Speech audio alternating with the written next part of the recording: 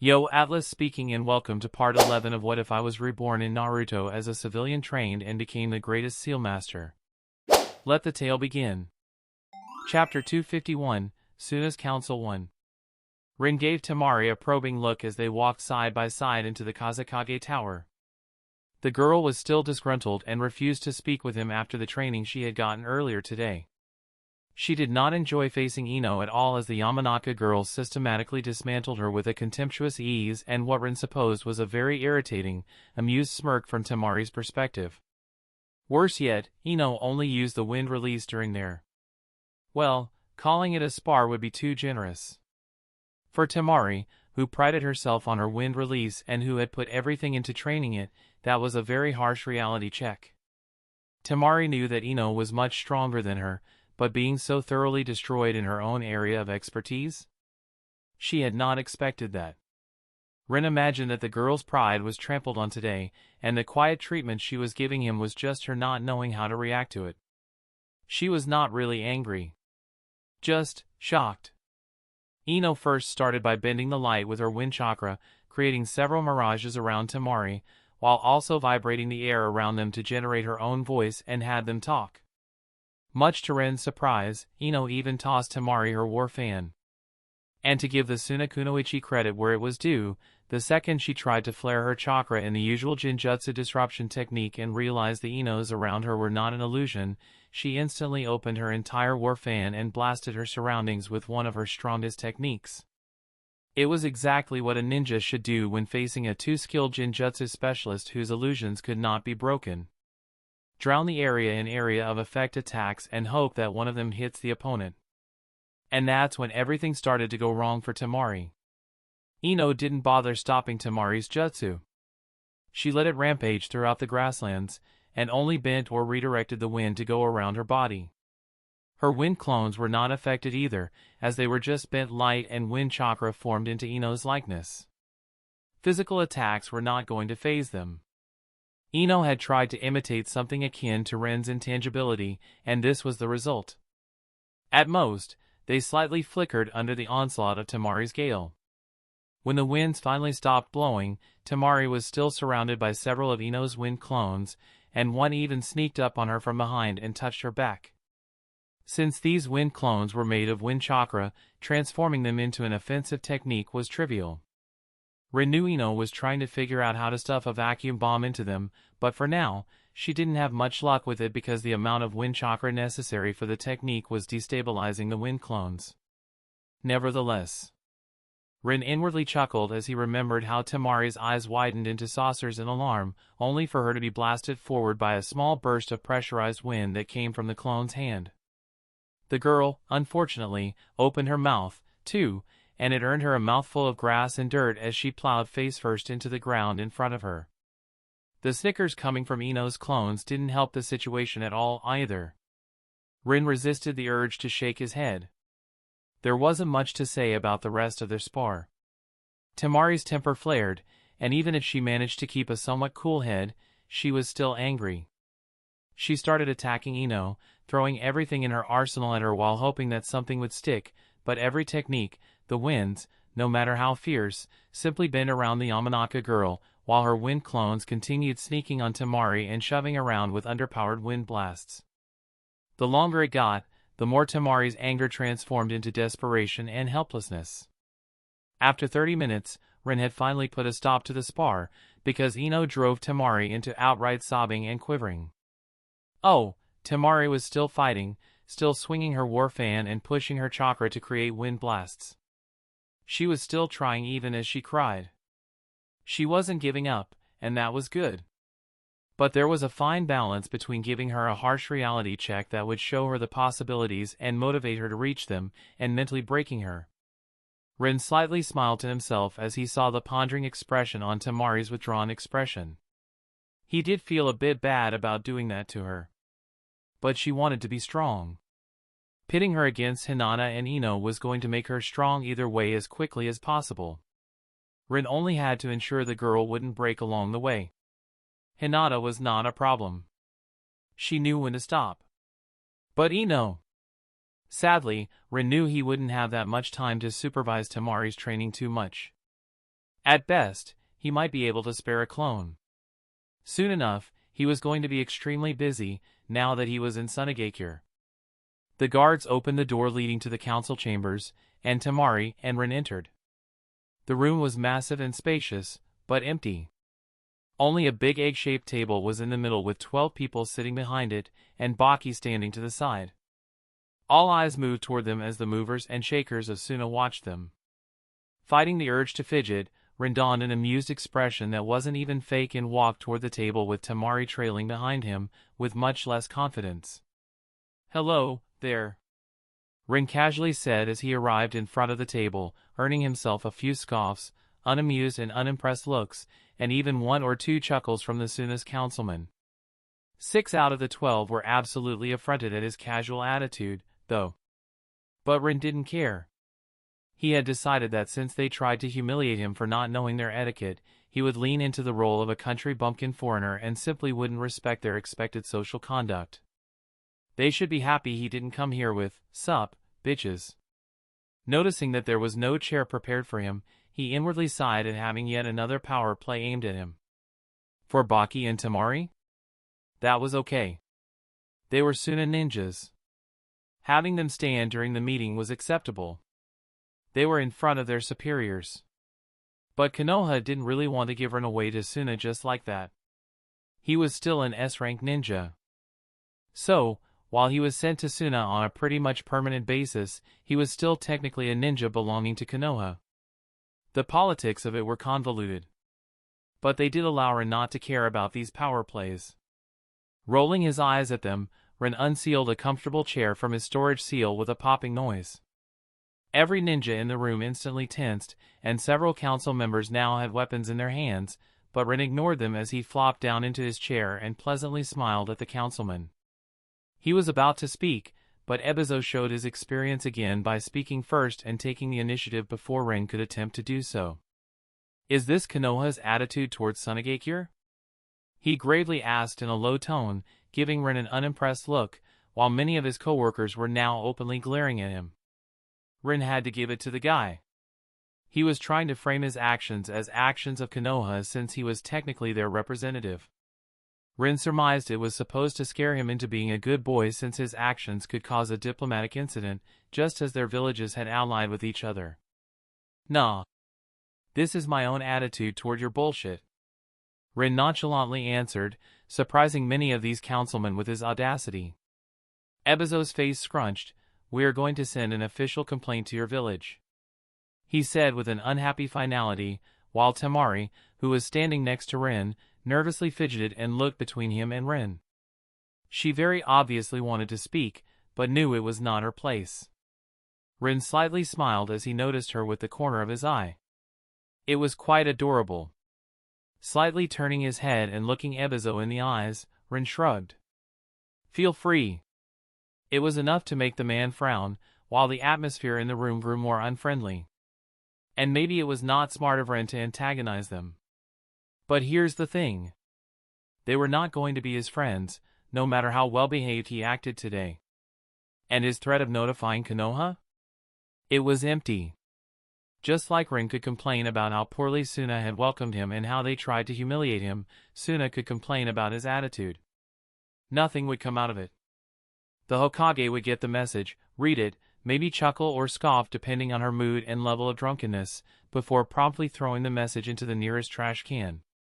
Threats like this only worked on people who had no idea how things truly worked, and Ebizo's disgruntled expression was because he had just realized that Rin was not as much of an easy target as he first appeared. "Can we start already?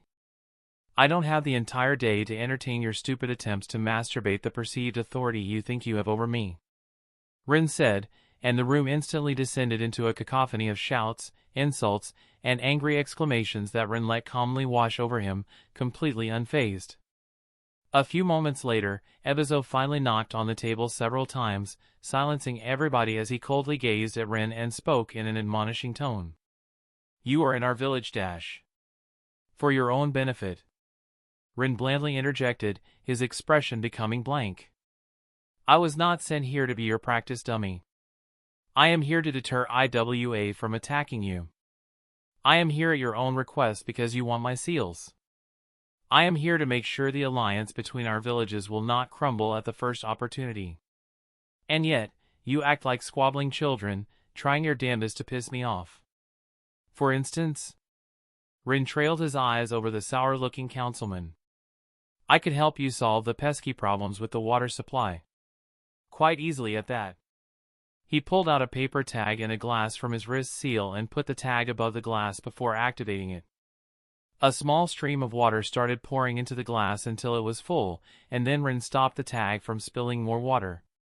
This is not a storage seal containing water.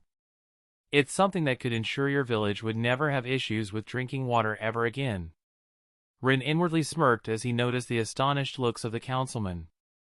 The quicker ones were looking either longingly or greedily at the paper tag, while Ebizo's expression was almost contrite. The guy realized he had fucked up.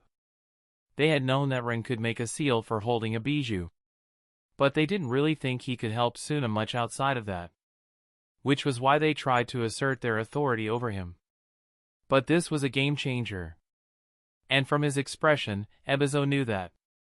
Of course, Rin wasn't above taking a dig at somebody who was malicious toward him. Naturally, I wanted to sell these seals to your village cheaply.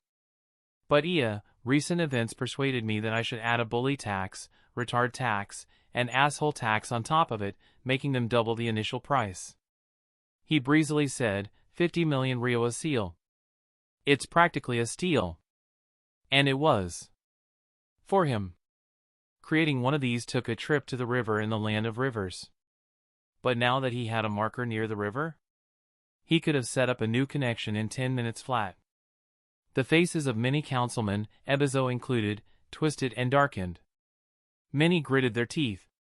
And a few started to look pensive as they ran the numbers in their mind. But nobody said anything. Rin could see it on their faces.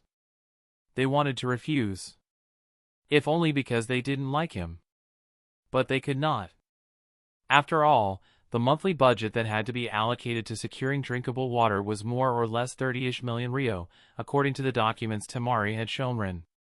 Here, he was offering them a seal for one payment of 50 million that would solve the issue for good. In the long run, they were going to save way more money. They were between a rock and a hard place, and this was an offer they literally could not refuse. Alas, that did not mean they were going to just easily accept. Ebizo joined his hands in front of his face and looked at Rin with contemplative eyes as his voice gained a suspicious undertone. Why should we trust you? As you so readily reminded us, you are a Konoha ninja. Chapter 252, Suna's Council 2. Why should we trust you?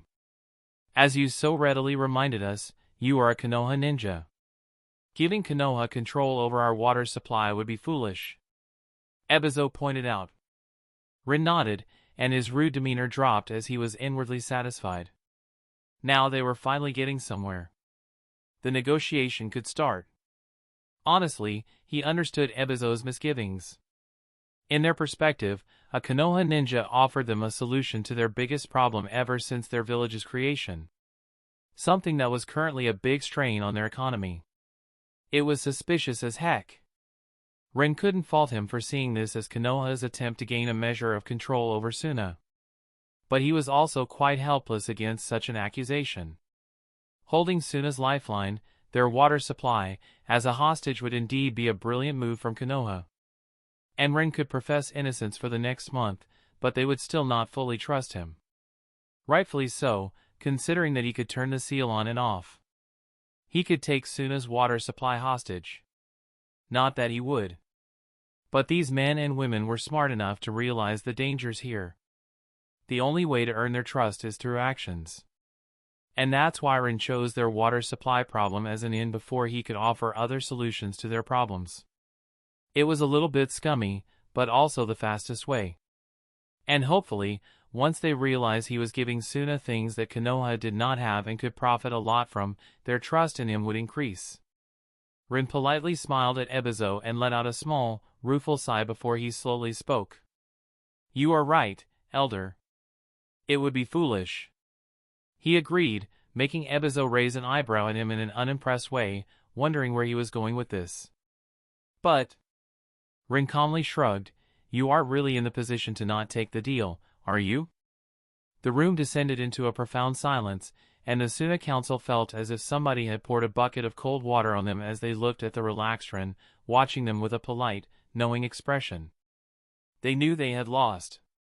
They might not like it, but the Konoha ninja was correct. Even if this was a trap from Konoha, they couldn't pass on something that could save their village. A lot of hands balled into fists, a lot of expressions scrunched in a defeated distaste, many of them wanted to be petty and childish about it. But at the end of the day, they realized they would be giving the smug Konoha bastard what he wanted because it was the best outcome for Suna. Any problems that might come out of it later on, they would need to deal with these when the village was not having an economic crisis. Ebizo, however, didn't want to put the village completely at Konoha's mercy.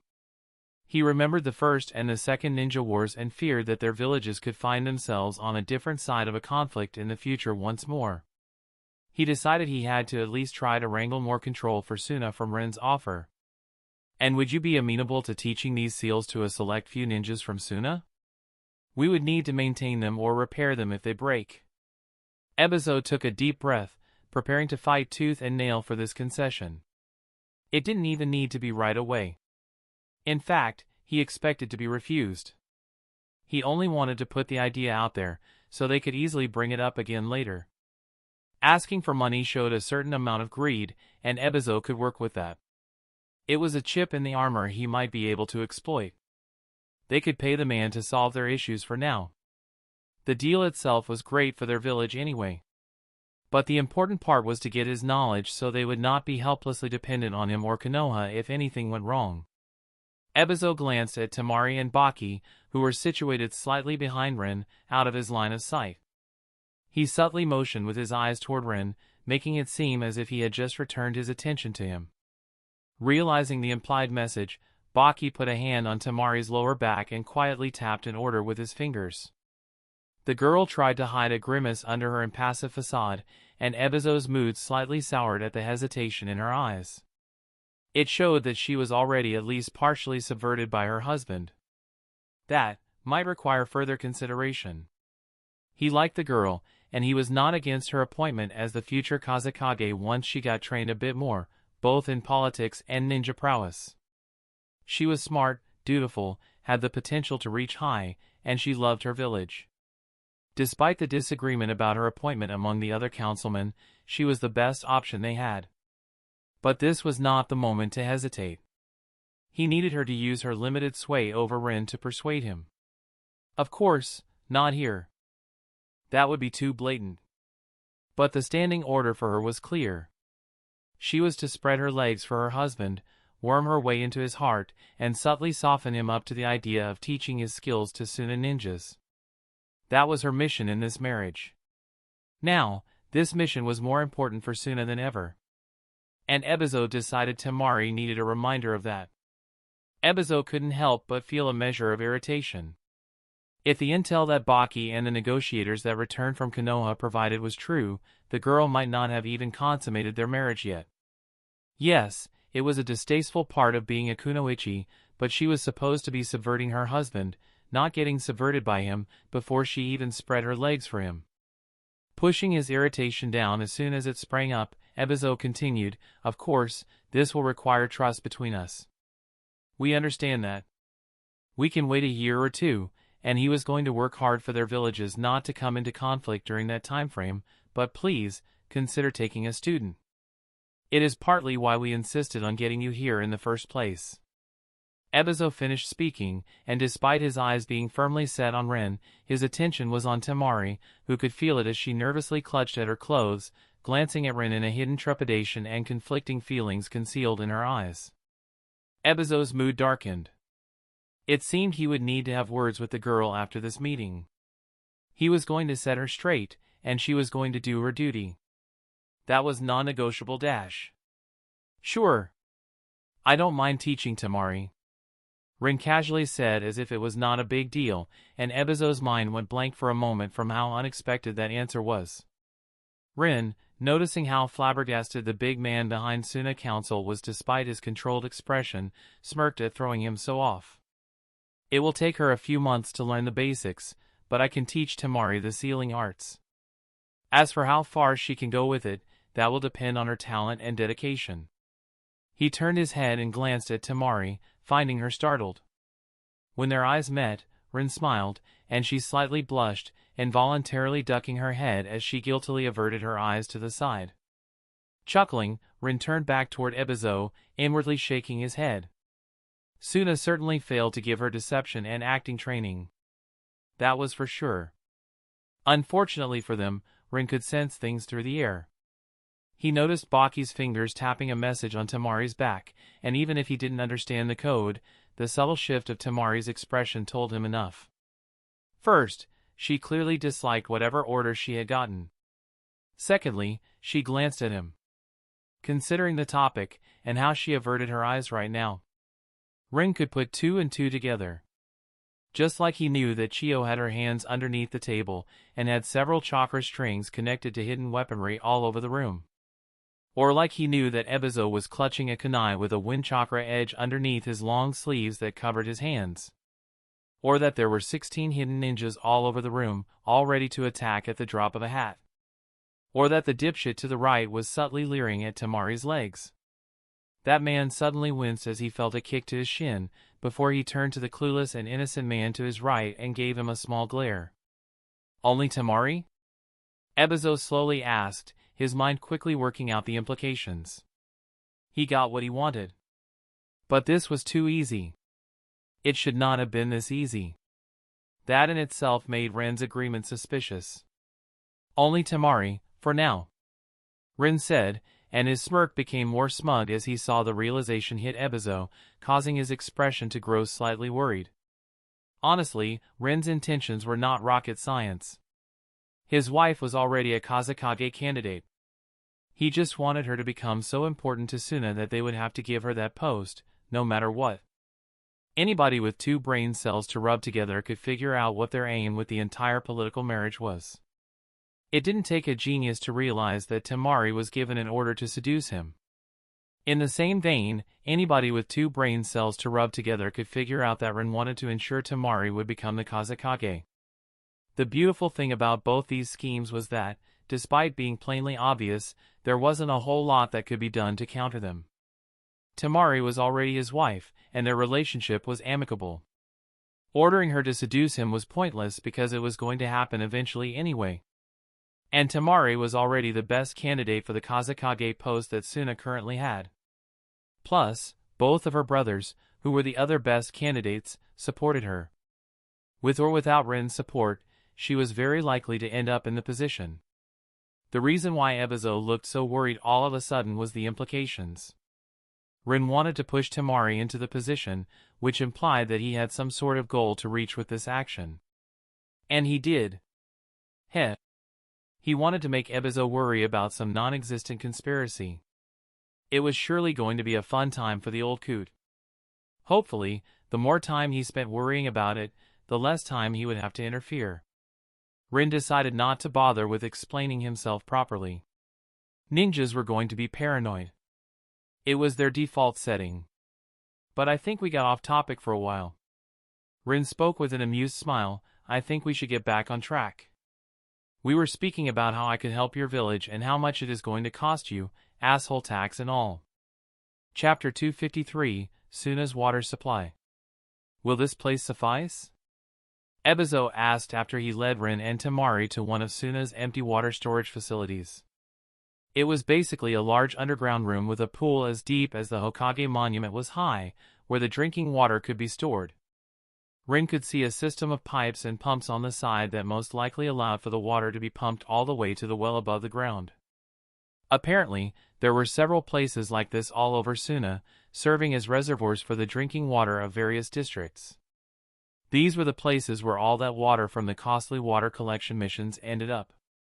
Just seeing the massive scale of the pool and realizing that this was just one of several gave Rin an idea of how much drinking water the village needed on a daily basis. It put the 30 million a month budget for securing the drinking water into a whole new perspective. And to think that even with several pools like this, water is still a scarce resource. Rin resisted grimacing. Suna was built on a natural oasis, but clearly, the ninja clans that banded together had no idea just how big their village would one day become, and their lack of planning was catching up with the village. Unfortunately, water techniques did not produce drinkable water. Otherwise, even Suna would have been able to gather a few water users to solve their problems. The water from water release, however, was much like distilled water in that it was pure water and didn't contain the important minerals the human body needed and obtained from drinking water. Sure, it can be drunk. But a person could drink an entire lake of it, and he or she would still die of thirst. Yes, the place is perfect. Thank you for arranging this on such short notice. Rin politely answered Ebizo's question, earning himself a satisfied nod from the old man. They already had their dick measuring contest during the council meeting 2 days ago. There was no reason not to be polite. Tamari had been a bit incredulous when they met today with Ebizo, and amiably greeted each other after they had given the impression they wanted nothing more than to viciously tear each other's faces off during their previous talks. But that was politics for you. Despite his machinations, Ebizo was not really Rin's enemy. What the man ultimately desired was the improvement of his village. He was too old to chase some personal political aims. He knew that he was going to croak in a few years, and so, he just wanted to improve Sunagakure before it was his time to be buried in the sand.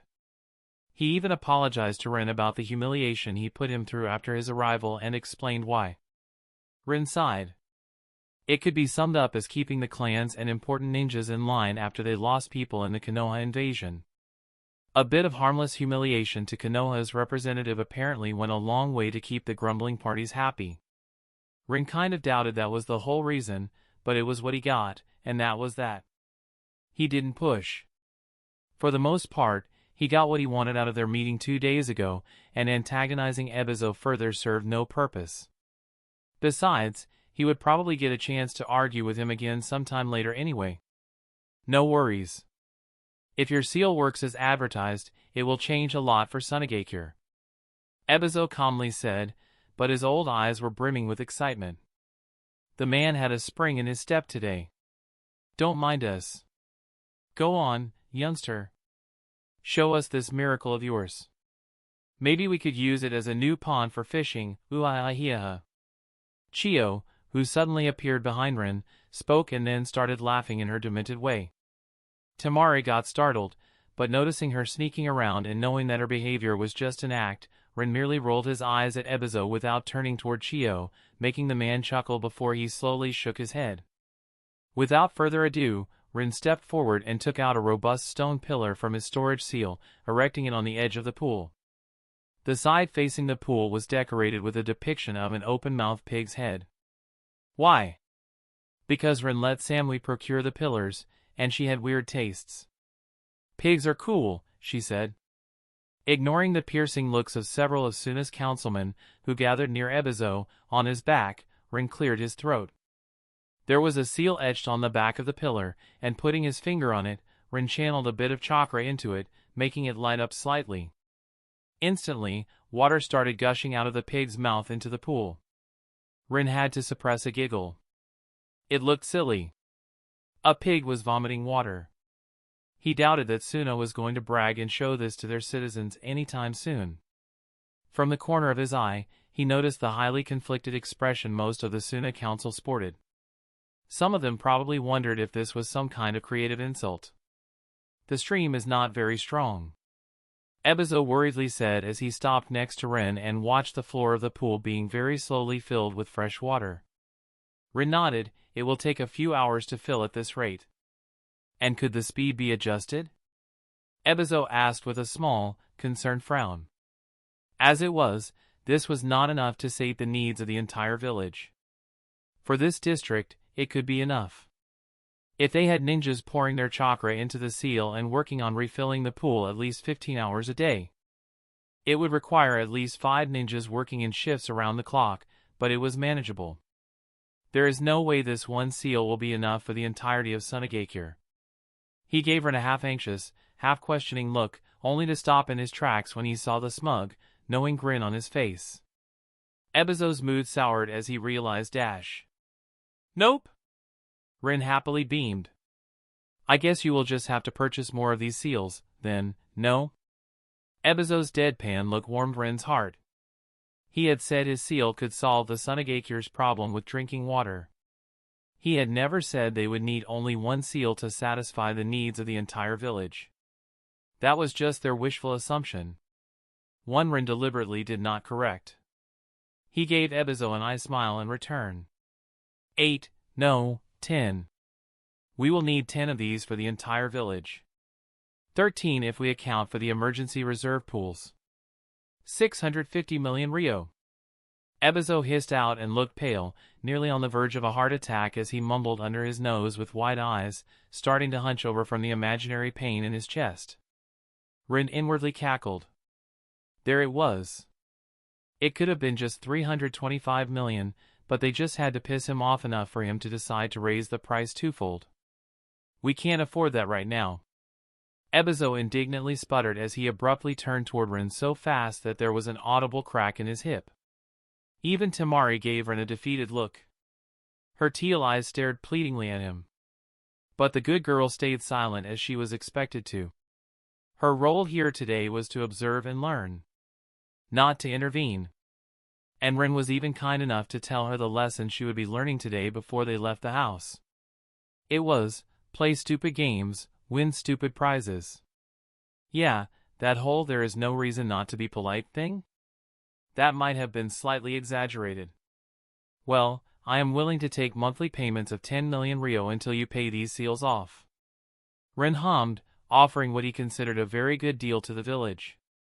How does an annual interest rate of 6% sound? He playfully asked, and mentally laughed as he noticed Temari wince while some of the onlookers suddenly choked for some unexplainable reason. Temari probably understood what the impromptu math lesson he presented her with yesterday was about. Over the 65 months Suna would be repaying him, they would have forked out 861 million Rio and then some change in the end. Interests were brutal like that, and a 6% annual rate meant over 200 million in just interests after all was done and repaid. Seeing Ebizo's pained expression as he was desperately doing the math in his head, Ren chuckled, then again, that might be a little bit too much. He admitted, and Ebizo's expression slightly eased up. 3% sounds more affordable. Ren cheerfully nodded to himself, and the whole Suna council stared at him as if he were a monster that came to destroy them.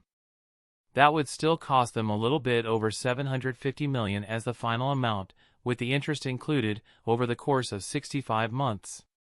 But it wasn't as if that was an unaffordable amount for a hidden village. The problem was not that they did not have that amount of money. The problem was that they needed money for other costs as well. Ren glanced at the sour expressions of the Suna's councilmen and resisted the urge to laugh. Some of these nitwits definitely expected him to waive the interest or maybe even give them a discount. But why would he do that? He had his own plans, after all. You planned for this from the very beginning. Ebizo concluded in a strained voice with a long face. He was both furious and, despite himself, also a little bit impressed. Yes. Ren simply admitted. From the moment Temari informed me of your issues. This will ruin us. One council member angrily shouted from behind. Ren turned toward him with a raised eyebrow as he snorted, on the contrary, this will save you. He dryly stated and glanced at Ebizo, whose shoulders slumped in defeat. He was going to take the deal. They both knew it. It was a foregone conclusion. The deal was still too good for Suna in their current situation, even if Ren had just delivered them a proper financial spanking. Currently, they pay 30 million Rio for securing drinking water every month. After the deal, they would be paying a bit less than 12 million a month to him.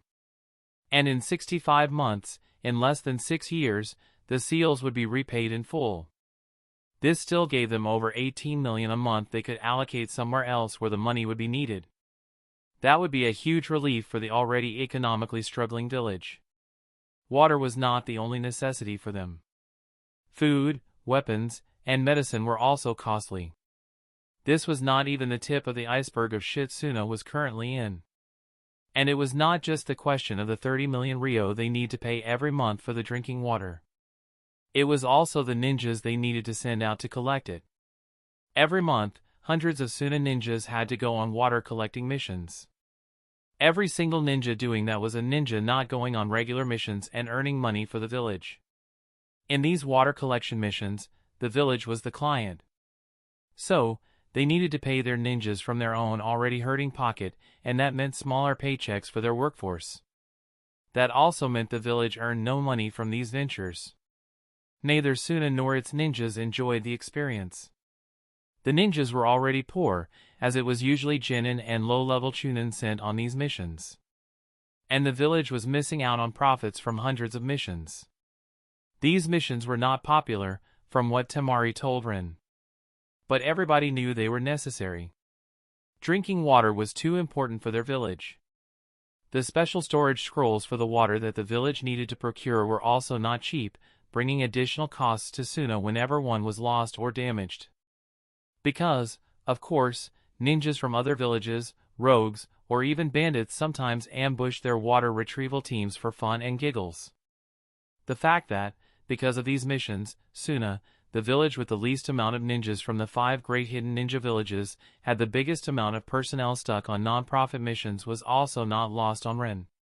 On top of securing the drinking water, Suna also had to do what every other village did. They had to secure the borders of their country as per the agreement with their daimyo. They had to provide a team for every fortress. They had to man all of their outposts in the Land of Wind. They had to sustain whatever information network they had. They had to have several teams stationed in the capital city. And who knows what else. All these things were missions the village needed to pay their ninjas for doing, but they would not earn them a dime.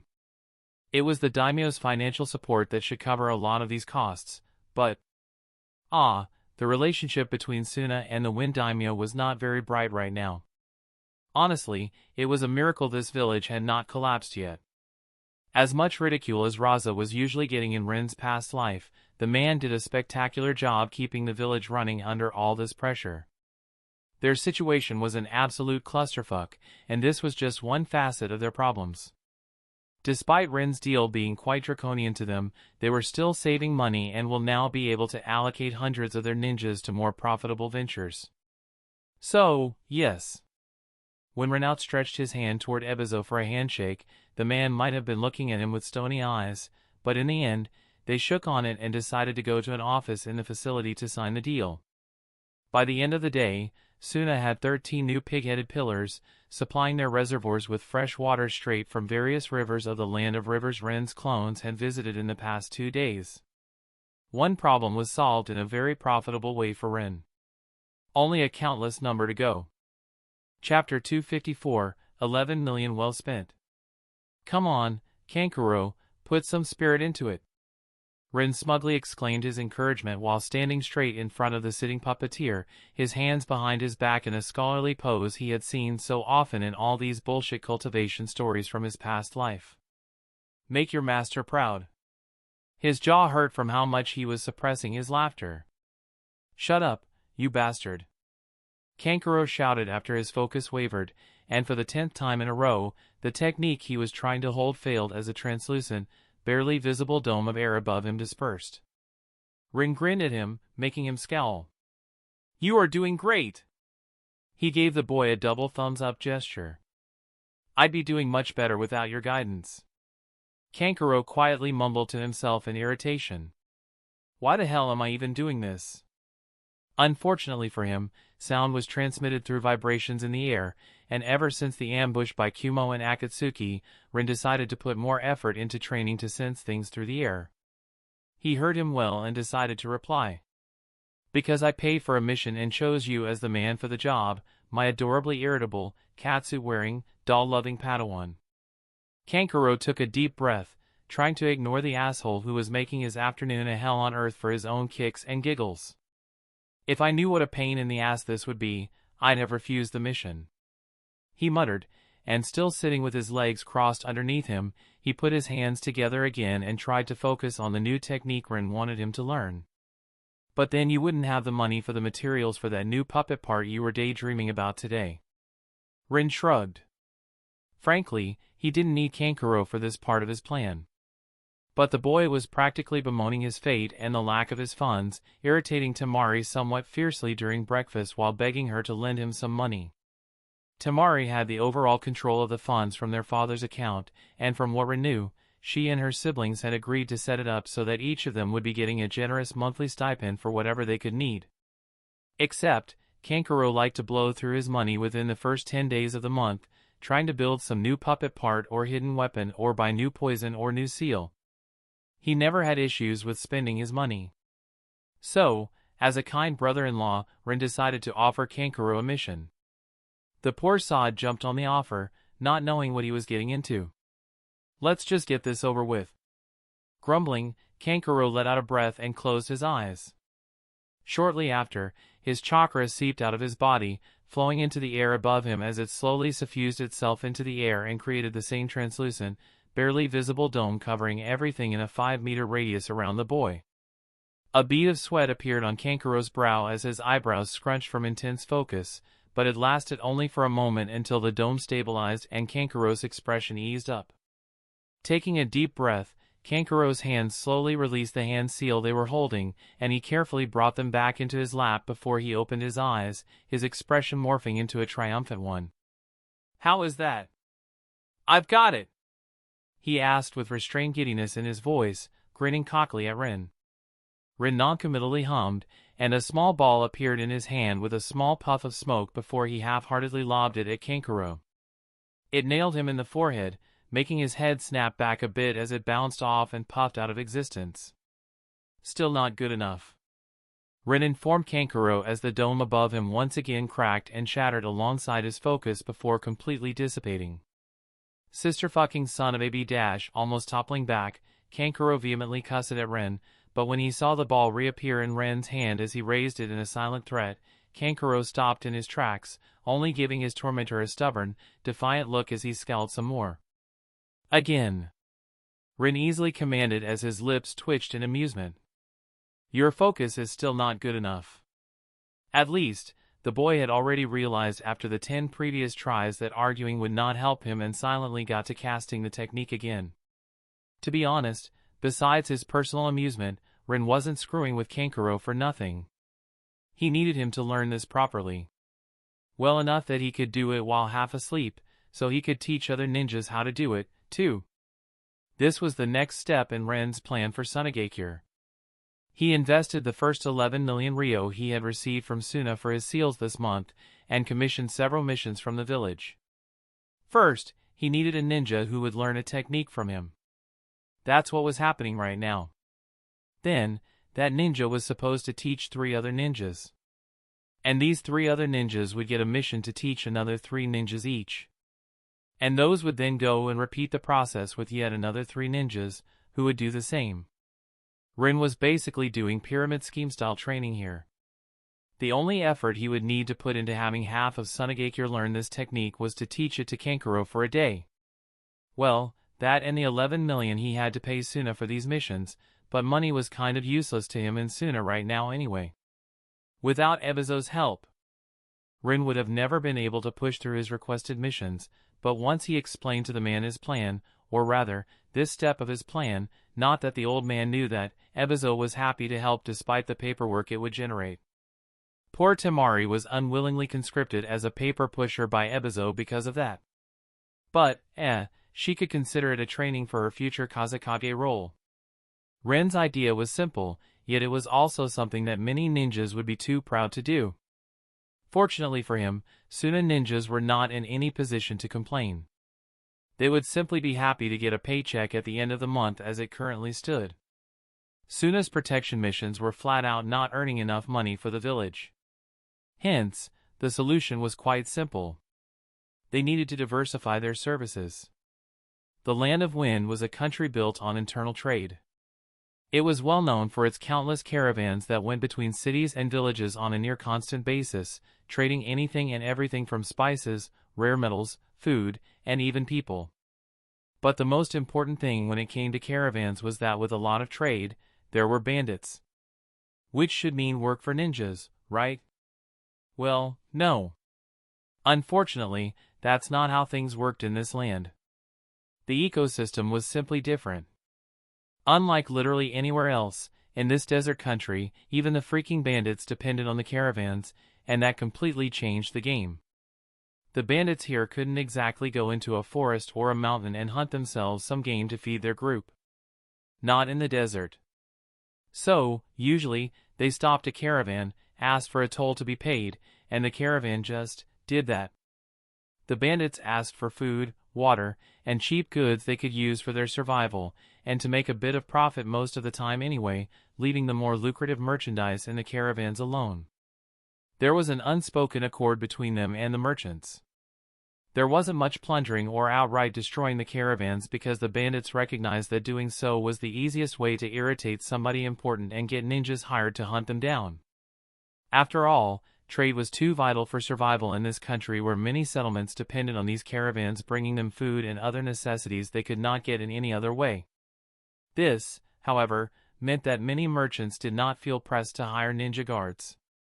Why would they, when the bandits just asked for a reasonable toll most of the time? If the toll cost them less than hiring a ninja team, there was no reason to pay more, no?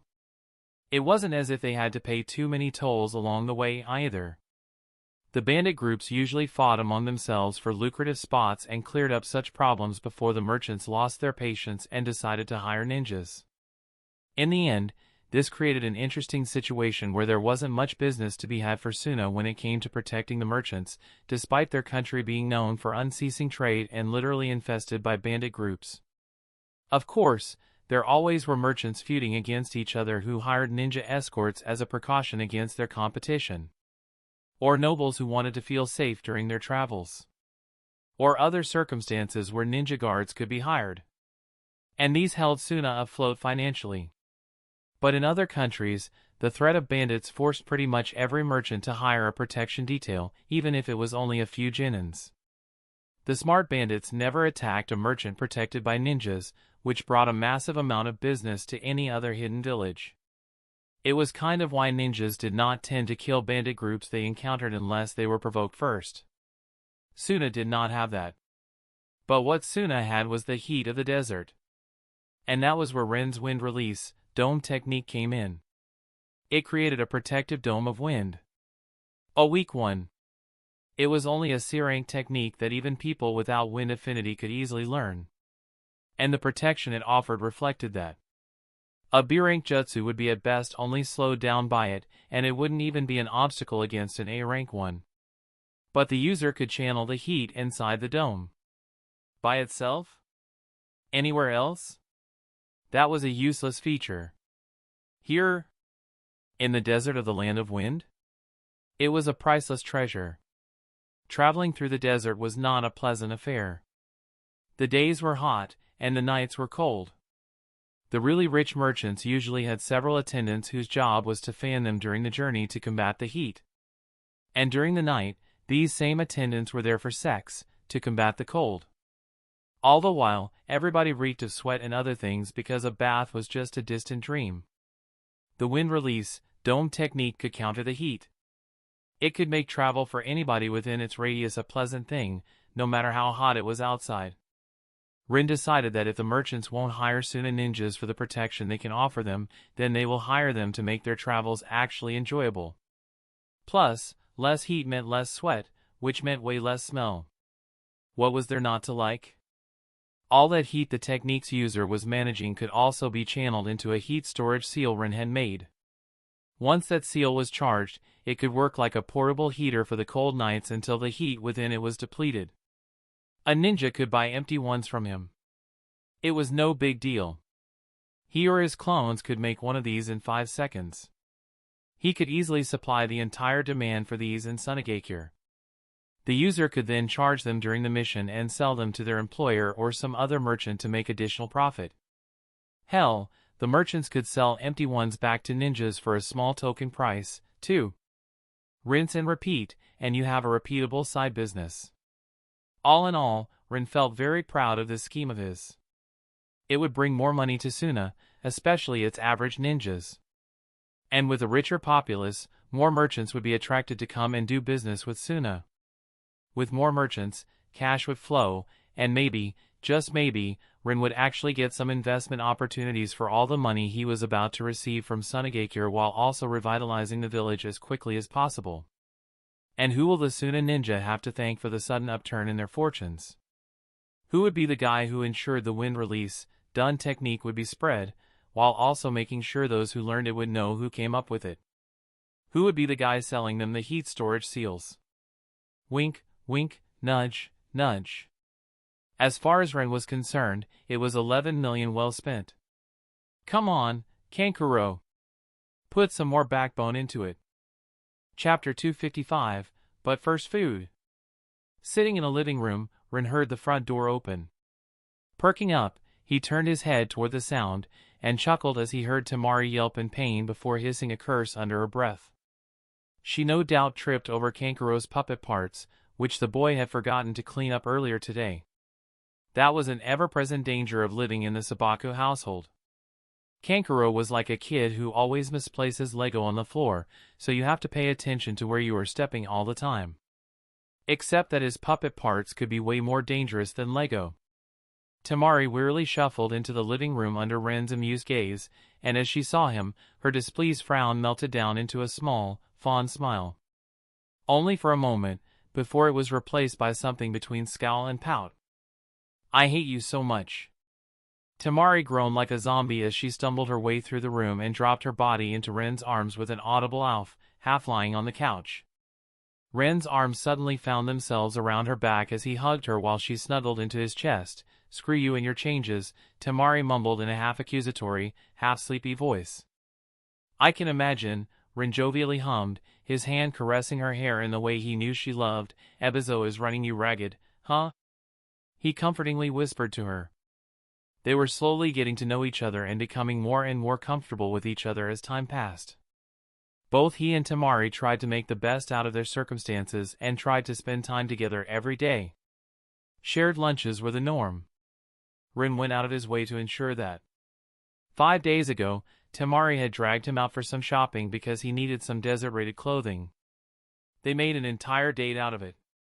And while they were still not sleeping in one room, as he held the weary girl in his arms, he couldn't help but think they were not all that far from it. It only brings paperwork. And more paperwork. And then some more paperwork. Do you have any idea how much work organizing your training missions takes? Temari drowsily complained, but there was no bite in her tone. Rin smiled. She wasn't really angry. In fact, he knew she loved her work even if it was taxing. Temari loved her village and always wanted to help it. Well, now she was doing exactly that. Clearly, not enough if you still have the energy to complain. Rin quipped, getting an unamused grunt in reply from the girl who suddenly pushed herself up against his chest, and a bit away from him so she could come face to face with him, giving him a flat stare. And what amazing thing did you do today? Temari blandly asked in the most unimpressed tone Rin had ever heard, causing the corner of his lips to twitch in mirth. Well, you know it.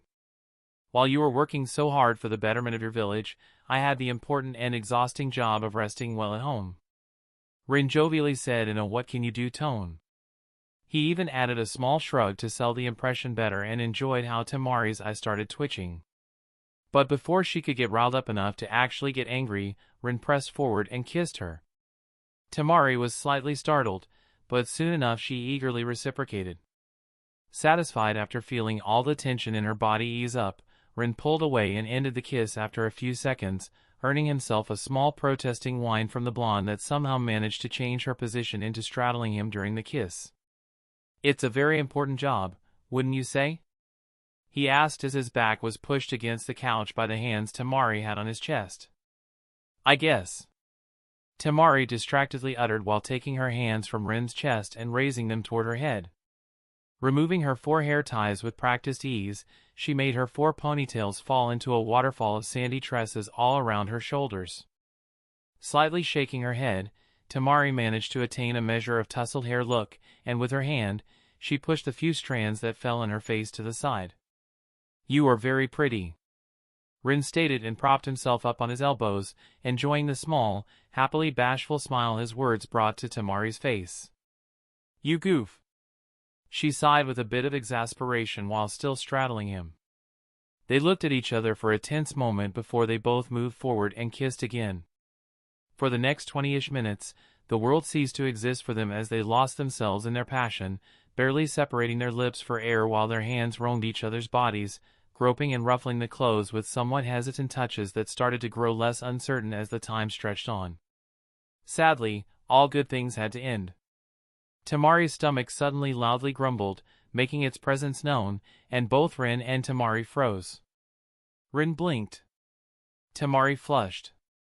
They awkwardly pulled away. Rin blinked again, and his cheeks pinked as he noticed Temari's state of dress.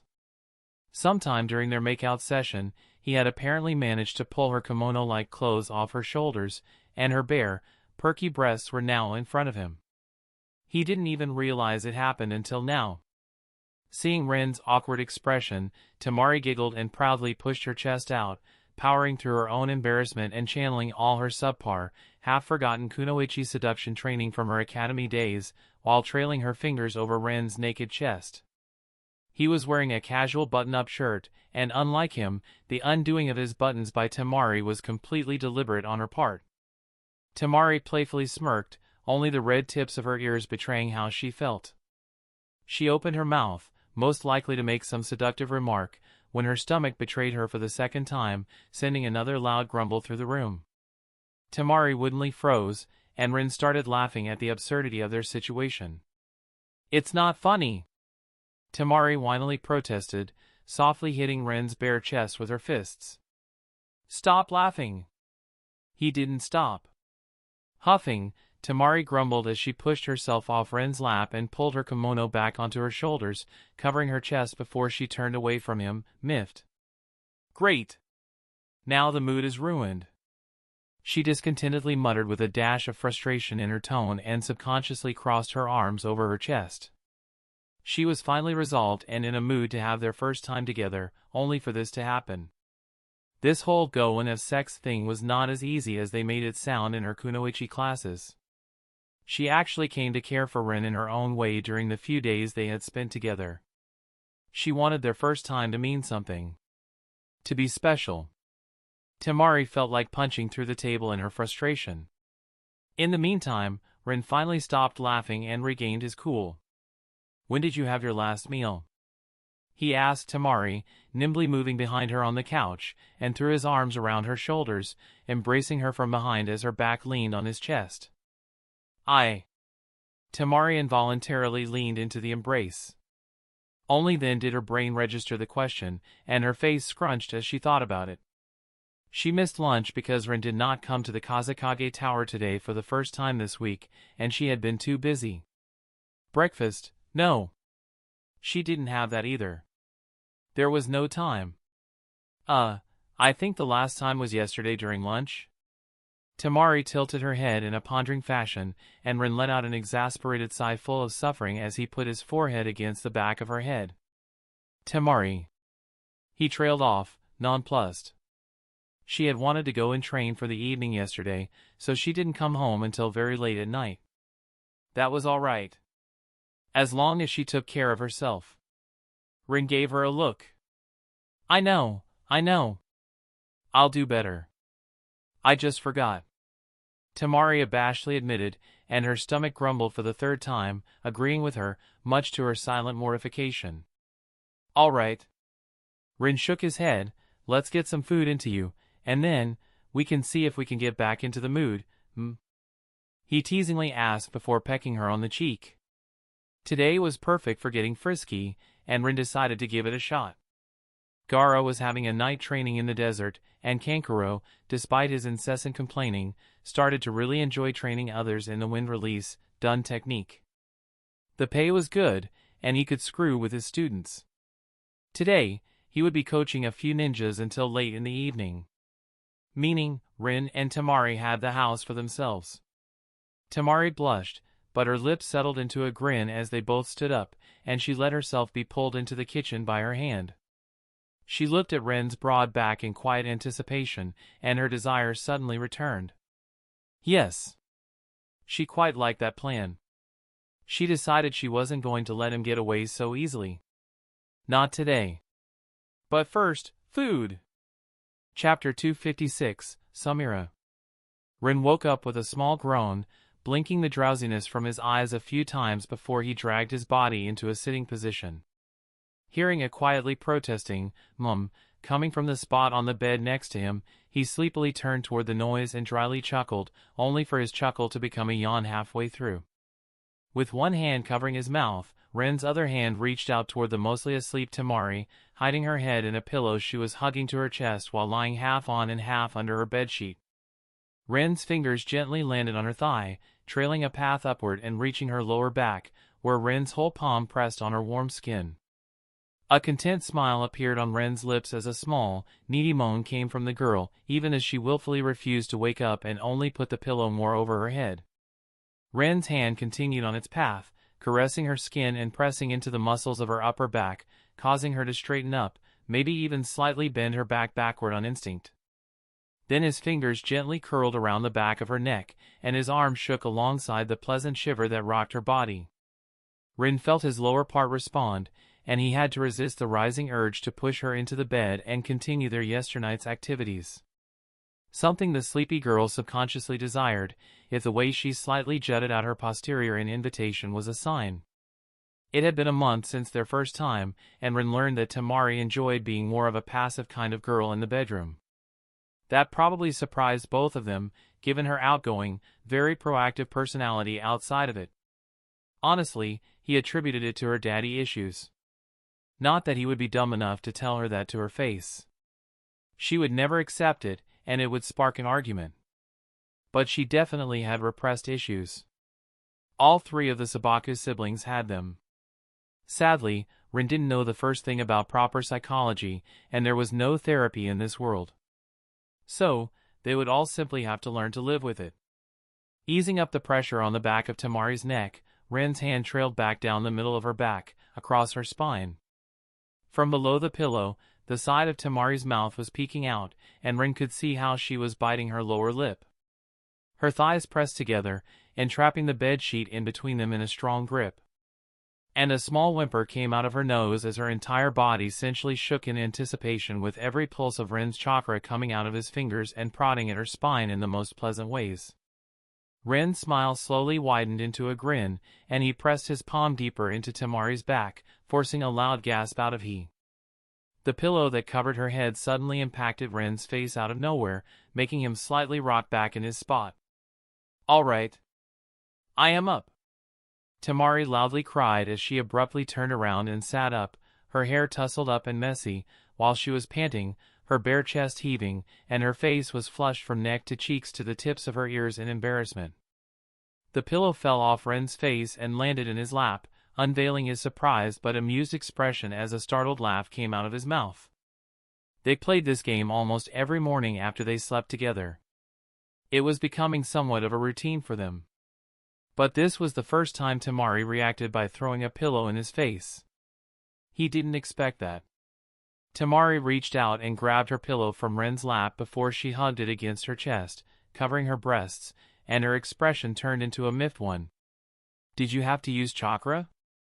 I am still quivering," she asked in a slightly annoyed, shaky tone. "After how you let me rub your back for an hour the last time we did this?" Rin raised his eyebrow at her and noticed how she had a smirk. If he wasn't paying attention, he would have missed the small twitch of her lips. He rolled his eyes at her. Temari could be devious, and if he didn't get inventive, she would no doubt enjoy his ministrations for as long as he was willing to provide them. Oh, she would writhe and moan, quiver and whimper, anything to prolong her enjoyment. But she would not get up. Experience showed Rin that. "No, I don't think so." Rin snorted, "Not today. I have a meeting at 10 a.m. He turned his head toward the clock hanging on the wall and noted that he had an hour to get ready. "And you will probably be required there, too." Temari blinked and then let out an aggrieved sigh before she hopped out of the bed and onto her feet, stretching up and blatantly showing off her body to Rin, who mirthfully shook his head. She had grown quite bold in the short month. Their morning turned into a whirlwind of activity as they both started preparing for the day. They dressed up, had a small argument while bumping their hips as they fought for the use of the sink-in mirror in the bathroom, completely ignoring the fact that there were several of them in the house, and after all of that, Rin dragged the protesting Kunoichi to the kitchen, where his clones were done with preparing breakfast. The fact that she was still in the middle of doing the last touches on her hair was ignored by him. Her simmering anger was extinguished when Ren's clone praised her hair, making her pleased because clones were a reflection of the original for the most part. So if the clone found her pretty. Temari glanced at Ren, who had seated himself opposite her at the table. Noticing, Ren smirked at her and purposefully did not praise her appearance, earning himself an exasperated but fond huff and a soft kick to his shin under the table.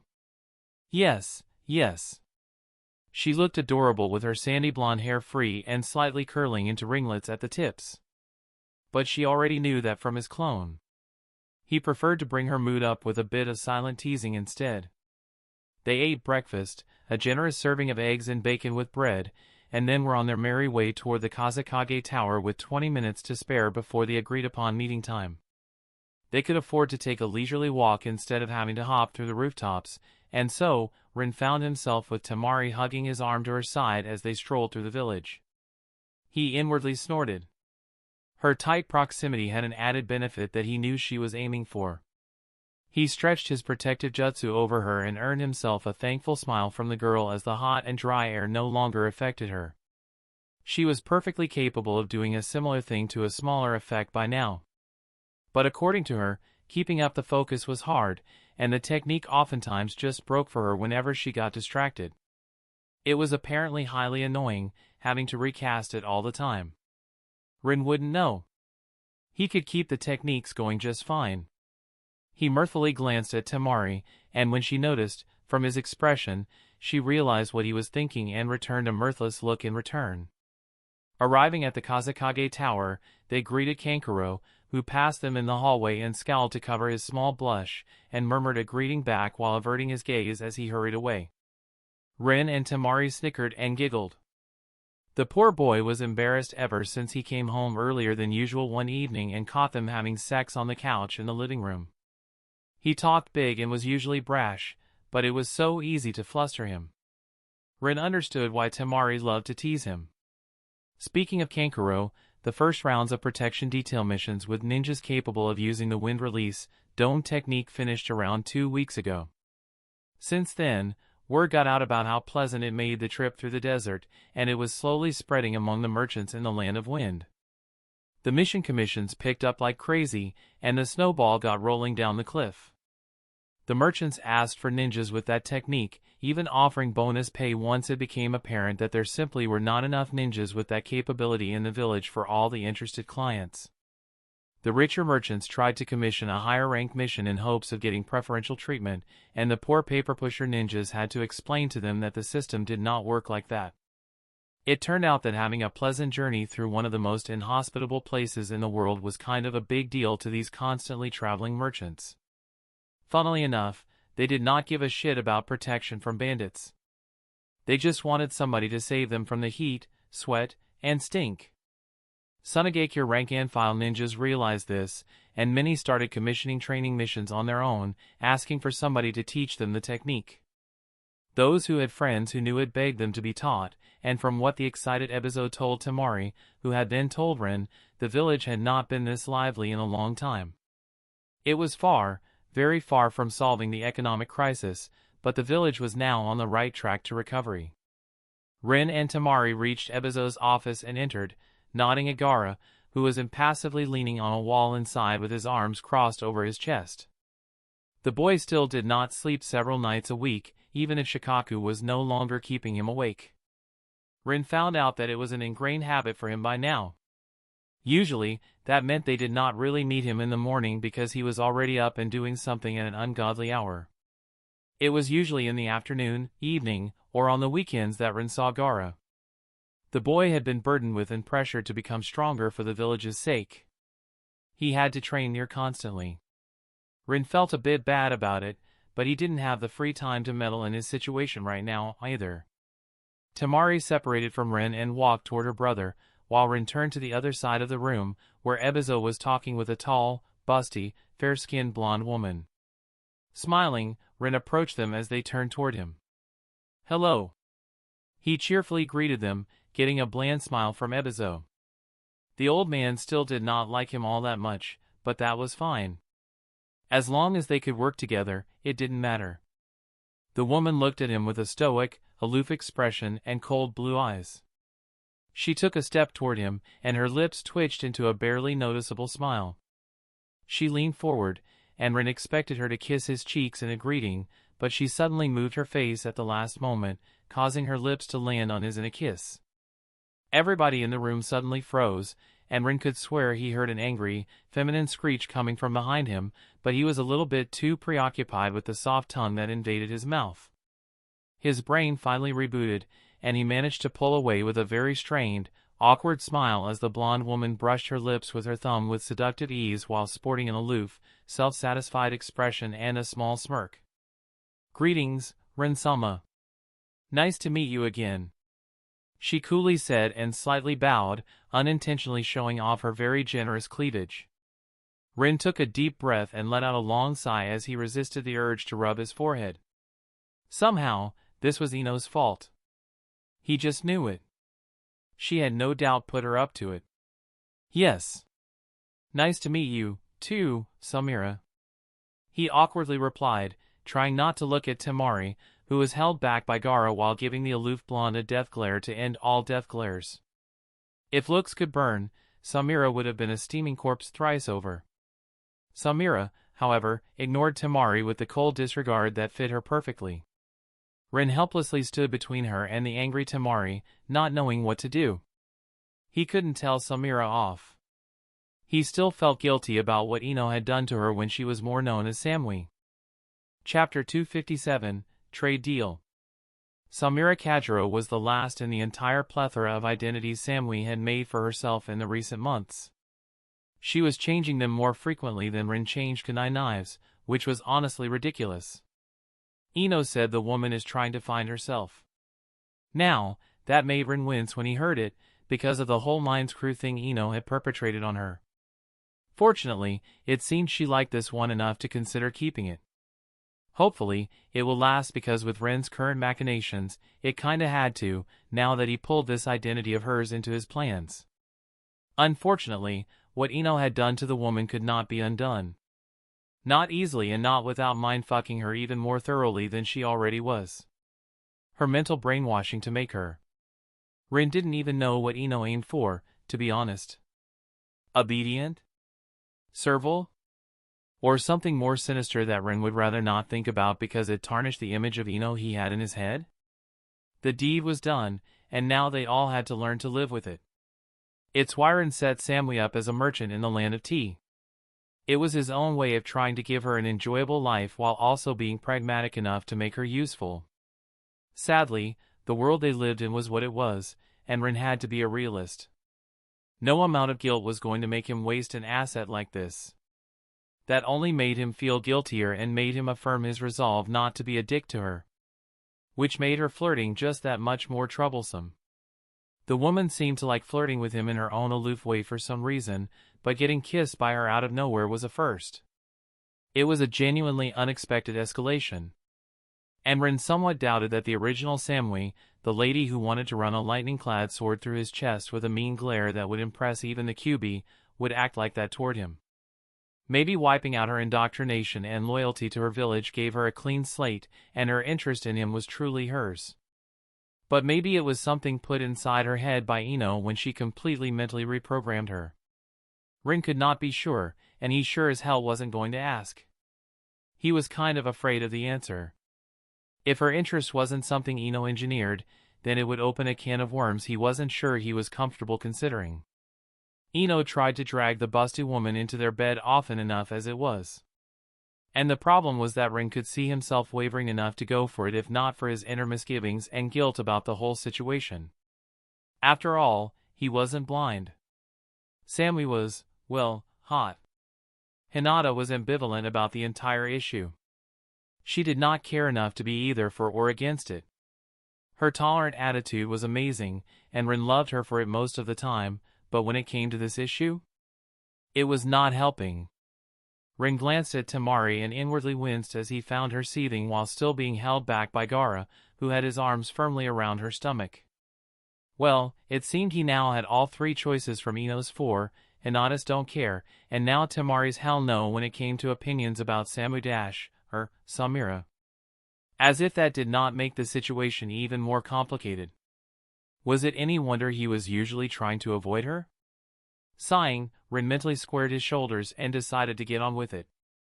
It was time to man up. After all, her presence here was not an accident. He had called her here for a reason. Pushing his awkwardness down, Rin smiled at Samira. I hope your boys are ready, Samira. I promised you a profitable deal, and I intend to deliver. But it will take a whole load of shoveling. And like a man, he decided to ignore the whole issue of her flirting with him. No worries. Shoveling is one of the only things they are good for. She easily joked, and Rin almost sucked in a breath as Ebizo's eyebrow twitched. The Suna people obviously had no idea about Rin's deeper connection to Samira. They thought she was just a merchant who had been conveniently present in the village and that Rin had approached her for a deal she had tentatively agreed on. Naturally, her presence in Suna was not as coincidental as they were led to believe, but because Rin wanted to help Suna, he told Samira to bring only a few of her men. Enough to fill an average-sized trading caravan. The rest she could hire from the poor people in Suna. In the grand scheme of things, this wouldn't be even a drop in the bucket as far as helping Suna went. But for those people? It might just save their lives and allow them to get back on their feet. And of course, Samira's statement was understood with the intent it was given with. She was not dissing her workers. She was dissing the hired help from Suna, and judging by how the delight in Ebizo's face evaporated, he had come to the same conclusion. Right. Rin awkwardly said with a weak, dry laugh and decided to quickly change the topic. Anyway, why don't we start? I have everything prepared in one of the training grounds. Fetch your workers, Samira, and we can be on our way. That might be for the best. Ebizo diplomatically agreed with a frown plastered on his face, giving Temari a Barrett look, shutting any protest she might have had. Such was the power of money. The deal Rin was trying to make here was going to bring jobs and money to Suna, and Ebizo knew that. The reason why he decided to officiate this meeting was that he wanted everything to go just right. Samira, Ebizo, Rin, Temari, and Gaara walked out of the Kazekage Tower and headed to the private training ground of the Sabaku family, because, of course, they had one of these, where they waited as Samira's full-time subordinates went to gather her hired help from Suna. Soon enough, an entire small army of homeless-looking workers started trickling toward the training ground, and upon seeing them, Rin kind of understood Samli's earlier attitude more. These people looked as if they were about to keel over any moment. They did not really look useful. This was kind of his fault. He told her to hire those who looked like they needed money the most. Closing his eyes, the corner of Ren's lips twitched. Letting out a long sigh, he leaned closer to Temari and whispered, "Could you arrange food for them?" Temari looked at Rin and pursed her lips, then she glanced at the sorry sight gathering in front of them, and slowly nodded before taking the scroll with the money he offered her. With that, she disappeared in a body flicker. 2 problems solved. Rin inwardly hummed in satisfaction, not at all sorry that he interrupted the one-sided, glaring contest Temari was having with the stoic Samira, who was more than happy provoking the younger girl by clinging to Rin's arm. And by now, Rin was absolutely sure she was doing it only to screw with Temari because the second Temari disappeared, Samira let go of his arm with a small smirk. Refraining from commenting, Rin looked at Gaara and gave him a nod. "We might as well start," he said, and beckoned Gaara to do what they had talked about yesterday evening. They stood in front of a massive rectangular container made with hardened earth via an earth release technique, lined with seals on the inside. It was 100 meters long and 100 meters wide, while reaching 1 meter in height. It took Rin an entire hour to create it yesterday with his subpar ability in molding earth chakra, and the whole thing was going to collapse on itself within the next several days, but for his current purposes, it was good enough. Rin gave Gaara a signal, and the boy outstretched his arms toward the container. For a moment, nothing happened, and then, wave after wave of sand rose from the ground around them, causing small, barely noticeable tremors while the sand pooled into the container. It took Gaara a minute to properly fill it to the brim, and by then, Ebizo was giving both him and Rin quizzical looks. The man knew Rin was going to be selling something, but he didn't know what. Surely, it couldn't be sand, right? Suna would have been the richest village if it had been that simple. Rin threw him a playful smile and activated the seals inside the container. Chakra flashed, and the sand inside turned into salt. Ebizo's jaw dropped in astonishment, alongside most of the civilians who were watching the spectacle. It was one thing to hear that Rin could turn things into salt, stone, or glass, and it was completely another thing to actually witness it on a large scale. But Ebizo's initial astonishment quickly gave way to a calculating look, and Rin chuckled. The man realized the implications of what had happened here. This wasn't a modern world. Despite the technology that could be found in many places, this was pretty much a feudal society with medieval, feudal practices. Salt mines were not common, and salt was much more valuable than in Rin's previous world. It wasn't to the point where normal people could not afford it. But it was definitely more expensive and scarcer. Salt was the biggest export commodity of the Land of Wind, alongside glasswork and raw metal ores. And Rin had just created a bit less than 10,000 tons of it from sand, all within a minute. Ebizo and Rin's eyes met, sharing a deep, but silent understanding before they nodded at each other. Rin would provide goods, but Ebizo's role was going to handle the politics. Because this was exactly the kind of shit any sensible daimyo would either shut down instantly in fear of having his country's economy become fucky-wucky, or try to heavily regulate it because the nobles who owned independent on their salt trade would be shitting bricks in horror upon realizing what this could mean for their businesses. It didn't help that the daimyo of the Land of Wind hated Suna with passion. But at the same time, this was something that could give Suna an edge towards self-sustainability, much like Konoha had thanks to Hashirama's trees. It was common knowledge that Hashirama had made several forests around Konoha. What was little less known, however, was that these trees were massive, robust, and the toughest wood in the world. Not only that, they also regrew within a year after being cut down. Everybody and their mother wanted that wood. The Land of Fire, Water, Wind, Lightning, and every other country that had access to the sea, while being big enough to actually make a navy, wanted it for their ships. Puppeteers dreamed of having it for their puppetry. Reinforced buildings used this kind of wood. Many weapons required their wooden components to be made from it, to enable them to withstand superpowered ninja combat. Hell, it was used for many other things that Rin couldn't think of right now, too.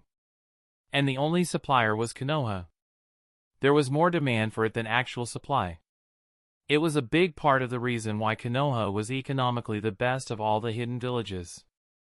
Worse for its enemies, this was not a resource that could be just taken away or sabotaged, either. It had been tried again and again. Iwa managed to burn the lumbering camp down during the Second War, losing 10 jonin in that suicidal sabotage mission. Frankly, salutations to these champs who managed to infiltrate a ninja village during a war when their guard was at its highest. But Konoha had just relocated their lumber camp to another section of their woods, and that was that. The only thing it accomplished was to make Konoha waste one singular day. The interest in Hashirama wood is so huge that Konoha had to agree to some rules regarding its trade that the Fire Daimyo insisted on. They could only sell it to independent merchants from the Land of Fire, eliminating any pesky issues like Konoha deciding not to sell to other hidden villages or countries associated with them. These merchants would buy it, and it was none of Konoha's business to whom they sold it.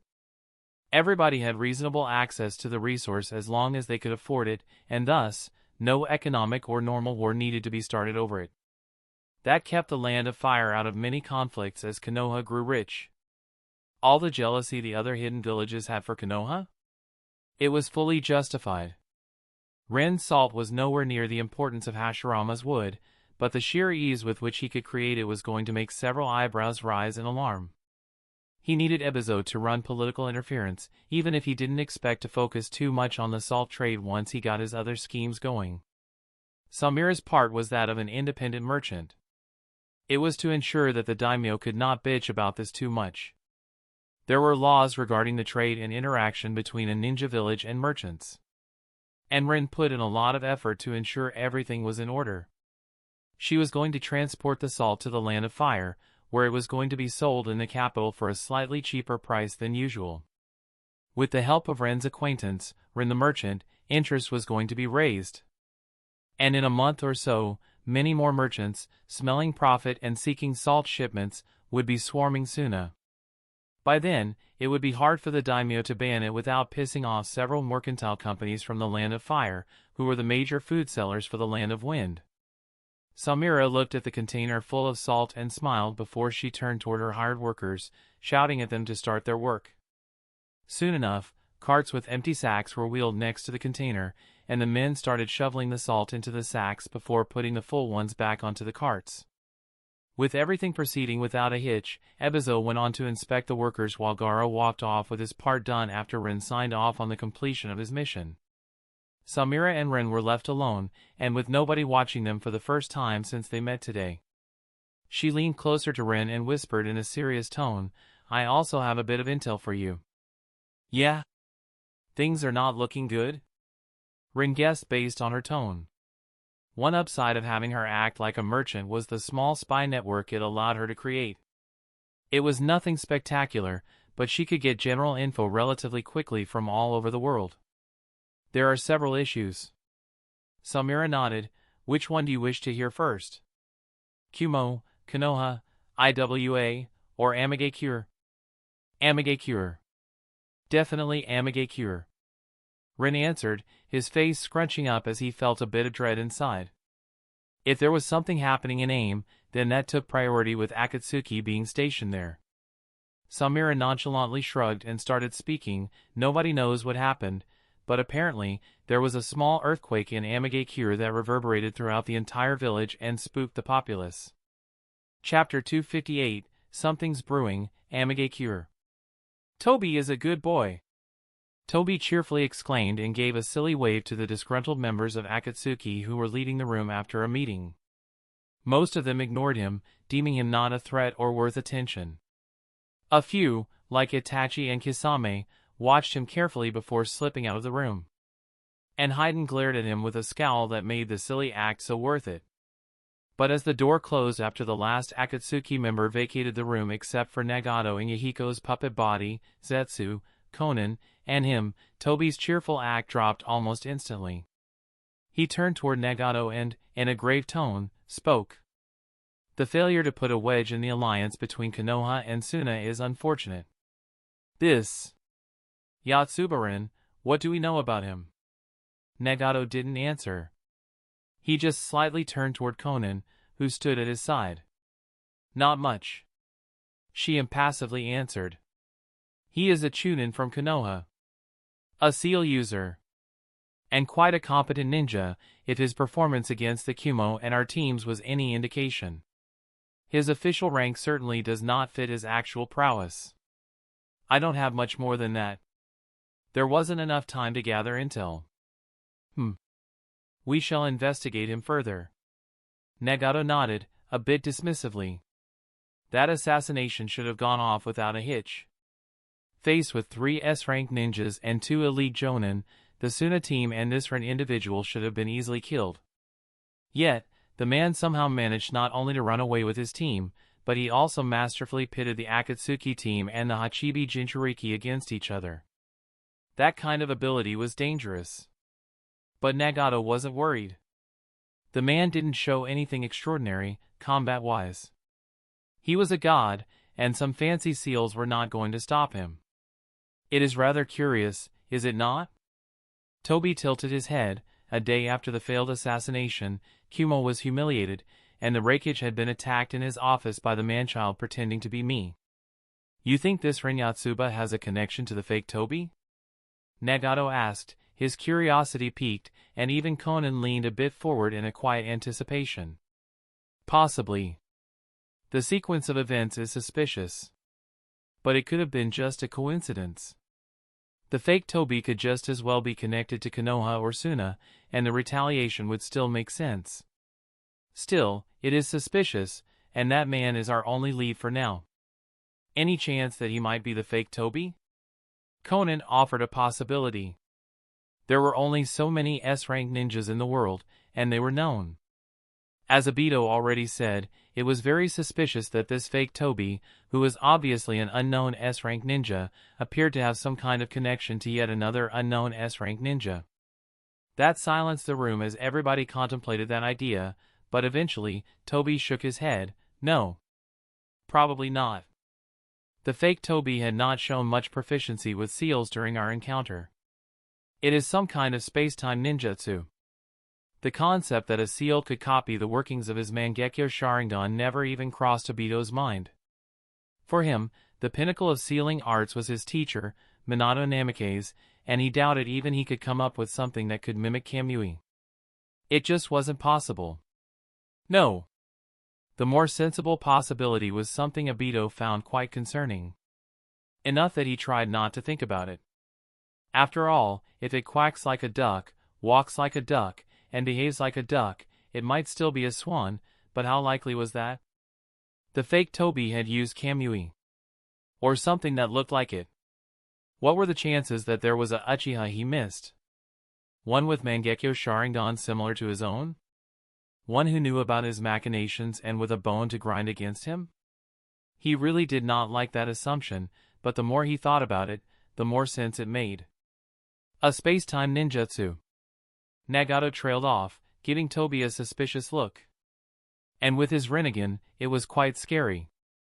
Enough to make Tobi stiffen as Nagato continued speaking in a bland, yet somehow low, menacing tone. The same as yours, perhaps? What do you mean to say? Tobi asked back in a similarly low tone. And underneath his mask, his eye narrowed. His body language switched, too, and became more aggressive. The question made him instantly irritated. He did not want to think that he fucked up so monumentally that there was another S-rank Uchiha he completely missed. Nagato's insinuation was throwing that fact into his face, and his mood went up in flames the second the words were uttered. I think you know exactly what I mean. Nagato coldly spoke, pausing for a second before he said two fateful words. Obito Uchiha. That gave Tobi a pause. The cat was out of the bag. He had hoped to keep the ruse going for a bit longer, but the fake Tobi's words apparently made them investigate. This was not all that unexpected, to be honest. Obito would look down on them if they didn't do at least this much due diligence after getting such a blatant warning. Even if it came from an unknown source. Calming down, he took a deep breath and looked Nagato straight in the eyes. Does it matter? You deceived us. Conan exclaimed in displeasure. Ever since our first meeting. How are we supposed to trust you now? I don't need your trust. I just need you to do your job. Obito said as he stared Conan down, but the woman did not relent and stared right back. If you have lied about something as simple as your identity, you might have easily lied about something more important. Like the purpose of gathering the bijou? Conan asked in a dubious, leading voice. She had her misgivings about the whole gather the bijou plan from the very beginning. But Nagato was her friend. The only remaining close person she had in the entire world. For better or worse, Conan had resolved herself to stick with him through good and bad, no matter what he decided. Still, she decided she could at least try pointing out the suspicious points in this whole situation. Are you doubting my dedication toward our plan, woman? Toward lasting peace? Obito grew a bit agitated. I spent decades trying to bring it to fruition. Tempers ran high, and Obito decided to go for the jugular. You have seen for yourself that you need power to make others stop fighting.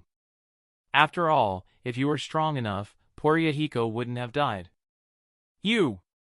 Conan's face darkened.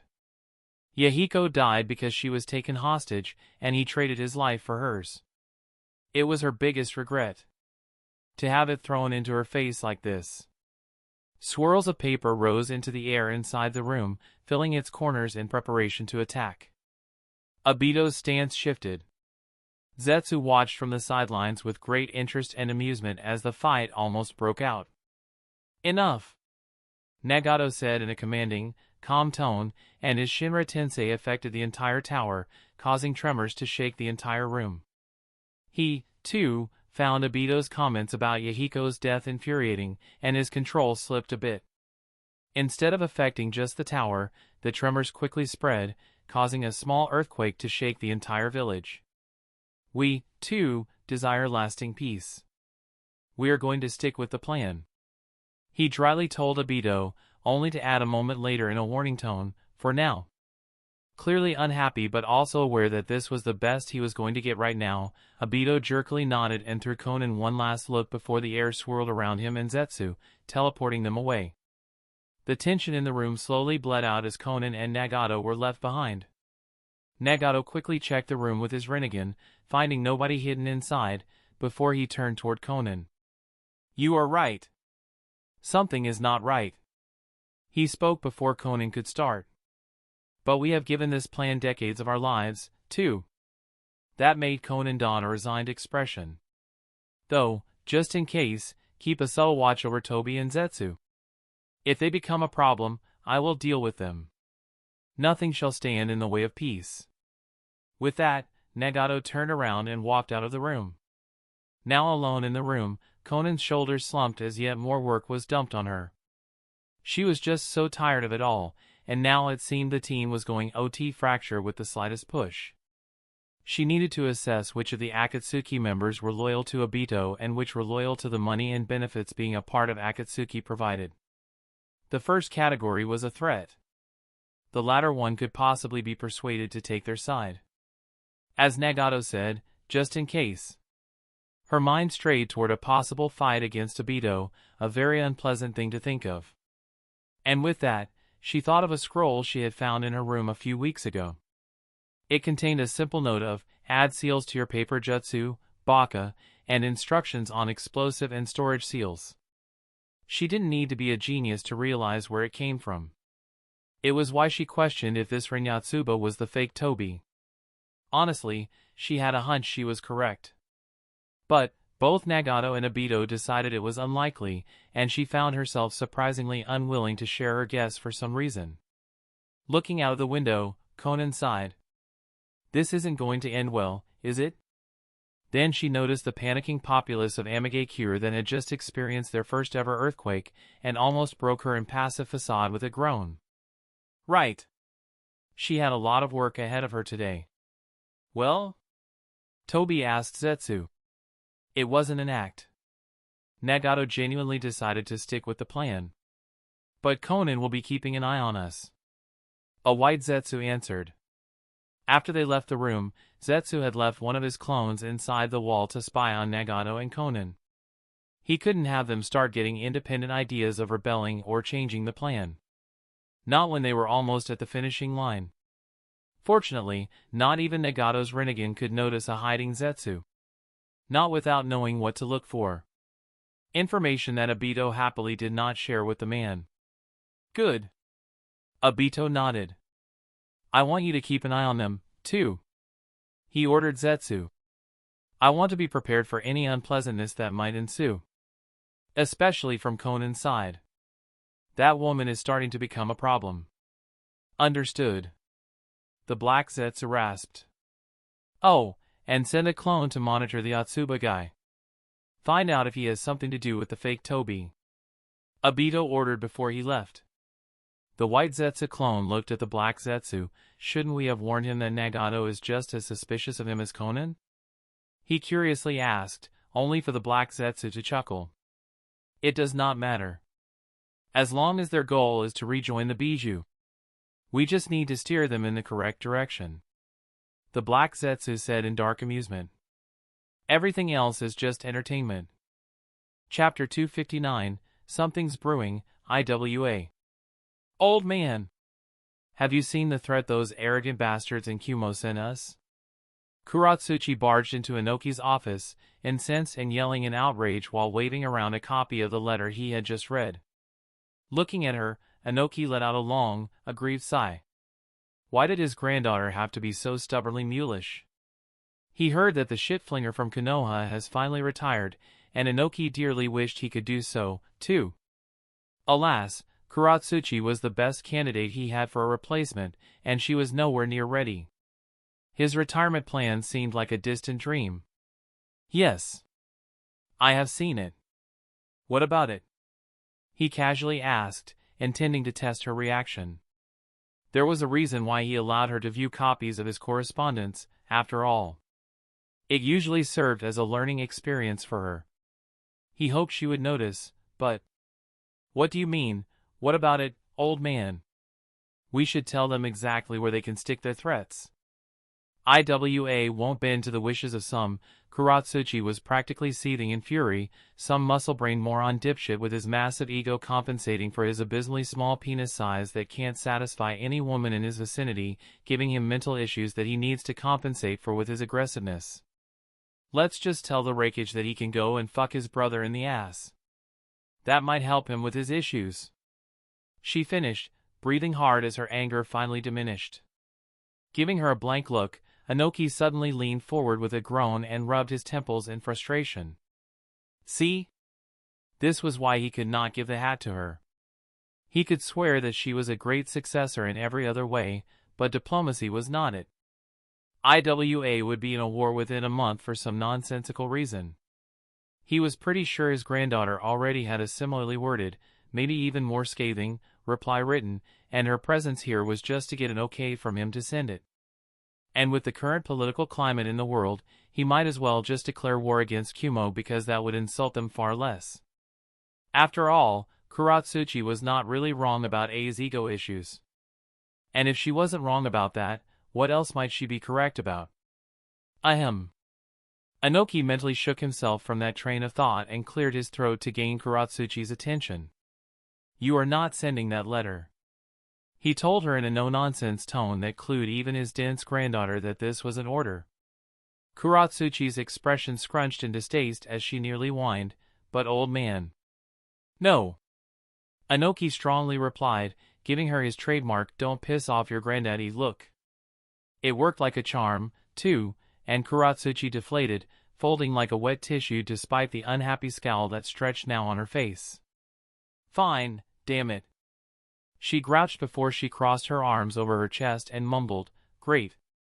30 minutes of inventing new insults for the rakeage twit wasted. Inoki pretended he didn't hear her even as he inwardly chuckled. Oh, don't be so glum.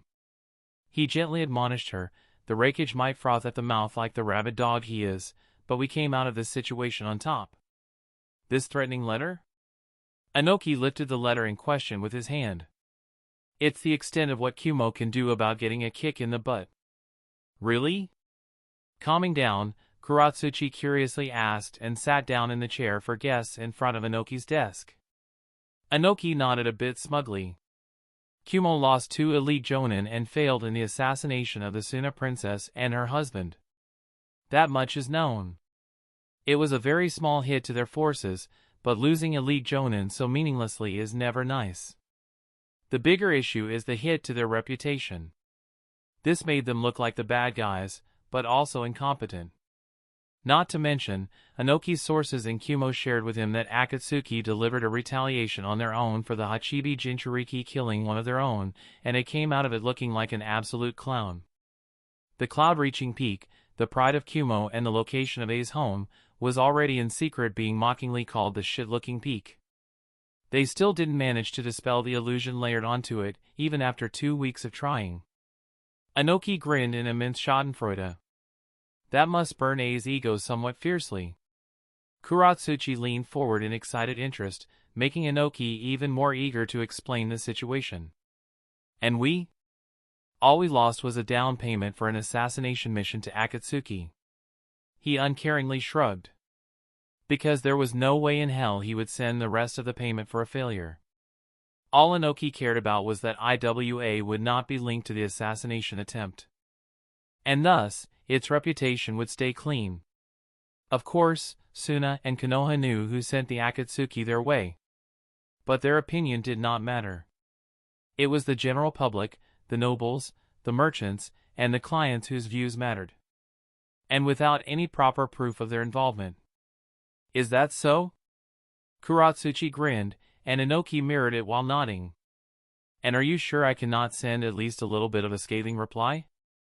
I can tone it down. Anoki's grin slipped as he deadpanned at her. No. Damn it. Kuratsuchi cursed under her nose. Ah, well, whatever. I guess you would know best. I am off.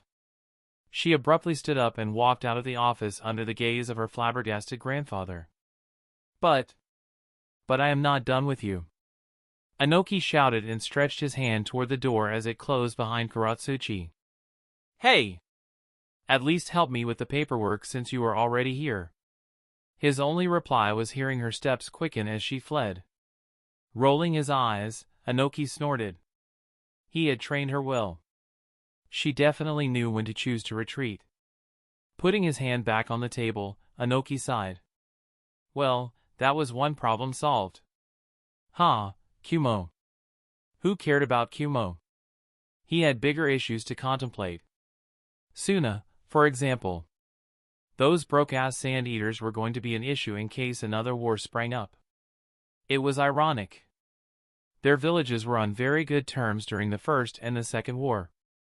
But during the Third War, Suna decided to ally itself with Konoha, and now, if it came to war, Iwa had to attack Suna. If only out of sheer fucking spite. Pakura of the Scorch Release slaughtered many good women and men from Iwa during the Third War. Having a hand in arranging her demise was something that still filled Anoki with grim satisfaction to this day. Everybody had a weakness. And her weakness was that she was too loyal and trusting of her village. It was Anoki who had given the brain-dead idiots of Iwagakure the idea to ask for Pakura's life in exchange for a peace agreement. And it was also Anoki who had his agents make the Wind Daimyo push Raza into agreeing. The coastal areas of the Land of Wind were being raided left and right by Iwagakure ships, and the Wind Daimyo just wanted the conflict to finally stop. He didn't really care about the price. Not that it was hard to get Raza to agree. Raza had seen Pakura as his political enemy. He didn't exactly need a lot of prodding before he told her good luck, gave her a thumbs up, and knowingly sent her to her death. Honestly, Raza was a shitkage. Everybody knew that. Even the man himself. Anoki could have destroyed Suna long ago. The tree-hugging idiots thought they were oh so subtle, but that wasn't the case. He noticed their meddling in the economy of the Land of Wind. And it would be rude not to take that as an invitation to join in doing some harm of his own, no? Poor Raza never even suspected that their woes might not be just because of his antagonistic relationship with the Wind Daimyo. Their feud helped cover most of the sabotage. In his arrogance, Raza didn't even bother to properly investigate. At least, now in a direction that mattered. If it were Pakura in his seat. Anoki shuddered. Yeah, better not to think about that. That witch was one of the very few kunoichi who gave him the chills. He met her on the battlefield only once, and he was almost mummified 5 times within 2 minutes, suffering slight burns over a lot of his exposed skin surface just from the proximity to her scorch release. People believed his dust release was the deadliest technique in the world. He would call bullshit. How do you fight somebody whose ranged fucking attack flash burns you even if you evade it with a 10-meter margin? Somebody who can spam those attacks like nobody's business? Hide in the forest? She scorched the entire forest with Iwa ninjas still inside. Jump into the river? She evaporated the damned river alongside the Iwa ninjas inside. Get underground? Good. You bought yourself until your breath ran out, and you needed to resurface. Upon which time, you would eat a fireball because, of course, the woman was a damn good censor, too. Anoki wondered during many sleepless nights where the hell Suna and Konoha were getting these monsters. Why couldn't Iwa get somebody who could lay waste to armies as simply as breathing? Anoki managed to fight her thanks to his flying skills. It gave him enough maneuverability and the ability to disengage at his leisure to make their matchup more or less even. But anybody else? Pakura was a meat grinder for Iwa ninjas on the southern front during the Third War. Being sent against her was a death sentence. She pretty much single-handedly held most of that front. If the Yellow Butcher hadn't slaughtered over 1,000 Iwa ninjas at once and ended their straight run to victory in that war, it would be her whom Iwa hated with passion. Many of his ninjas still did. Enough that allying with Suna was out of the question. The day her death was confirmed, the entire village celebrated. He wanted to end Suna so much. To give them that final economic blow that would shatter their village. They deserved it, too. It would have been a righteous justice. Unfortunately, he couldn't. Kuratsuchi would have done it. She would have gone for the jugular. And in doing so, she would have lost. If Suna was shattered, Konoha would step in with aid, and Suna would low-key end up as a subordinate village to Konoha, bolstering their forces immensely. No. It was better to leave Suna suffering a slow death as their economy spiraled into bankruptcy rather than finish them off in one stroke. Not that Konoha wasn't trying to make Suna obedient with one of their S-rank ninja parked smack dab in the middle of Suna, probably enjoying their princess womb at his leisure, while Suna did not possess even one S-rank ninja of their own currently. It was a shame the assassination did not succeed. It would deny Konoha a valuable ally and resources. But at least, Kumo was humbled, and A's hate rage boner for Konoha hardened. The letter? Ha! Inconsequential. Kumo needed them, and they knew it. Just like Iwa needed Kumo. They couldn't really wage a war against Konoha if they had a conflict with Kumo, now, could they? Inoki was long past caring about benefits. Attacking Suna was a thankless job. There was literally nothing of consequence to be won in their sand-filled, desolate lands other than the blood of their ninja. Yet, it was that blood that his forces and honor demanded, and so, they would attack Suna in the next war. Konoha was different, yet also the same. Their lands were rich and fertile. There was a whole lot to be gained. But they were too far away for Iwa. Purely from a cost-effective view, attacking Konoha was not efficient at all. But it didn't matter. What his village and he wanted was revenge. He was perfectly willing to stomach Kumo and A's ego if it meant he could make Konoha understand even a little bit of pain the Yellow Butcher caused his village and its people. One way or the other. His mood thoroughly soured after thinking about these unhappy times. Inoki returned toward the letter he was writing. One that would be headed to the 5th Mizukage in Kirigakure. And who knows? Maybe they could find a common ground for an alliance of convenience against a common enemy? Stranger things have happened in his life. Chapter 260, Something's Brewing, Konoha. Still no news from Danzo? Hiruzen Sarutobi asked, but his shoulders slightly sagged as he was already expecting the obvious answer that would come. No, Lord Third. A kneeling Anbu replied in an impassive tone. Hiruzen sighed and nodded. Very well. Dismissed. With that, the ninja disappeared from his spot, leaving Hiruzen alone in his office. When his exceptionally honed senses told him that he was truly alone, his shoulders sagged even more, and he stood up, gazing at the village below through the window in an apparent sadness.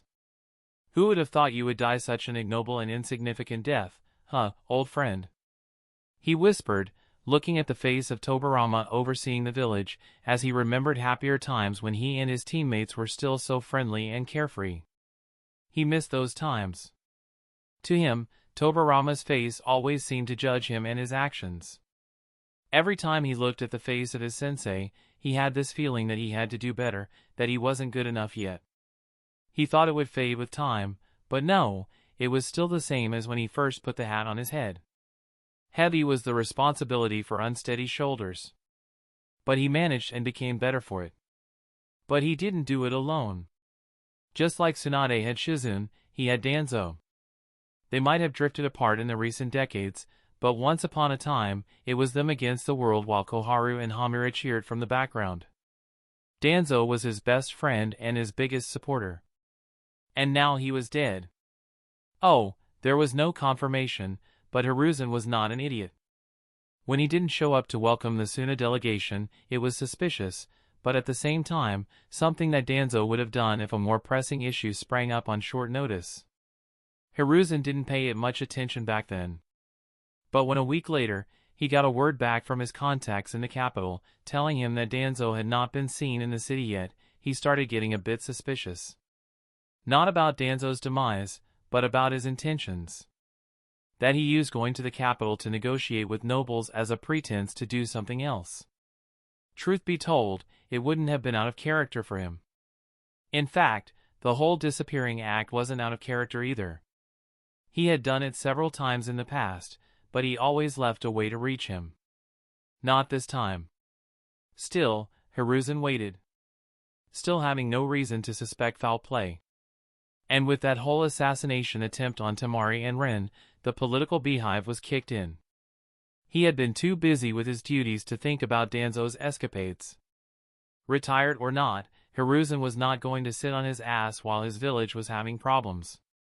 He helped with anything he could. For a moment, he even considered whether Danzo didn't have a hand in that debacle, but that would have been too much even for him. Hiruzen truly believed that. Back then.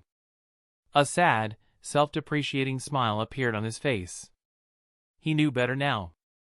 Then, another week had passed, and some rude ANBU ninjas came to him. That surprised him because these bastards should have been disbanded long ago on his order.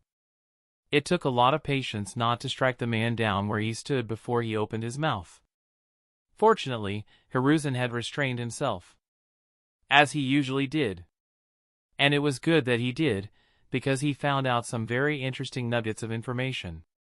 Apparently, the Root had standing orders to contact and serve him in case of Danzo's death, or if they could not contact or locate Danzo or one of his Root commanders for longer than 2 weeks after returning from a mission. Danzo was a meticulous man. A true control freak, if one wanted to be impolite about it. The only way they wouldn't be able to contact him or his chosen commanders for 2 weeks was if they were all dead. The Root ninja who contacted Hiruzen seemed so lost despite being completely emotionless. It was a sad sight. He reported that upon returning from their missions, he found the Root base empty of both personnel and Lord Danzo.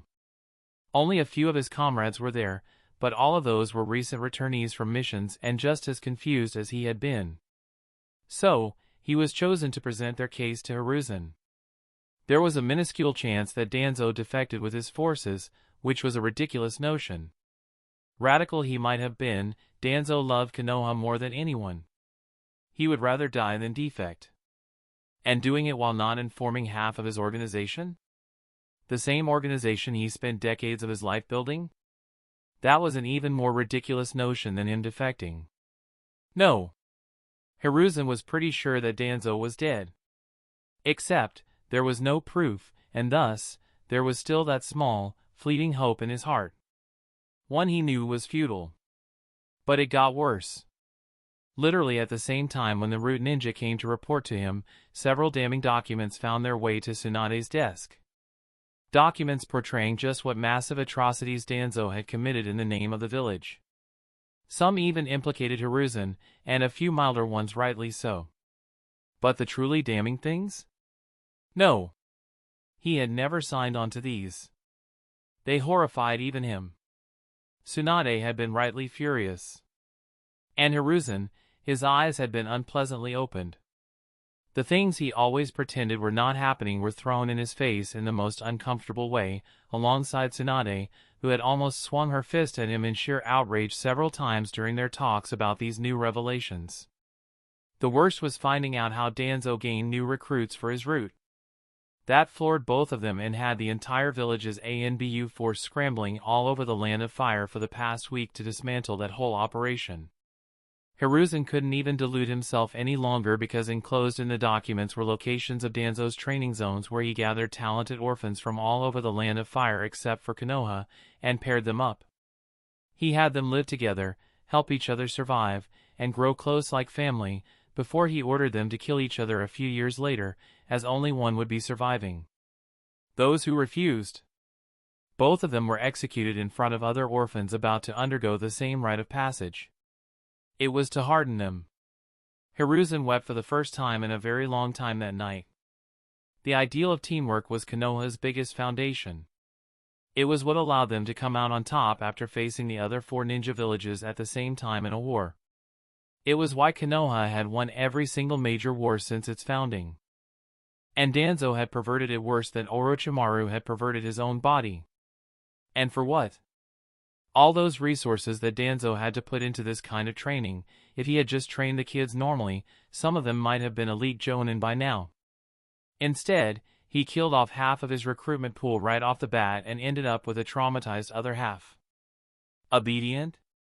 Sure. But their potential was completely trampled. The state of his root forces mirrored that. The best of them were low-level jonin even after the most rigorous and ruthless training Hiruzen had ever seen. Clearly, Danzo wasn't interested in nurturing talented ninjas. He wanted weapons that would do his will, even if it meant their death. After all, 20 low jonins willing to die to kill their targets still had a big chance to take an S-rank ninja with them to the afterlife if they planned their ambush well. It didn't always work. Hiruzen was the prime example after Danzo's last assassination attempt. But the S-rank fugitives were on the run for a reason. But even that was not the end of Hiruzen's woes. His eyes trailed down, noticing some Hyuga people mingling with the villagers on the street below his office. Normally, the sight would have made him smile. He always disliked the slavery practices of that clan. But now, he could only frown. Again, he was not an idiot. There were only so many ways somebody could get the timing of dropping off the documents on Tsunade's table right the second the root ninja entered his office. And being under constant surveillance was a matter of fact when living in the same village as the Hyuga clan. There was a polite, unspoken agreement. The Hyuga clan would not be limited in any way, but they were also expected not to pry into things that were not their business, or to keep whatever they found to themselves. It worked. Under the old management. Hinata, however, clearly wanted to play a completely different game. Hiruzen had no idea if she, Ino, or Ren had killed Danzo. But it was what made the most sense. There were other ways the Hyuga girl could have gotten the damning documents about Danzo, of course. But sometimes, the simplest explanation was the true one. There was no need to overthink things. Then again, so what? Hiruzen couldn't do anything about it without kicking off a major conflict within the village. Konoha could not afford it. Not now that the tensions between the villages have started to grow more intense. Hiruzen had been through this song and dance 3 times already. They had maybe a year or 2 before somebody wouldn't be able to take it anymore and do something stupid. Konoha needed to prepare. Personal grudges and ambitions had to go to the wayside. He didn't even tell the root ANBU about his suspicions for the same reason. They were too loyal to Danzo not to do something that would get them killed and get the Hyuga clan up in arms. Hell, Hinata Hyuga was not even a bad clan leader. She was everything a younger, more naive Hiruzen would have wanted from somebody in her position. She had cleaned up her clan, abolished the caged bird seal while making a substitute that worked without the pain-inducing slavery feature, and she didn't even use the main family as scapegoats to appease the majority and grow her support. Instead, she integrated them into the clan by having them teach the former branch family members the main family Hyuga techniques, making the whole clan grow more and more dangerous by the day. The Hyugas loved the girl. Most branch family members would happily die for her. Even the former main family members grudgingly settled into the new clan order and started to form bonds as they found their place among their clansmen. Hinata had been fair. Those who did not abuse the branch family members still retained their wealth and didn't incur any punishment. She didn't punish sons for the sins of fathers, or fathers for the sins of sons, either. The Hyuga clan right now was a completely different beast than the Uchiha clan had been. At least, the Uchihas were somewhat fractured. But if Konoha tried to pull a similar stunt like they did with Uchihas, half of the village would burn in the ensuing conflict, and that was even before Hinata herself was factored into it. Or that the Yamanaka clan would probably have joined the Hyugas. With Naras and Akimikis right behind them, followed by Inazukas and Aburames due to the ties Hinata had to the clan heirs. The same ties Hiruzen had orchestrated for the sole purpose of helping his ambition for his son to become a Hokage one day. He let out a short, helpless laughter. Funnily enough, he couldn't even find it in himself to dislike the Hyuga girl. She was perfect. She was what he had been looking for in the last decade, ever since Minato had died. The girl did not want to lead her clan. It was obvious from her behavior and attitude. but she nevertheless stepped up and led fairly and with competence. She made the hard decisions that might have made her unpopular because they needed to be made. She won the hearts of her subordinates with almost irritating ease despite barely trying. At this rate, Hiruzen could already tell that the girl was going to end up as the next Hokage after Tsunade, without putting in any actual effort to get the hat. She was exactly the kind of person who would have the gall to be genuinely surprised if she was named Tsunade's successor, because that was how little she cared about it. A part of Hiruzen wondered if Danzo would die of an aneurysm while watching her half-heartedly fumbling her way to the Hokage office, while he had spent his entire life futilely reaching for it and failing. Hiruzen's heart twinged in pain. It was a pity his old friend was already dead. Watching that would have been amusing. And if Hiruzen didn't have his own little ambitions, he would have been one of her biggest supporters. At times, the girl reminded him too much of Orochimaru. She had the same dismissive look in her eyes when watching people, as if they were just pieces of flesh to be rearranged at her leisure. But then, she would get to her medical ninja mode, and suddenly, Hiruzen could see a bit of Tsunade's kindness in her as she put her all into treating her patients. But Hinata was neither of those. She was polite and kind in her day-to-day conduct, just like one other ninja in Hiruzen's recent memory. With a slight shiver, he remembered what she had done to the sound forces in the protection of her village, and suddenly, he could see Minato in her. Not many ninjas could cause a mass slaughter of those proportions while being seemingly unaffected by it. Taking a deep breath while chasing those thoughts away, Hiruzen shook his head. This is Ridicule Dash. Suddenly, his ears caught the door creaking as they opened, yet he didn't expect any guests in his office today. Anybody visiting would either throw the door instantly wide open while barreling in, like Tsunade, or politely knock, like any other normal person. This was different. Somebody was sneaking in.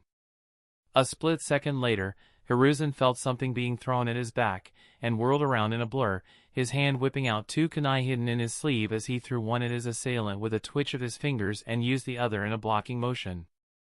The blade of his kunai sank into the balloon filled with paint.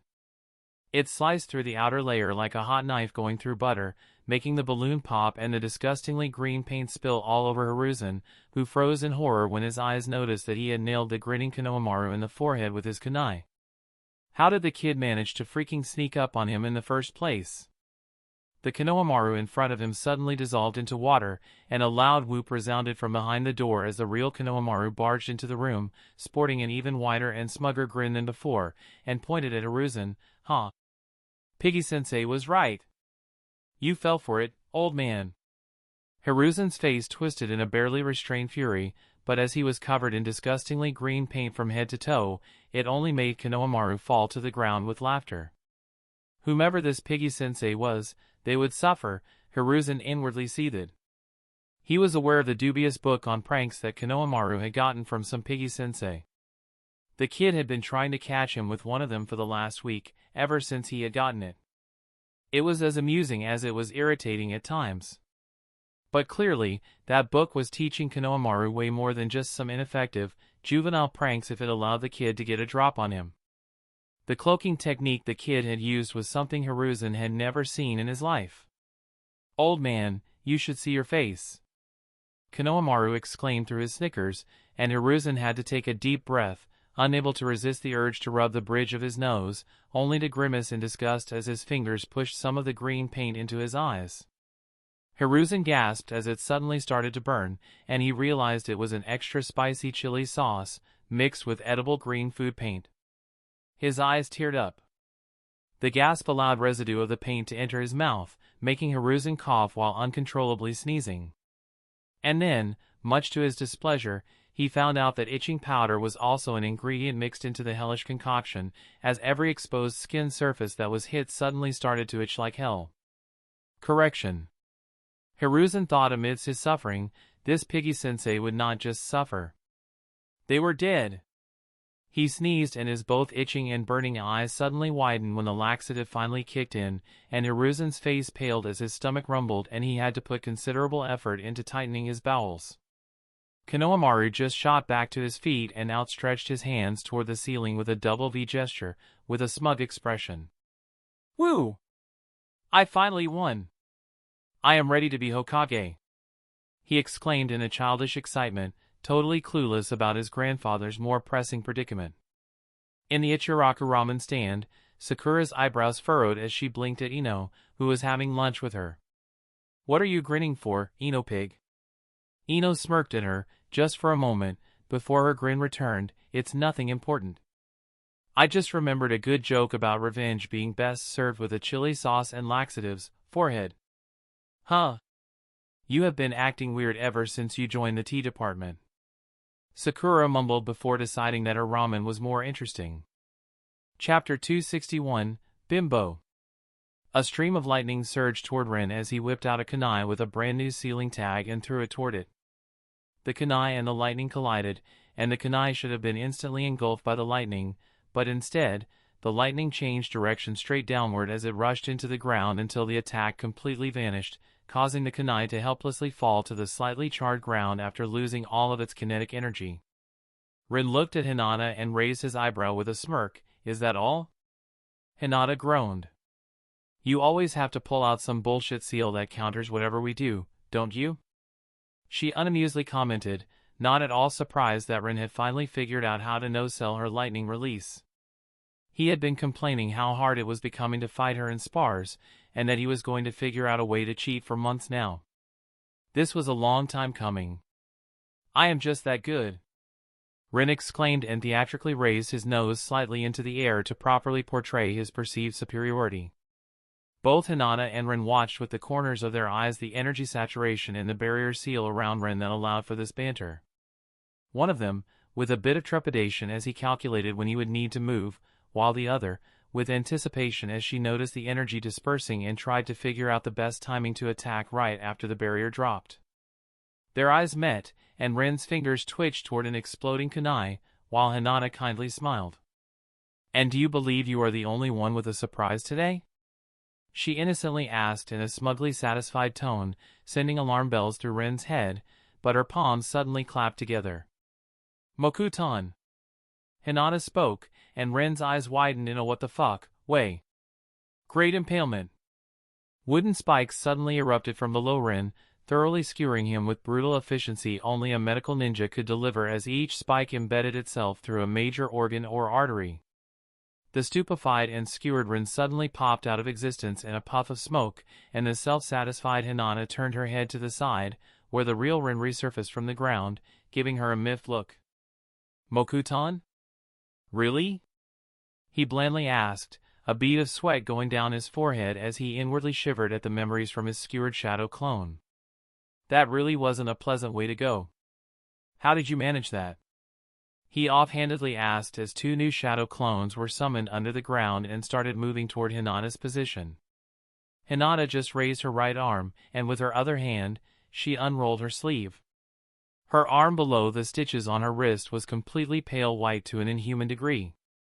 Rin blinked, and his mouth opened a bit as his mind stuttered when he realized what she had done. He grimaced. She had cut off her entire arm, sewn an arm grown from Hashirama cells to her shoulder, then cut off a hand from it, and then severed her hand from her original arm before sewing that to her Hashirama arm. All of that just to surprise him right now. Sometimes, he really wondered where he had gone wrong with the girl. But that's not all. Hinata happily informed Rin, whose eyes widened as he felt his shadow clones in the ground disperse, and roots suddenly popped out of the ground around him, snapping toward him with the intent to bind him with a lethal amount of squeezing. He grunted and activated his intangibility seal, letting the roots pass through him before he slipped out of their reach and threw another kunai with a sealing tag toward Hinata, who had blocked it with a wall of wood before it could get anywhere close to her. The kunai sank into the wood, and the seal activated with a flash of chakra. Yet, nothing had seemed to change.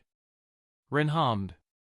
Hinata blinked as she felt a small change in her Mokutan wood, and she gave Rin an incredulous look. Did you just turn my wood into wood? She asked in a flabbergasted tone. Hey, don't look at me that way. Rin chuckled and shrugged. I was just curious what it would do if I used a wood transmuting seal on a wooden construct. It was the newest transmutation seal he was making right now because Suna really needed wood for many things, and they did not have good access to it. Besides, for all he knew, turning her Mokuton would into a normal would could have taken away her control of it, which didn't happen, but it totally could have. He wouldn't know without trying, no? Right. Hinata dryly noted, and their spar resumed. A bit to the side of the grassy plains where Rin and Hinata fought, Ino was with Temari, helping the girl with her wind release training as she tried to make hotter winds. Aren't their attacks a bit too brutal for a spar? Temari nervously asked as she witnessed yet another of Rin's shadow clones die. This time, by having his upper body crushed underneath the weight of a wooden tiger construct. Ino, however, just uncaringly shrugged. It has been this way ever since I remember, and Rin had never gotten hurt. We are already this strong, but he always pulls off some nonsense to beat us in a spar. It might not seem like it, but Hinata is quite frustrated. You can see it in how her forehead is slightly creased. More importantly, focus back on your training. Ino slapped Temari on the back, earning herself an irritated look, which only made her smirk. Clicking her tongue, Temari's gaze returned to her palms, and with a bit of focus, she created a ball of swirling winds in between them. That was the easy part. She started trying to affect their temperature, and let out a long whine as the technique resisted her efforts, causing her cheeks to grow red in exertion. For the next 20 minutes, she was trying her best while Ino just patiently watched, throwing a barely useful comment here or there. But contrary to Temari's inner complaints, Ino did her best to be helpful. Unfortunately, this wasn't something she could just guide the girl to accomplish. Temari's chakra was ever so slightly different than Ino's chakra. That's how it worked for literally everyone. So, Ino had given her the general explanation on what to do, and the rest, the girl would have to figure out for herself and see how her chakra reacted before making adjustments to the process.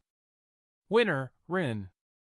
A voice of Rin's clone suddenly exclaimed from the direction of the spar, and both Ino and Temari lifted their heads to look. Well, that can't be pleasant. Ino nonchalantly pointed out while Temari blanched upon seeing Hinata's shoulder alongside her right arm, the one she had supposedly swapped for whatever allowed her to use Mokuton, if Ino's haphazard explanation was to be believed, turned into glass. Temari knew well enough that there was no reverse process to that. Rin could not just undo it. Temari had asked.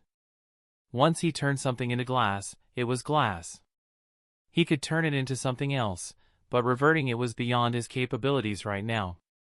Temari watched in mute horror as Hinata broke off the glassy part of her shoulder and dropped it onto the ground alongside her entire right arm, so nonchalantly as if she didn't just cripple her body. Rin said something to Hinata that Temari could not hear, and the Hyuga girl suddenly lit up with happiness before she skipped toward him and gave him a deep kiss with a whole lot of tongue involved. Ino chuckled beside Temari, getting her attention. Look at the bitch. Ino rolled her eyes. He probably praised her. She explained with a measure of exasperation for Temari's benefit after glancing at her before continuing to speak in a casual tone, if you had any plans for Rin today, you'd better forget them. Once the bitch gets like that, she is going to hog him for the entire night by herself. They will each go and take a shower, while Hinata will also heal herself, and then, they will be lost to us until tomorrow afternoon, as Hinata will ride him until she orgasms herself dry, most likely in early morning tomorrow. Ino shrugged, but the flustered Temari wondered if she had heard the disgruntled undertone in Ino's voice correctly. She was smart enough not to mention it, though. You lost focus again. Ino commented, tearing Temari out of her thoughts as she abruptly looked at her now empty palms with a surprised, ah. With cheeks burning from something else than just exertion now, Temari focused again on her training despite the distracting thoughts that now tried to distract her. She made another ball of wind between her palms and started the whole process of trying to alter the temperature again. But with the corner of her eyes, she kept glancing at Ino. She couldn't help it. Her curiosity was gnawing at her. Naturally, Ino instantly noticed and rolled her eyes at her. Just ask. The worst I can do is bite you in return. Chuckling, Temari nodded. Does that happen often? She awkwardly motioned toward the house into which both Rin and Hinata disappeared. She was pretty new in their relationship dynamics and, well, she wanted to get informed about these things as soon as possible. If only so she could figure out what to think of it and how it would affect her. Oh? No? Ino tilted her head and, with a small, startled laugh, she waved her hand in front of her face. Not really. Hinata doesn't, she doesn't get like that often. We all have our own kinks that get us going. Being a praise whore is Hinata's. When she works for something really hard, something that matters to her, and then Ren praises her for it? You'd better stay away if you don't fancy having an intimate meeting with her railgun. A vulpine grin appeared on Ino's face as she slightly leaned closer to Temari and whispered. I personally blame her daddy issues. Alright.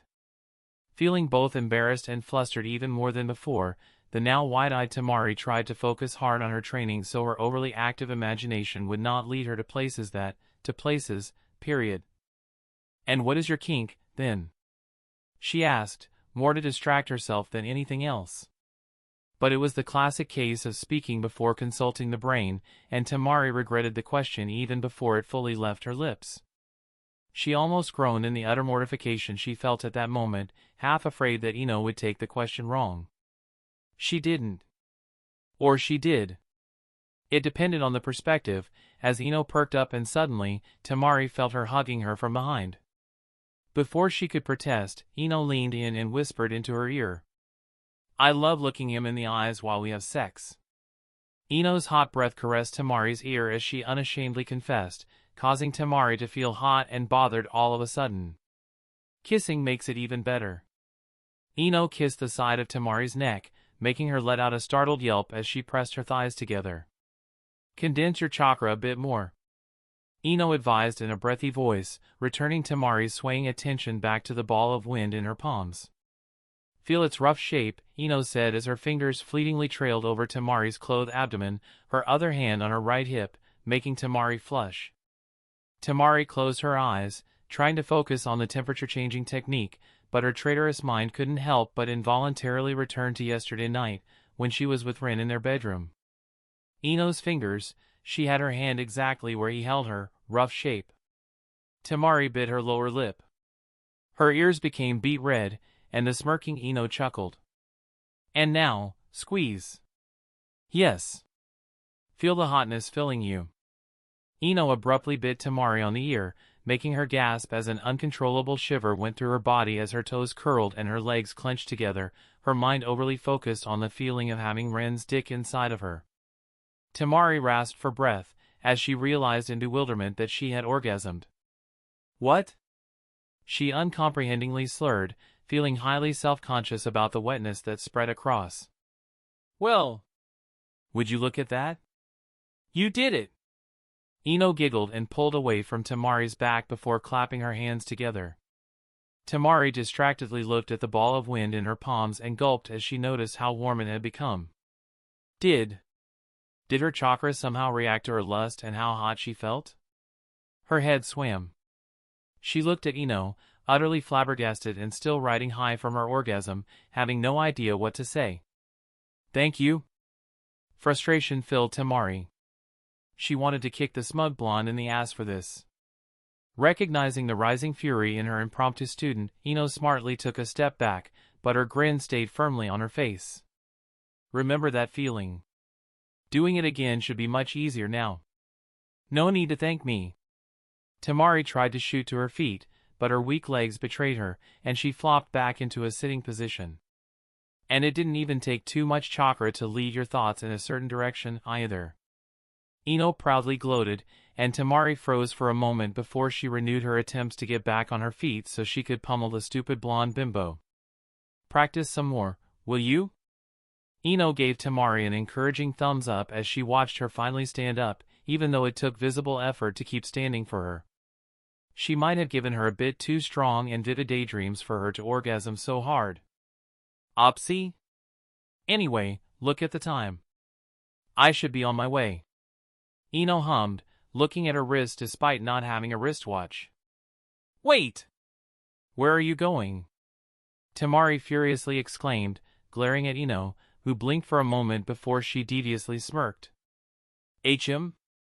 Well, Hinata might hog Rin for herself the entire evening and night and morning, but I can still sneak into his shower and have fun using my mouth for something more enjoyable than talking. Ta-ta! With that, she winked at Temari and turned on her heel, hurrying back to the house, leaving Temari alone. What the hell did I get myself into? Temari muttered to herself in bewilderment as she let herself weakly fall back onto the ground. She now fully understood why Hinata was so insistent on calling the blonde girl a bimbo of all things. Chapter 262, Because he could and wanted to. Rin leisurely walked through the streets of Suna, quietly humming to himself under his nose as he observed the happenings around him with a measure of amusement shining in his blue eyes. Stopping at a stall on the side of the street, Rin smiled at the suddenly nervous vendor who glanced at his forehead protector and returned a strained smile of his own to Rin, who resisted the urge to sigh in exasperation.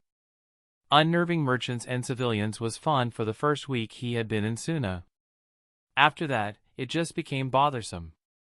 The civilians knew at least somewhat about the situation between Suna and Konoha, and seeing a Konoha ninja inside Sunagakure, they probably expected him to get mad and go on a rampage or something. It was in their eyes. That uneasiness and fear, as their usually boisterous attitude became instantly subdued. Rin considered just not wearing his Konoha forehead protector, but unfortunately, the thing served as an ID for the more ninja-oriented parts of the village. For example, he wouldn't have been let into the Kazekage Tower to see Temari at her workplace without it. After all, they don't let random civilians just waltz into the military buildings. I will take 50 yakitori, please. Rin ordered, looking at the bird meat skewers. The surprised merchant stuttered in shock at the large order and helplessly looked at Rin. I am afraid I have only 20 pieces prepared right now. He awkwardly told Rin with a fretful expression, who mirthfully raised an eyebrow at him. I can see that. Rin chuckled with a small shake of his head. That was kind of obvious. He had his merchandise on display right in front of him, and Rin was still good enough to count to 20. Just make more, I can wait. Ah. Right. Just give me a few minutes, sir. The older man frantically nodded and quickly started preparing more skewers with slightly shaking hands. Rin inwardly sighed and took a step back from the stall, instantly noticing some of the vendors' tension ease up. Here. Down payment for 30 of them. I will pay the rest when I pick up the order, he said, and put the money on the empty part of the stall, making the merchant perk up. The financial situation in Suna was still not very good, and any money was good money for these people. Rin probably made his day by placing such a big order. Some of the other stall vendors around were definitely low-key glaring at their fellow vendors' fortune.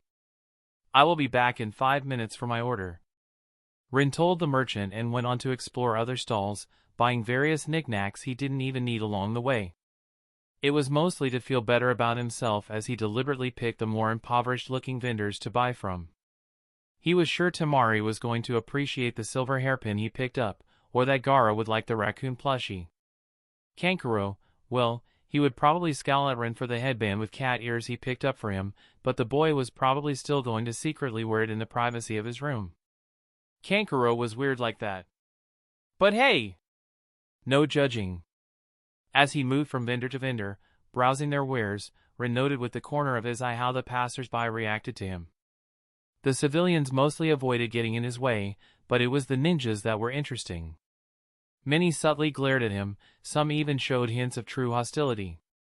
Those who recognized who he was, however, looked unhappy, yet frightful as they hurried up to get away. But it wasn't all bad. There were also those ninjas who profited from Rin's dome technique.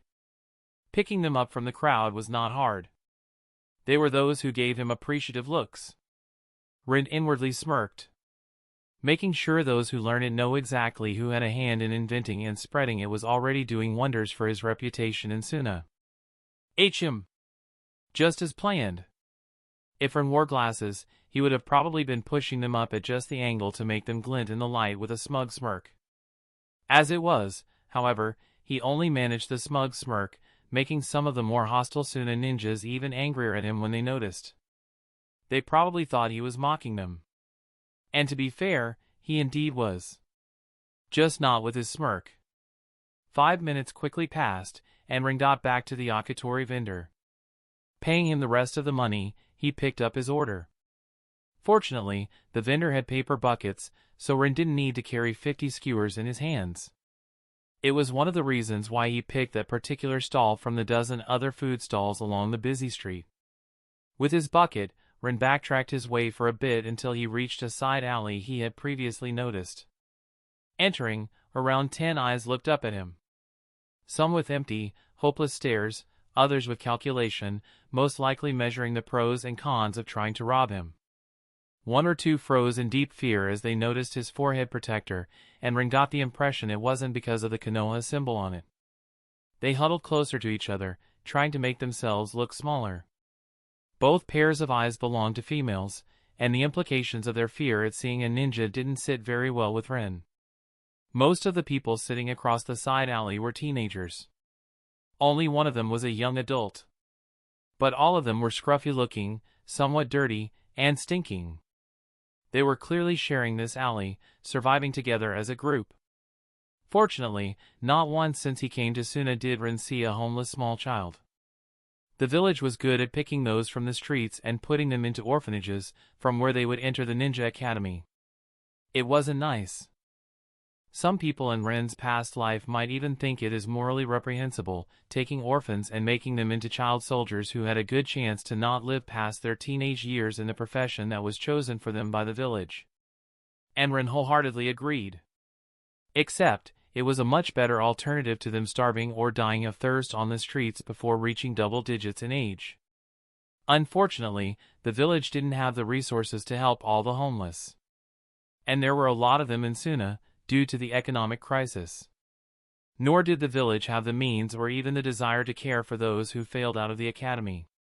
Hence, seeing older teenagers or adults on the street wasn't that uncommon.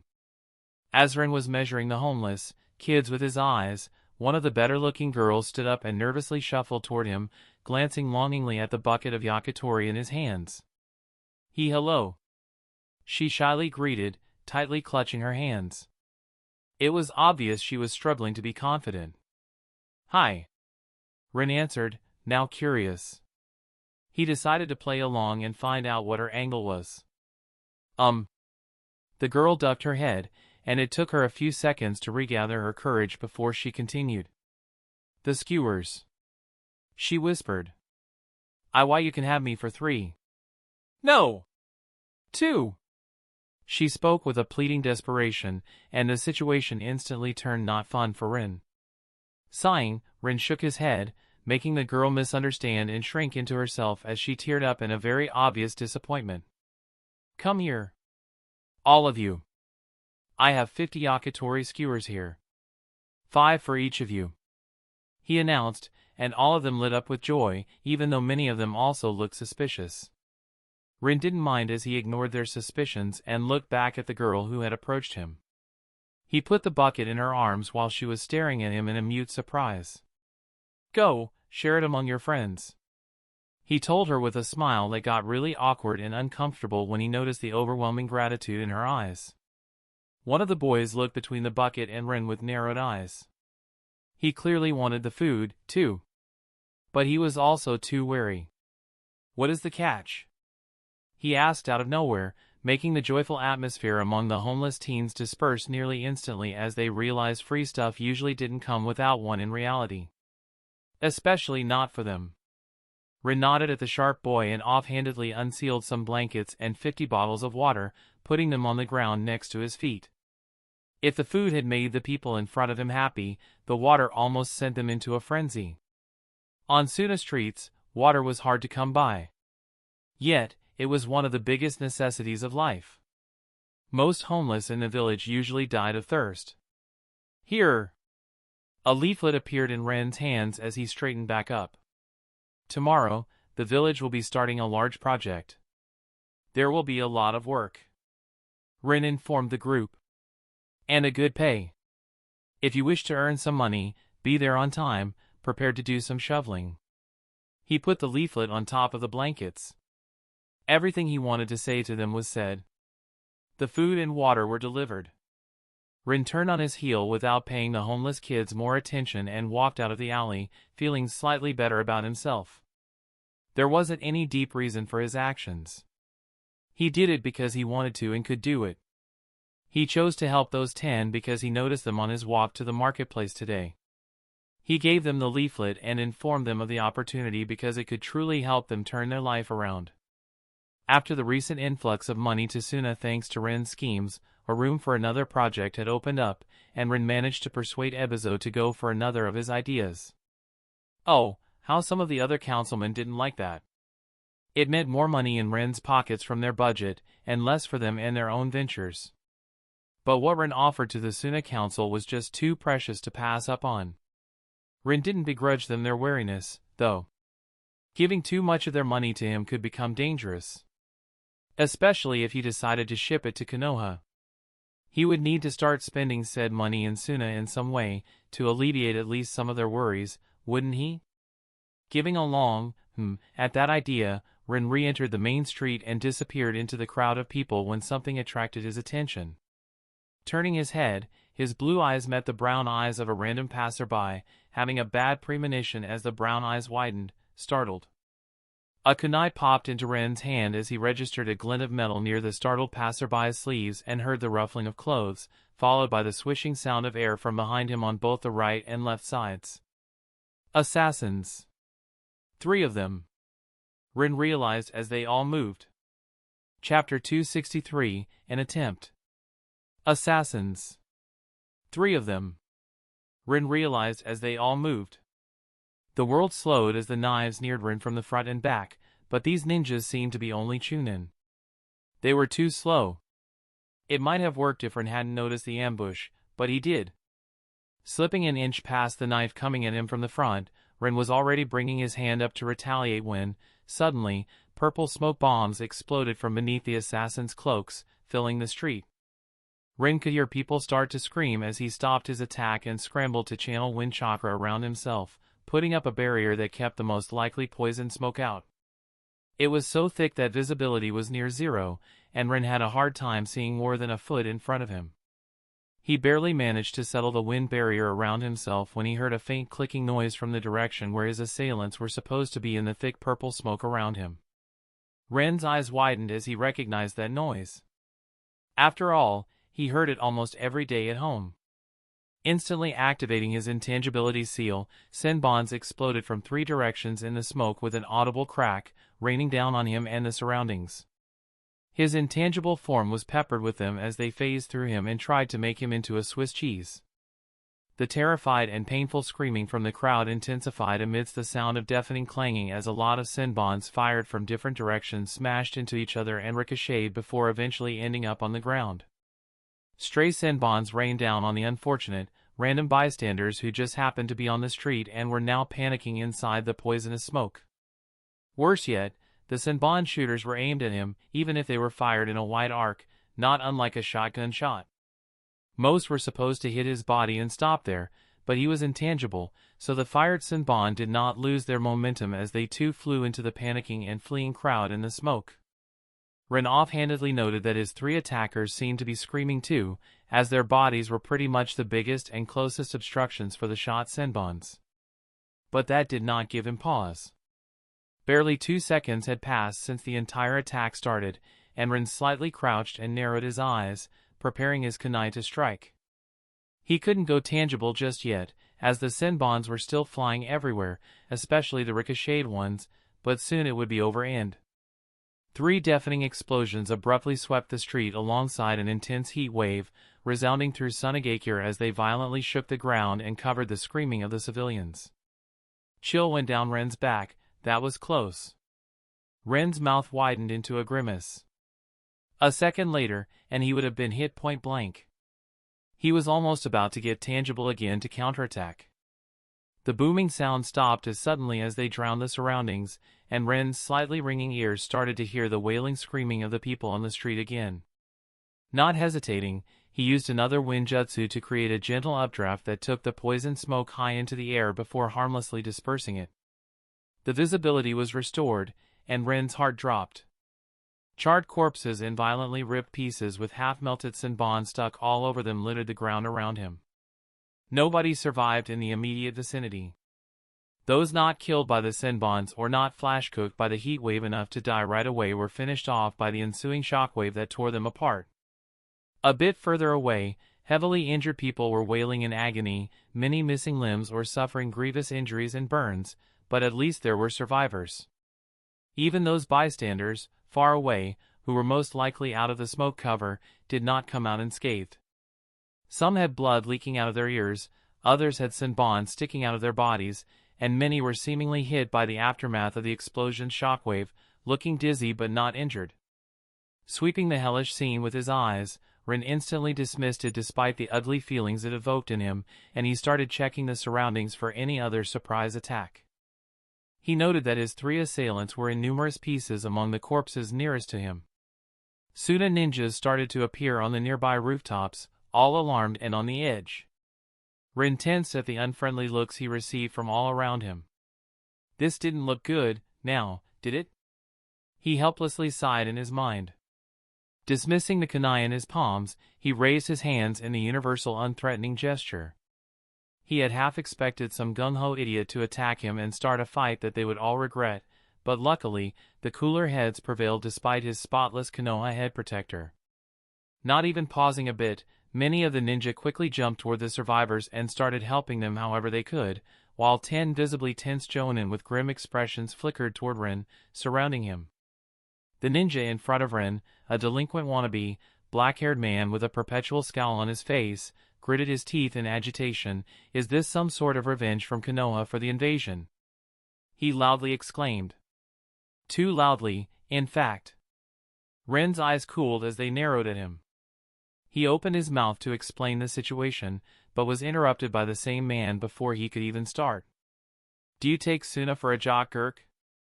Not in the mood to let the idiot hype the surrounding ninjas into attacking him and turning the situation against him, Rin let the heavy presence of his chakra settle over the surroundings. It was similar to a killing intent, just without any implied, overt threat.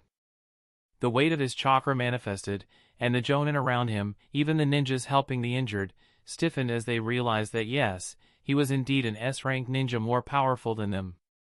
It was an instinctual thing as the hair at the back of their necks bristled, and their wariness shot up. The animalistic part of their brains screamed, watch out, a bigger predator, while their experience as ninjas made them push through their nerves and prepare for combat. Rin looked at the man in front of him, who stared at him in a mixture of mute fear and anger, clutching his kunai in his hand. It was also good for momentarily shutting idiots up. Knowing that the effect won't last for too long, especially not on a jonin, Rin decided a stronger approach was necessary. You are either an absolute moron who thinks starting a fight with an S-rank while you already have a crisis on your hands is a good idea, or you are with whoever sent the 3 assassins after me and bombed this street. The man bristled, but his confidence wavered as he noticed some of his companions shooting him not very comfortable, questioning side glances. Rin's shoulders slightly relaxed. It seemed these 10 jonin were not all colluding with the assassins. If they were, they wouldn't care about his statement, and they wouldn't hesitate. Whoever planned the ambush was good. They almost killed him with 3 chunin. They didn't know about his intangibility, but they did account for his shielding seal that blocked the Bijidama. The attack came fast and hard, one lethal strike after another in quick succession. The assassins were clearly attempting not to give him the time to put up a barrier. The approach was tailored for him, or at least, for what was known of his skills. The fact that he was known for his exploding kunai to a degree, and they used an explosion before some idiot came indirectly accusing him of bombing the street. Sure. It could be just a general dislike for Konoha and its ninjas. It could be a coincidence. But did he want to believe in coincidences? And if his suspicions were correct, even the location, the street filled with people, was not random. Baki should have reported his reaction to Killer Bee destroying the village he saved from bandits. With a cold fury settling in Ren's stomach, he looked the bristling jonin straight in the eyes. You are a moron either way.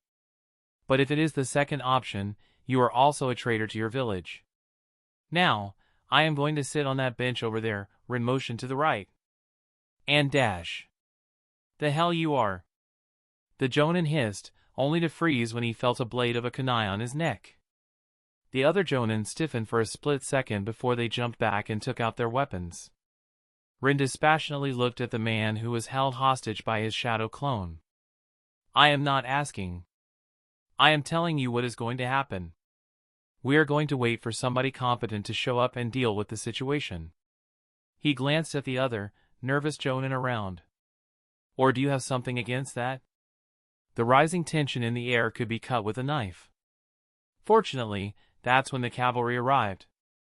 What is going on here? Ebizo's old, but still commanding voice resounded through the street. Chapter 264, Emergency Meeting. Well, isn't this a complete clusterfuck?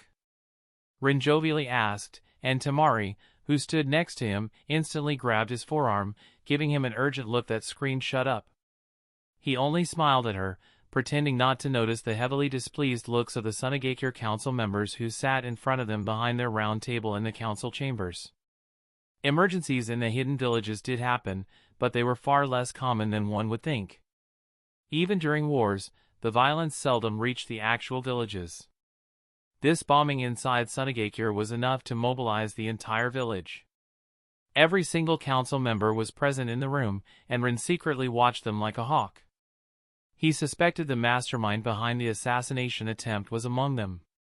His insensitive remark was just him fishing for a reaction, but unfortunately, he wasn't lucky. Nobody seemed to react out of the norm. Rin knew that one of them was actually Sasori's spy. But he didn't know which one. It has been many years since he found himself in this world, and there were many things he had long forgotten. He was honestly surprised by how much he still remembered, but that was most likely because of reading Narutoverse fanfiction. You can have a plot repeated to you only so many times before you learn it by heart. But the details? The little things that seem inconsequential for the bigger picture, but when he actually got into a situation like this, they were what mattered the most. Yeah, he was blanking on those. For example, that girl with a nuke jutsu inscribed on her back. She was hot something? Hataru? Well, that was just his guess. He knew exactly nothing else than that about her or that entire filler episode. Except, it wasn't just a filler episode anymore, was it? Somewhere, there was indeed a girl who carried a nuke on her back in this world, and knowing her identity would have been nice. If only to not find himself in the same city when she was about to make it into a smoking crater. The name and appearance of Sasori's spy were the same thing. Rin never considered it important in his past life. All he remembered was that the man had a goatee. Looking at the Suna council members, Rin's lips twitched. 7 of them had a goatee. This was so freaking frustrating. In the end, for all Rin knew, it might not even be that guy. If Akatsuki wanted to kill him, he would probably have Tobi sneak into his room or something. He wouldn't be facing 3 Chunin suicide bombers. That didn't seem like their modus operandi, but then again, what did he know about their modus operandi? The only real clue he had was that his assassins were Suna ninjas and the guy who tried to throw the blame at him afterward. It just made sense that somebody high up in Suna's council would have a hand in it because, really, who else could set that up? But it was hard to pick the mastermind who most likely disliked him enough to arrange his assassination from a bunch of people who were already very unfriendly to him. Most of them were low-key glaring at him anyway. Have some respect, boy. People from our village died because of you. Sawada Akito, a severe-looking man, snarled at Rin in fury as he, with gritted teeth, barely restrained his chakra from lashing out. Rin impassively looked at him and shrugged. Nope. That's not what happened. He corrected him. People from your village died because of other people from your village. I didn't attack them. His casual reply did not sit well with many council members, and their faces either darkened or became cold, all the while Rin secretly scanned all of them for any clue or hint of anything other than a normal reaction. The problem was, Nagara Shizumu looked at him with a disapproving frown, which was definitely different from her usual hidden disgusted look. Mamoru Hideki seemed just as furious as Akito, which was different from his usual, calculating, and sly, polite smile. Kawano-K was observing the argument impassively, but seriously, which was different from his usual lazy contempt that Rin observed in the previous meetings. He could go on. But instead, he inwardly groaned at the bullshit he had to deal with. He really hoped the clone he put to tail the delinquent wannabe Jonin would have better luck than him. "You disrespectful Akito abruptly stood up, banging his palms on the table while making the chair screech against the floor as his legs suddenly pushed it back. "Quiet." That was the moment Ebizo finally interjected in the situation, preventing it from spiraling more. "We are not here to bicker like children. I understand that tempers are running high. I am sorry for your loss, Akito." Ebizo wearily sighed, and Ren's eyes slightly widened as he understood the implications. He suddenly felt a bit guilty at being such an ass toward the man. He glanced at Temari, just out of instinct, rather than any deliberate action, but the blonde girl noticed and gave him a small, sad smile while mouthing a silent, "daughter," to him as she motioned with her eyes toward Akito. Rin inwardly winced. Yeah. That would explain his fury, all right. But I need all of you to keep your cool. Somebody subverted 3 of our ninjas and gave them an unsanctioned assassination mission, resulting in the biggest tragedy in our village since the Achibi was last unleashed. Ebizo gravely said, and Rin noticed how his eyes were also roaming across his colleagues' faces. That was surprising. But then again, maybe not? The old guy was simply older. And most definitely more experienced in this sneaky, scheming way of ninja life.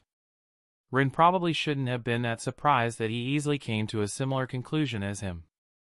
What makes you think they were given an unsanctioned mission? Were the 3 assassins identified? Yura, another councilman, asked. Indeed.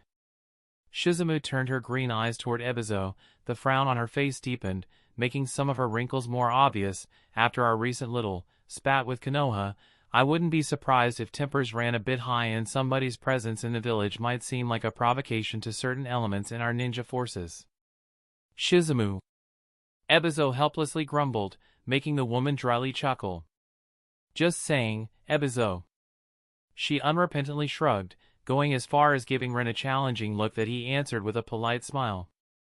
Clicking her tongue, she continued, my girls hear a lot of rumors. You know that. Half the village wants to kill the Wonder Boy over there. She waved her hand toward Rin. It doesn't help that the Konoha whelp is so obviously dicking down our princess.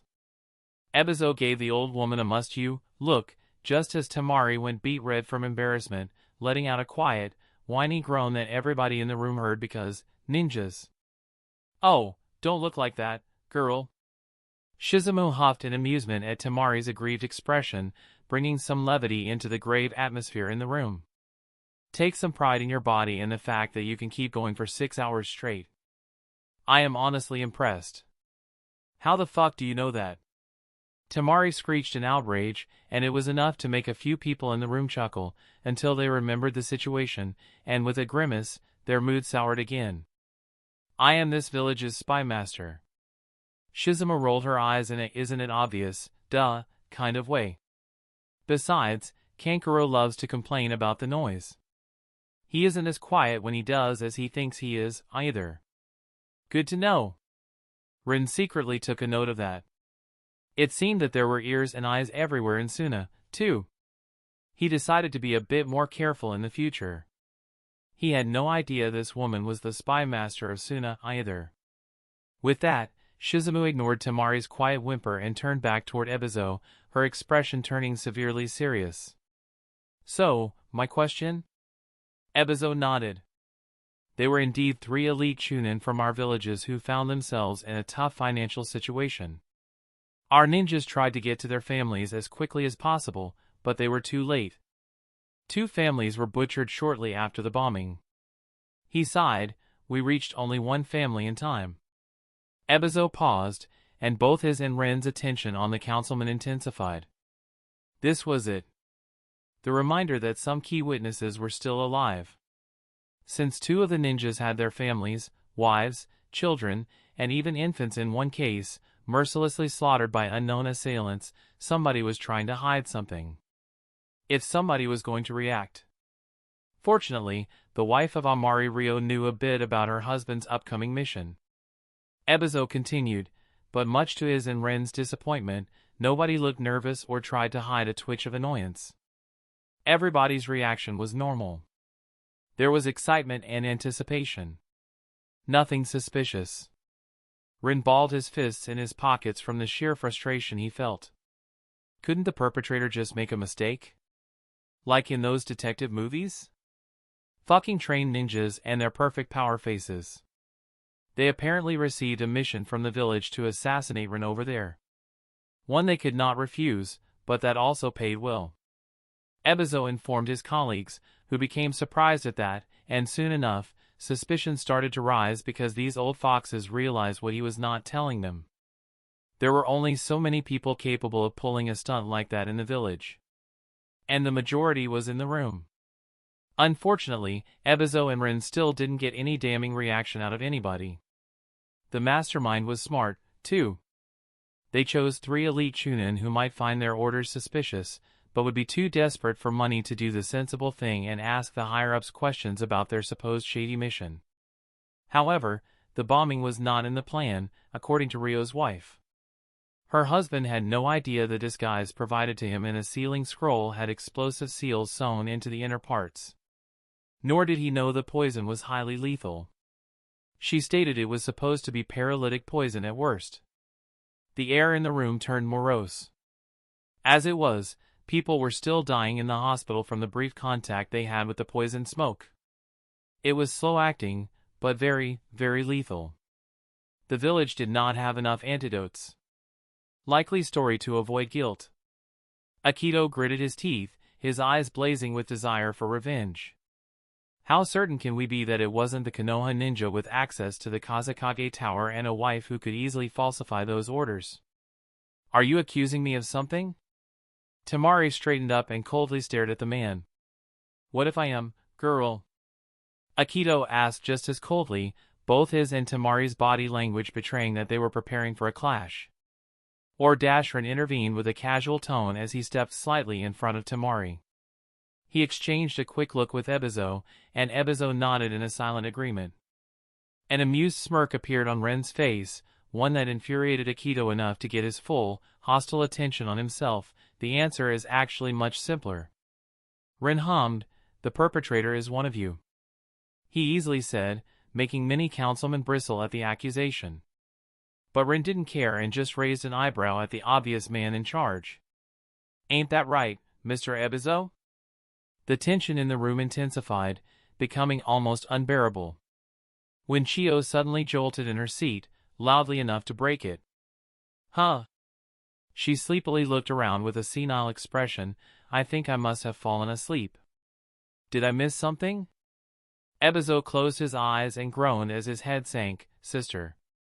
Chapter 265, Detective Clunkuen. Was that smart? Tamari asked Ren as they were walking through the halls of the Kazekage Tower after leaving the council meeting. After Chiyo's little performance, Ebizo got enough of an excuse to adjourn the meeting, and he had happily done so, considering they were not going to reach any useful new conclusion anyway. Turning toward Tamari, Ren gave her a questioning look, making her elaborate. Telling them that one of them is the culprit, I mean, she said with a frown. Even if you were right, wouldn't that just alert them? Rin stopped by a window and chuckled in amusement.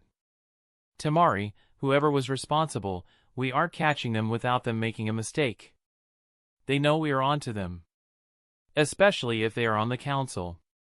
Every single person on there didn't get their post by being careless, and this would not be their first assassination rodeo. It was a pain in the ass, but that's how it was. Those were some of the best and oldest ninjas in Sunagakure. One could wish, but they were not going to make an amateur mistake. The only way they make a mistake is if they are forced to react. Rin finished, looking out of the window.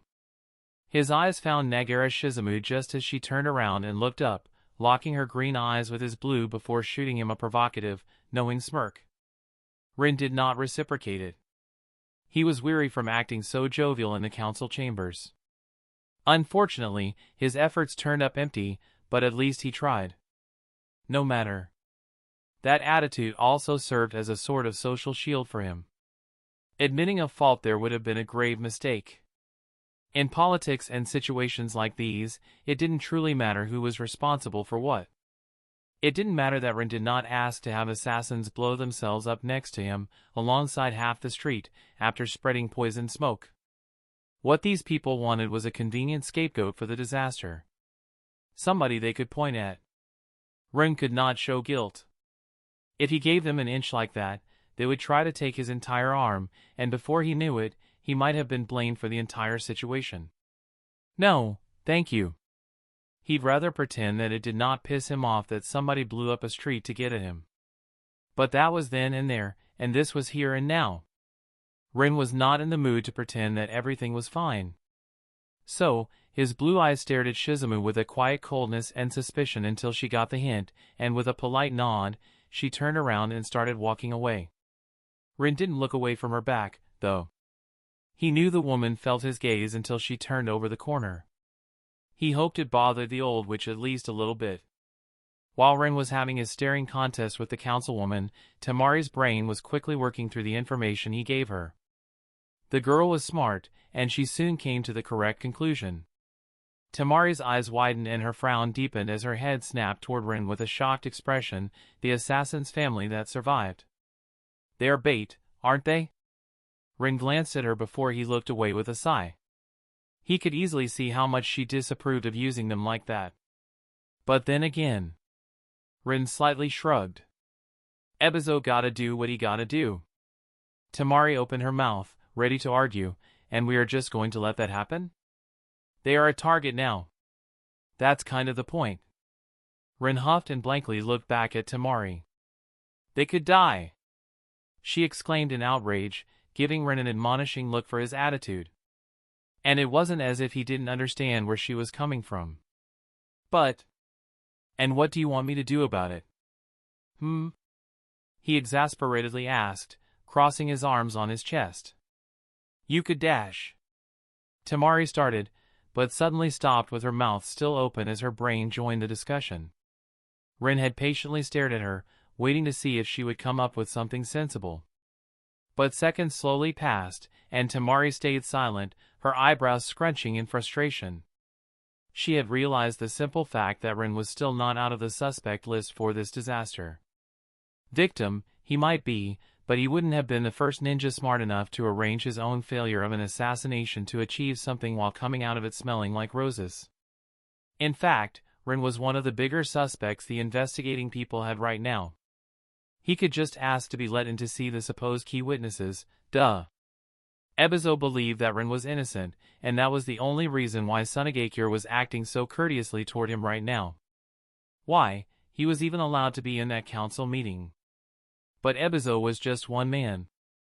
Even as the head of the council, he didn't have supreme authority. He could have his way, but only up to a point. And letting Rin close to his supposed key witness, / bait, would have been too much. Hell. Even trying to come into contact with them could be misunderstood as Rin attempting to get rid of them in fear that the assassin slipped something substantial about his mission. Exactly, Temari. Rin said after he let Temari stew in her thoughts for a minute, and shook his head. He was an S-rank ninja, but that didn't mean he was omnipotent. His specialty was blowing things up or changing them into different substances. Solving crimes, that was so far out of his lane that he wasn't even confident to improvise. What are we going to do? She grimly asked, and Rin smiled. We are simply going to go home, cook a nice dinner together, eat it, and go to bed. The moon is almost already up in the sky, young lady. This is not the time to be joking. Temari annoyedly huffed, giving Rin a look, but he snorted, surprising her. I wasn't joking, he blandly said and gripped her shoulder. Temari started only to disappear in a forced body flicker, leaving behind only a bit of swirling sand in her place while leaves gently floated in the air where Rin previously stood.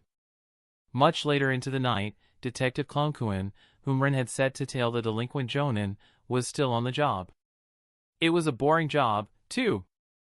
All those Holmesian detective shows lied to him. He only took solace in the fact that the original was going to be bombarded with the memories of his boredom after he was done here. The delinquent Jonin, who had almost managed to put the blame for the attack squarely on Ren's shoulders, simply helped with the aftermath of the explosion after Ebizo defused the conflict between him and Ren.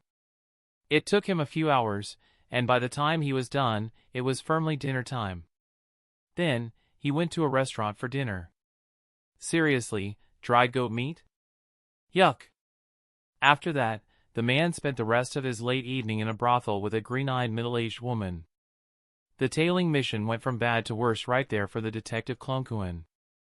But it was not for nothing.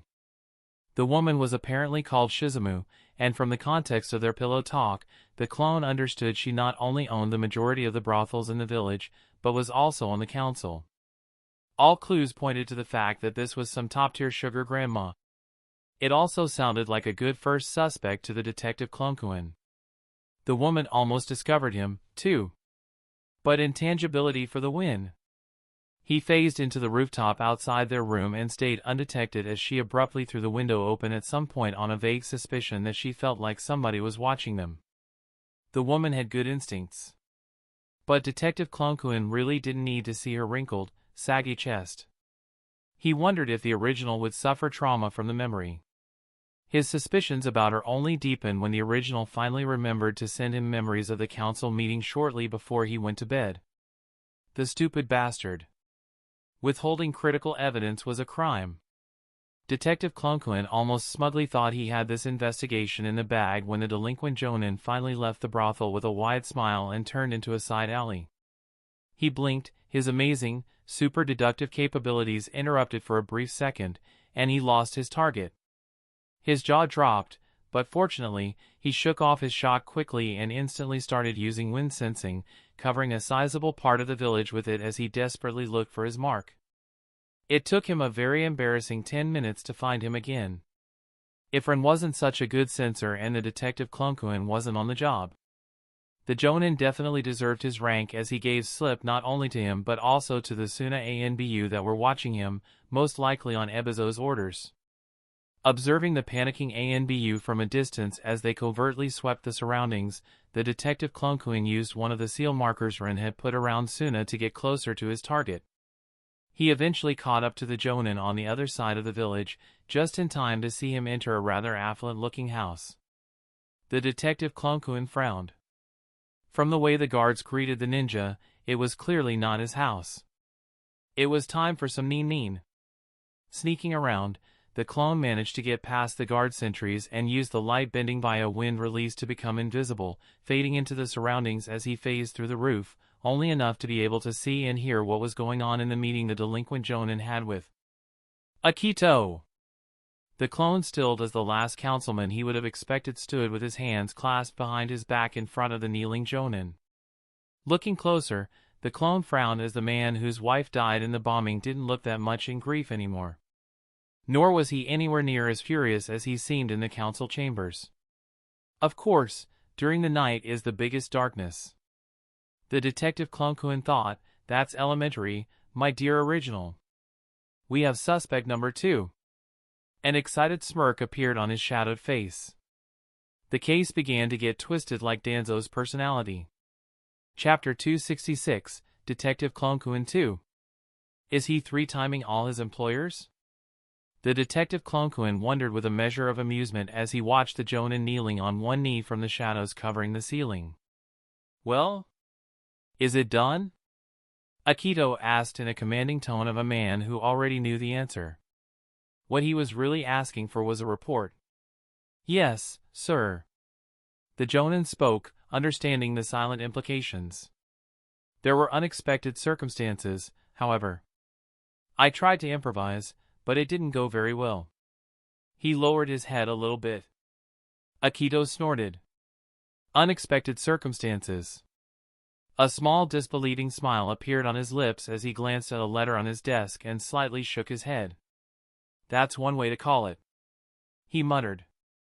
Up near the ceiling, the detective Klonkuen noted his behavior, and suddenly, he couldn't help but feel very curious about the letter and its obvious connection to what was going on. Unfortunately, it appeared that Akito was not his man.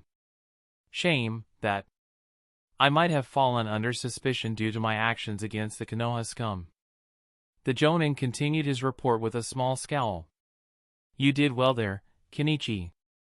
You managed to throw enough suspicion at him that he is still under considerable heat. I intend to increase that pressure in the coming days. Akito said and nodded at the now-named Kenichi to continue. I led the ANBU watching me to Miss Shizumu's establishment, unveiling my connection to her before vanishing, Kenichi reported with a smirk. With some luck, they will focus on the last clue I left them and focus their investigation in her direction. Good. Akito's smile turned into an extremely pleased one. I will run interference in the council and maybe even give the ANBU some forged evidence of our dear Shizumu's wrongdoings. It's not going to be easy. The woman is as sly as a desert fox. But with some luck and some chaos, we might turn the attention away from our endeavors for long enough. Your performance is satisfactory. Why yes, sir. I'd rather not suffer an unfortunate disappearance. Kenichi nervously answered with feigned boldness and a strained smile, accompanied by a small bead of sweat rolling down his temple. How would you enjoy the money I am paying you, then, right? Akito chuckled. Come. I owe you at least a dinner for your exemplary service. With that, they stood up and started walking out the door, surprising Detective Klonkuen. Their relationship seemed like that of a boss and a subordinate, but now that the official part was finished, they looked more friendly than that. I recently hired some good-looking girls from the streets as new servants. We can have some fun after dinner. Just don't break them like the last dash. Akito's voice got too muffled to hear for the Detective Klonkuen as the heavy door closed behind them, before briefly glowing with a surprisingly robust seal lock. Dropping from the ceiling to the floor, Detective Klonkuen's knees bent slightly before he straightened up and looked around the room, discovering more subtle seals. All in all, it was a good setup. He reckoned not many people would be able to get to this room. And even less would manage it undetected. In his mind, he hummed and firmly thought, all hail space-time techniques. Neen. With the homage to his personal chi done, his head turned toward the table, and he beelined it to the letter. He wanted to sate the curiosity that was still eating at him. He took it into his hands and started reading. It is with a heavy heart that we must inform you, Mr. Sawada Akito, that an unfortunate tragedy is to occur near the marketplace at. The clone's eyebrows furrowed. Was my routine so obvious that they could really guess when I would be strolling through the marketplace? He unhappily frowned. Thinking about it more deeply, yes. He was getting complacent because he felt safe. He visited Temari at the Kazakage Tower almost every day of the work week, always taking the same route through the marketplace and always at more or less the same time. I guess I will have to tell the original to use the teleportation markers more often, so any watcher would get confused about the time and means of our comings and goings. Can't really stage an ambush on my way to Temari if I am teleporting, now, can they? He mumbled under his nose. Sadly, that would make keeping his space-time techniques hard to keep secret. It was a dilemma. 1. The Detective Klonkuen was happy to leave for the original as he brutally returned to the letter. Skipping the uncomfortably specific date and time, the clone continued to read. It might not be our place, but we heard about your recent displeasure with Mrs. Sawada. We feel compelled to remind you that such an event could be a good way to get rid of a charred body. With best regards, signed, Concerned Citizens. The Detective Klonkuen sighed as he put the letter down and leaned on the table. Well, that explained why the man did not warn the village about the supposed tragedy. Even if he was not a bastard, the letter pretty much name-dropped him before revealing he might be considering his wife's murder. If Ren were in his position, yeah, he wouldn't have shown the letter to anyone either. Still, he might have tried to stop the tragedy or at least find out more about it.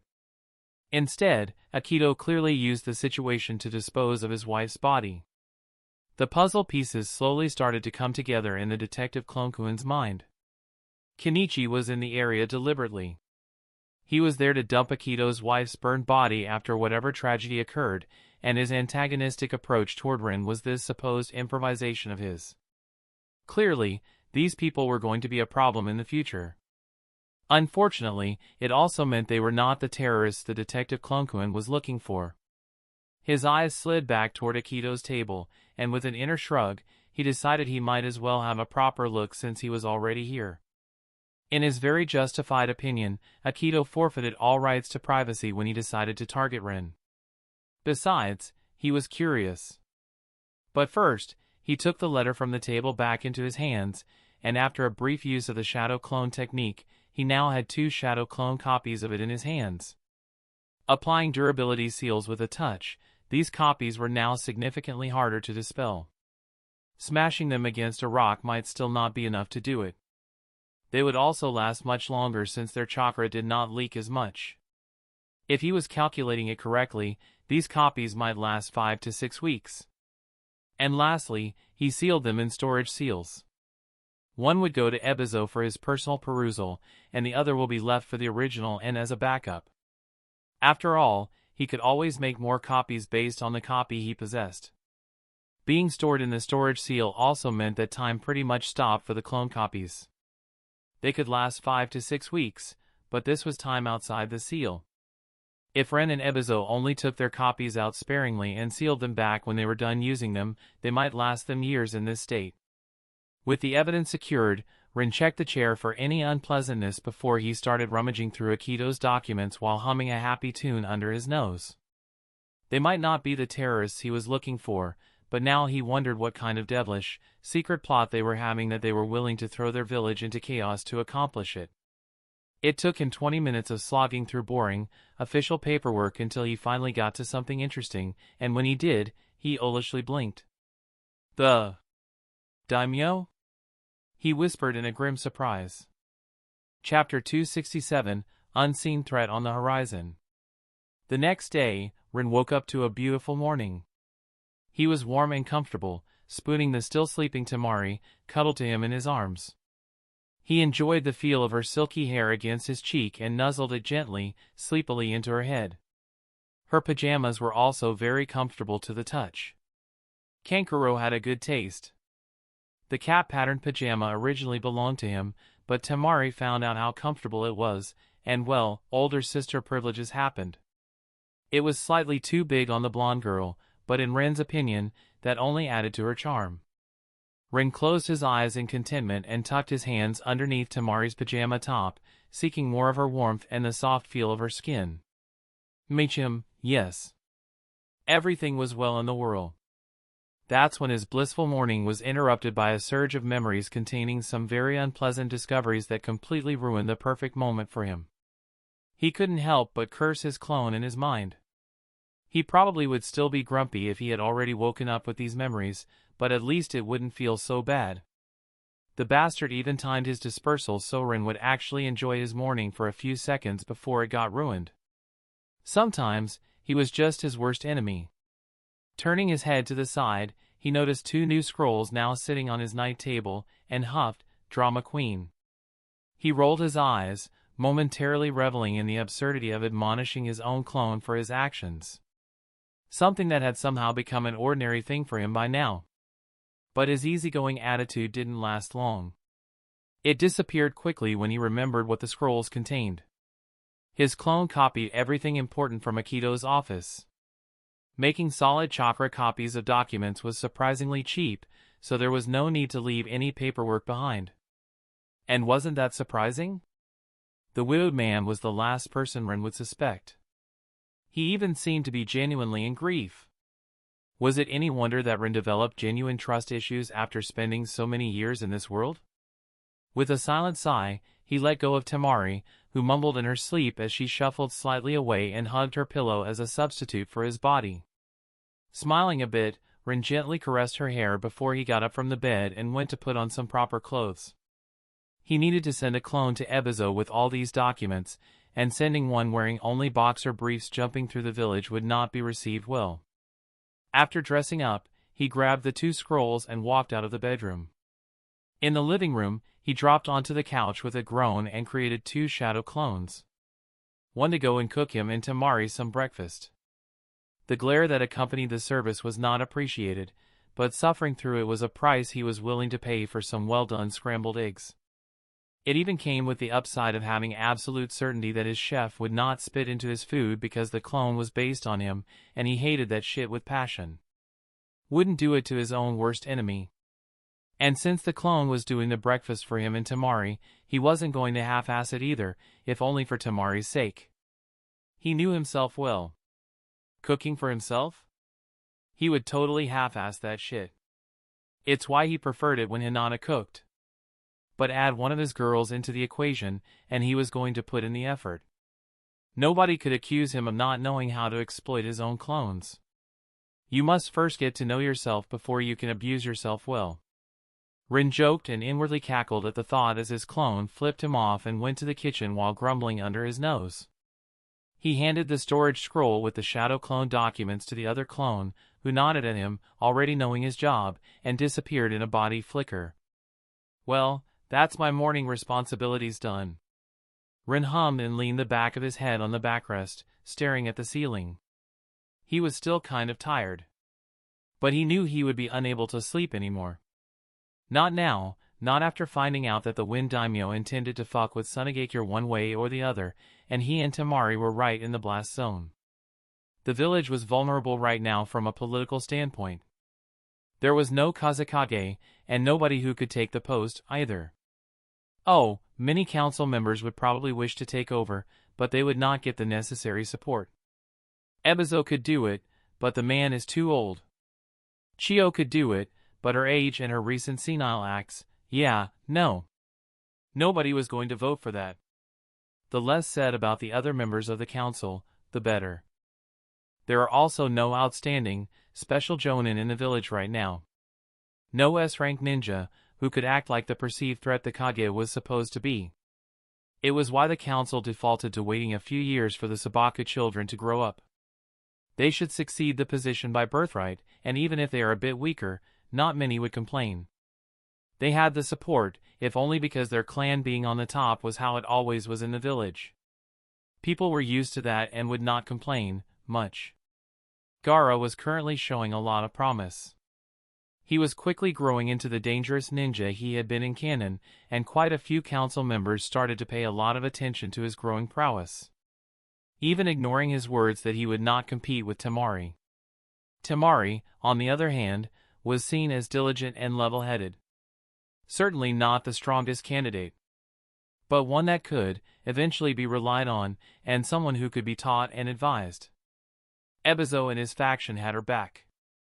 Kankuro flat-out stated he has no intention of competing, and it was accepted because, well, he was the worst choice.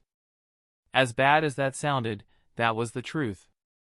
He cared more about his puppets than the village. As such, the Sabaku siblings were a prime target for the daimyo. They were young and inexperienced right now, and the daimyo probably thought he had options on how to put them under his thumb. How to make Suna obedient to his will. Akito? He was just a bastard taking advantage of the situation for his own benefit.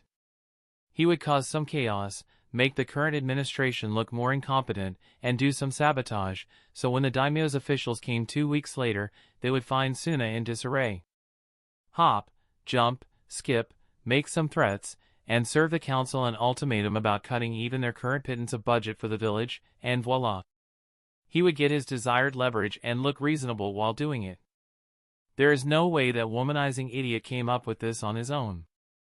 Rin idly thought, thinking about the current Wind Daimyo. As hostile as Raza and he were to each other, Raza was an S-rank ninja, and the daimyo had to treat him with respect. That had passed with Raza's passing. But the fact that it took this long for the Wind Daimyo to act was telling. Somebody was playing games in the shadows. And that was dangerous. Very dangerous. Taking a deep breath, Rin rubbed his forehead. This could turn ugly. Nobles were not reasonable human beings. Daimyos even less so. They were held at bay by the power ninja villages possessed. It forced them to play ball. But Sunagakure was the weakest it had been in a long time right now. The daimyo wouldn't be doing this unless he was confident he could subdue Suna quickly and without disastrous consequences, even if it came to fighting. Whether his confidence was misguided or not, Rin didn't know. But it didn't matter. I really don't need a civil war to break out in the land of wind right now, he irritably thought.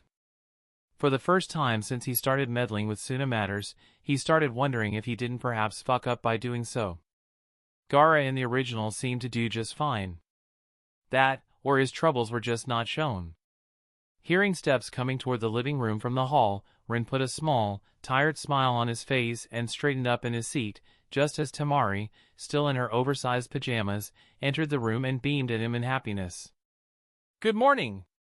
she exclaimed before she hurried up toward him and pushed her way into straddling his lap. "Hey!" Ren's smile became a bit more genuine as she put her forehead against his and kissed his lips in a greeting. "Today is going to suck," she complained with a content smile, after pulling away from the kiss. "The work on setting up the underground farms is starting today, and I want you to know that I hate you for making me so busy." She stared into Ren's eyes while saying that. And then she kissed him again. Ren inwardly snorted. Yeah. He could intensely feel her hate as she pressed herself into him. All right. Eagerly reciprocating the kiss, Ren finally relaxed and let the trouble with the wind daimyo float out of his mind. Right. One problem at a time. His fingers found their way underneath Temari's pajama and sank into her soft skin, making her let out an adorable moan. Chapter 268, Is it okay to farm in the desert? This is honestly impressive, Temari exclaimed as the primitive elevator platform finally finished its descent from above the ground to the bottom of a 100-meter deep shaft. In front of her and Ren's eyes, a massive room with no end in sight spread into the horizon. Countless massive pillars were symmetrically organized in rows all across the room, supporting the ceiling to ensure it wouldn't collapse, while the ceiling shone with enough light to brighten up the entire room as if it were a nice day above the surface. On the ground, multiple people could be seen working, shoveling the earth that Renew Ebizo was sending squads to discreetly steal from the most fertile places in the Land of Fire, the Land of Rice, and other countries known for their produce during the last 2 weeks. It was a rush job, but fortunately, Land of Rivers was one of those fertile countries with great soil, and it was right next to the Land of Wind. From what Ren was seeing, Ebizo had gotten enough soil for several fields. And indeed, the floor of the room was already starting to resemble fields in several places all around the massive, thick pillars that would conveniently serve as a watering system. A small, smug, and content smirk appeared on Ren's face as he looked at Temari's awestruck expression and felt how she was squeezing his hand with hers, not even noticing in her wonder. To be fair, he felt very similarly to her when he first saw it. The room was nowhere near the level of Urahara Kisuke's underground training room, but it was still nothing to scoff at. Especially since it is, isn't it? Ren hummed, squeezing affectionately Temari's hand in return, causing her to pull out of her reverie as she looked at him and slightly blushed, but her lips settled into a happy, if a bit silly grin. And consider that this entire underground facility did not exist a week ago. It is amazing what ninjas can accomplish once they start thinking about using their techniques for something else than just combat. Saying that would have been a sacrilege in any polite ninja society. A grave offense. Ninjas took immense pride in their combat capabilities. Suggesting they use them for building? How offensive. But this was why he loved Sunagakure. People here were desperate. Desperate enough to put away their pride for a moment and actually listen without arguing too much when Ren suggested that they should have their Earth Release Masters create this wonder and turn it into underground farming fields. The light, that's your work, no? Temari, still in wonder, shining in her eyes, started to look around as they slowly walked on the side of the already constructed, and perfectly even, stone road. Carts full of more soil, seeds, farming tools, and other necessities for the workers passed them almost every minute. Hearing her question, Ren's lips twitched, and he had to put some effort into not showing the distaste that surged within him at the mention of these blasted things. Yes, he said, calmly and evenly, but maybe not calmly and evenly enough as Temari still shot him an amused look, and one of her eyebrows rose in a silent question at him. Ren, however, only returned her stare with a blank look of his own, making her snort a minute later when she realized he was not going to tell her more about the reason for his displeasure. Temari, mirthfully smirking at the irritated glint in Ren's eyes, abruptly leaned forward and kissed his cheek. "You poor boy. Do you need more kisses to feel better?" she teased, making Ren snort too, and rolled his eyes at her attempt to lift his mood. Temari's smirk widened because, judging by Ren's reaction, her attempt clearly worked just as intended. Ren silently appreciated her effort, even if she had no idea what he found so annoying about the seals. The reason for his reaction was simple. He had thousands of hours in his memory of doing mind-numbingly boring and extremely repetitive work of producing these infernal things. His clones had created tens of thousands of them in the last week alone. First, they used a transmutating seal to create 2 wooden tiles, and then they inscribed 2 paired seals on said tiles. These seals had one purpose. Through a modified storage dimension, the first seal sealed the sunlight that fell on the tile, and the second seal then accessed said dimension, releasing the sunlight out of its own tile's surface. It worked on the same principle as the seals providing drinking water to Suna nowadays, just for sunlight. It was the cornerstone of this whole underground farming plan. And creating them was a major pain in the ass for Ren. If he never had to inscribe these seals again in his life, he would die happy. Sadly, he knew this wish would not be fulfilled. By the second day of production, he hadn't even finished 10% of the necessary tiles, and he had already wanted to give up. In fact, his clones were still tirelessly working on making more because only around 2/3 of the room was covered. The parts in the very back of the room were still shrouded in darkness. Ren couldn't even delegate that work to anybody but his clones, either. Nobody could create these seals. And since this whole plan was his idea, he really couldn't just give up halfway through. No matter how tempting it was. When he started, he thought, "I can become a human factory and manufacture seals like nobody's business with shadow clones, mwahaha." Now, a week later, it was more along the lines of, "No. Please, no more. Just let it end." He really underestimated how getting thousands of hours of tedious work, all crammed into a small time frame, would affect him mentally. He could feel himself getting depressed in real time. It was only the fact that Ino, Hinata, and even Temari, to a smaller extent, were fully willing to drop their work and cheer him up whenever he needed it. At first, he tried to hide his state from them, but man, females must have some sort of hidden sixth sense because Ino and Hinata practically sniffed his woes in the first 5 minutes after meeting him. Shaking his head, Ren decided to stop thinking about it. The topic reminded him of the fact that he would be getting another bomb of 100+ hours of the same tedious work this evening again, and that made his spine slightly shiver in dread. I am starting to understand why Sarutobi always made it sound as if paperwork was his mortal enemy. Ren wryly thought. If he found it half as tedious as Ren found trying to cosplay as a human seal factory, then he was surprised the old shit-flinger hadn't burned Konoha to the ground during his tenure from sheer frustration. If you look at the walls, Ren pointed toward the wall in the distance to their right side that was the closest to them, you might notice another set of seals. Those provide air to the room. That is another important thing for the plants.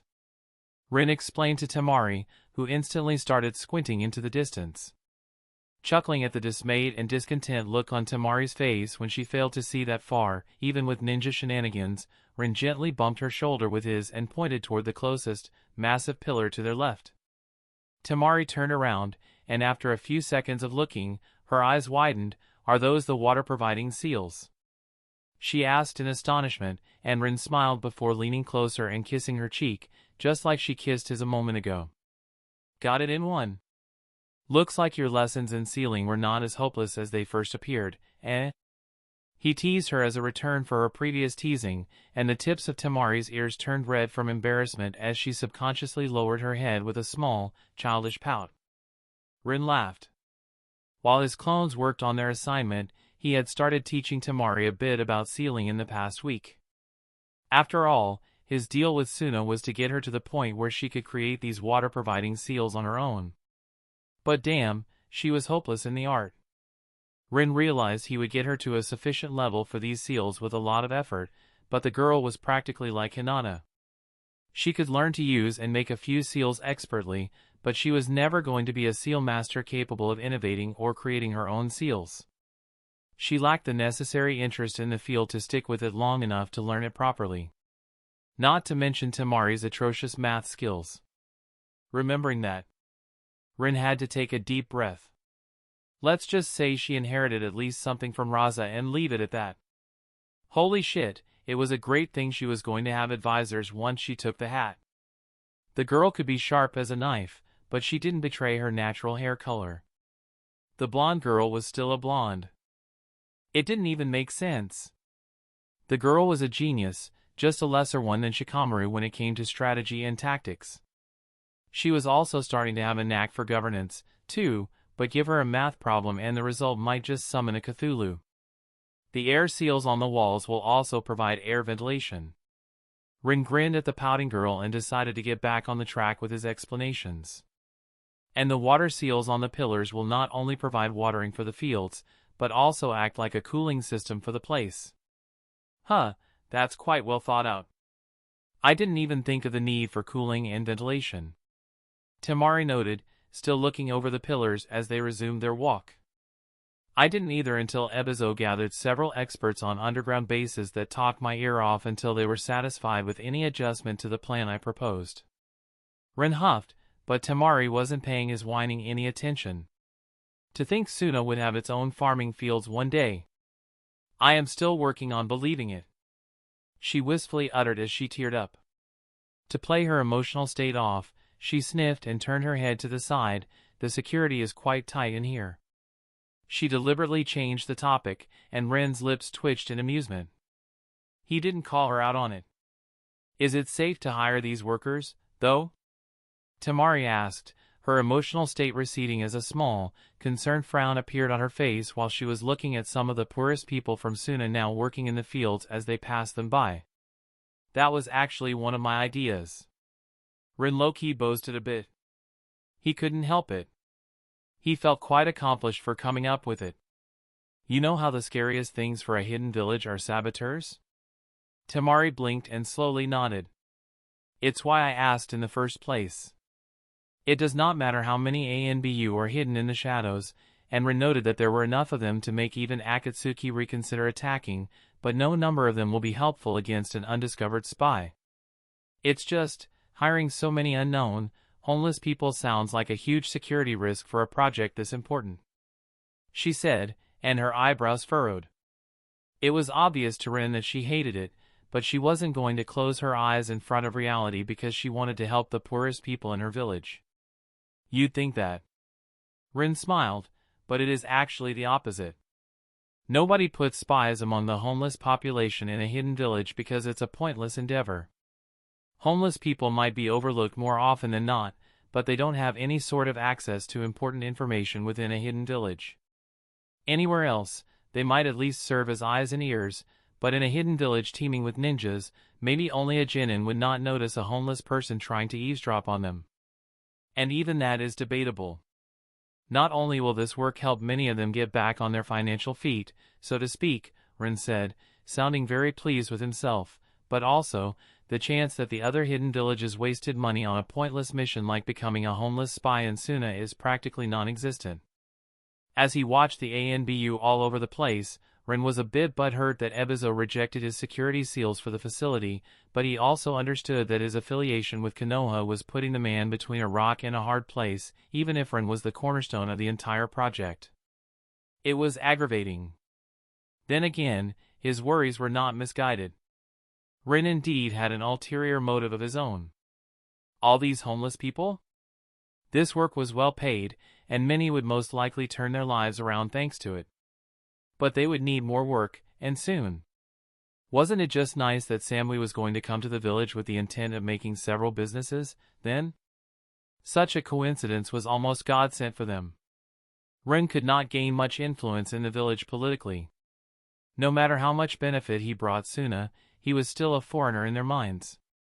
If nothing else, Konoha had taught him that he was so bad at politicking that he was liable to outpolitic himself rather than his enemies. So, he changed his approach. His influence in Suna was going to come from money. If he owned half of the village, even his biggest naysayers on the council would shut up. Hopefully. After all, he always thought he was just as bad at merchanting as he was at politicking.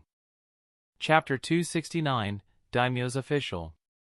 Rin and Temari stood hand in hand, hidden in the crowd of people near the gate, while watching a massive caravan slowly enter the village. Carts, horses, and camels passed by in such numbers that Rin watched with naked astonishment. He had never seen such a thing in his life. "Close your mouth." Temari bumped her shoulder against his while playfully quipping with amusement twinkling in her eyes. Rin's mouth closed with a quiet click of his teeth. He hadn't even realized he was gaping a bit. Turning his head toward Temari, he gave her an irritated look that made her cover her mouth with a small fan in her free hand as she quietly giggled to herself. The crowd around them suddenly stirred. Many people exclaimed, gasped, or shouted something that blended into the cacophony of loud sounds being made by others, ensuring the final mix would be unintelligible. Rin and Temari stopped their flirtatious argument before it could even fully begin as they turned back toward the gate and saw what provoked the crowd. The daimyo's official had arrived. A man riding a camel slowly steered his steed through the gates, trying and failing to look dignified as he was heavily sweating in his luxurious robes. The poor animal was clearly struggling under his immense weight, and it was obvious the man did not ride the animal all the way from the capital. The camel would have been dead long ago if he had tried.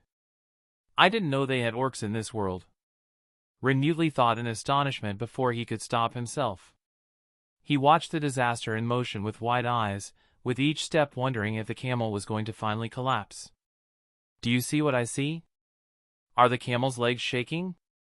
Rin whispered a question to Temari, who looked pained. "Of course, the daimyo would send this bastard," Temari unhappily muttered and let out a defeated sigh as her posture slightly slumped. Rin tilted his head at her. "You know him?" "Koichi Shido." Temari nodded. "He is one of Daimyo's closest advisors." Her eyes glanced at the man with unveiled disgust as she leaned closer to Rin and lowered her voice even more. "You see, they share the appreciation of young women, and his competence earned him the favor of the daimyo quickly after he joined the court." "Or so I heard." Rin blinked at her. "That's quite specific," he said in surprise. "Do you know all the important officials at the daimyo's court?" He wouldn't put it past Ebizo to drill such intel into her, to be honest. After all, she was supposed to become the next Kazekage sometime in the future, and Rin reckoned knowing this might be important in the position. Temari, however, just snorted. "Of course not." She rolled her eyes at Rin with a small, mirthless smirk. "During his previous visit 2 years ago, the fat bastard just requested my father if he could sample the goods. Father refused, and he went to whine to the daimyo. It's where the daimyo's interest in me came from," she dryly stated, glaring daggers at the gasping fat man on the camel. The camel had finally stopped as it reached its destination, where the village's councilmen were waiting to welcome the official. The man seemed at a loss about how to dismount the animal for a second before he tried to slide off its right side, and almost fell off with a startled yelp, his hands flailing in the air. If it were not for Akito and one other council member, Yura, Rin uncertainly guessed as he tried to remember his name, the official would be rolling in the dust on the ground. Yet, the crowd did not laugh. The samurai following the official as his bodyguards also dismounted, and the official part of the welcome started. Both Temari and Rin tuned it out as they turned around and slipped away, heading home in a somber silence. That was something, Rin finally hummed as they walked through the street near their house, probing Temari's willingness to stop scowling at herself and have a conversation. "Don't underestimate him," she gruffly warned. "That was just for show. If you don't take him seriously, he will have the advantage, and he knows it. He could have easily had somebody put a stool near the camel so he could dismount with dignity. His samurai could easily help him, too. Yet, nobody even tried?" "Yeah, right," Temari huffed, squeezing Ren's hand tighter. Ren's lips pursed, and he slowly nodded. Yes. He might have taken the man lightly because of his display. He probably shouldn't do that. He wouldn't have his position if he were incompetent. Right. The upcoming meetings are going to be something else, aren't they? He wistfully chuckled. He knew that the daimyo had something planned, but he had no idea what shape his ploys would take. Akito wasn't informed about it. He hoped Ebizo would be on the top of his game later on today, when the council meeting with the daimyo's official happened, because as a Konoha ninja, Rin couldn't truly intervene. Rin sighed. All he wanted was some peace and quiet without anybody plotting something against him and his interests. Was it so much to ask for? Later that evening, Rin and Temari sat to the side of the council chambers, watching as they slowly filled in with many important people. The daimyo's official entered among the last ones, escorted by several samurai guards and Ebizo, who led him to the room. For a moment, Ebizo's eyes met Rin's as they entered, and he gave him a small, near unnoticeable nod. Rin noticed that Temari was not the only one who had a distaste for Koichi Shido. Several people were silently glaring at him as he paraded into the room.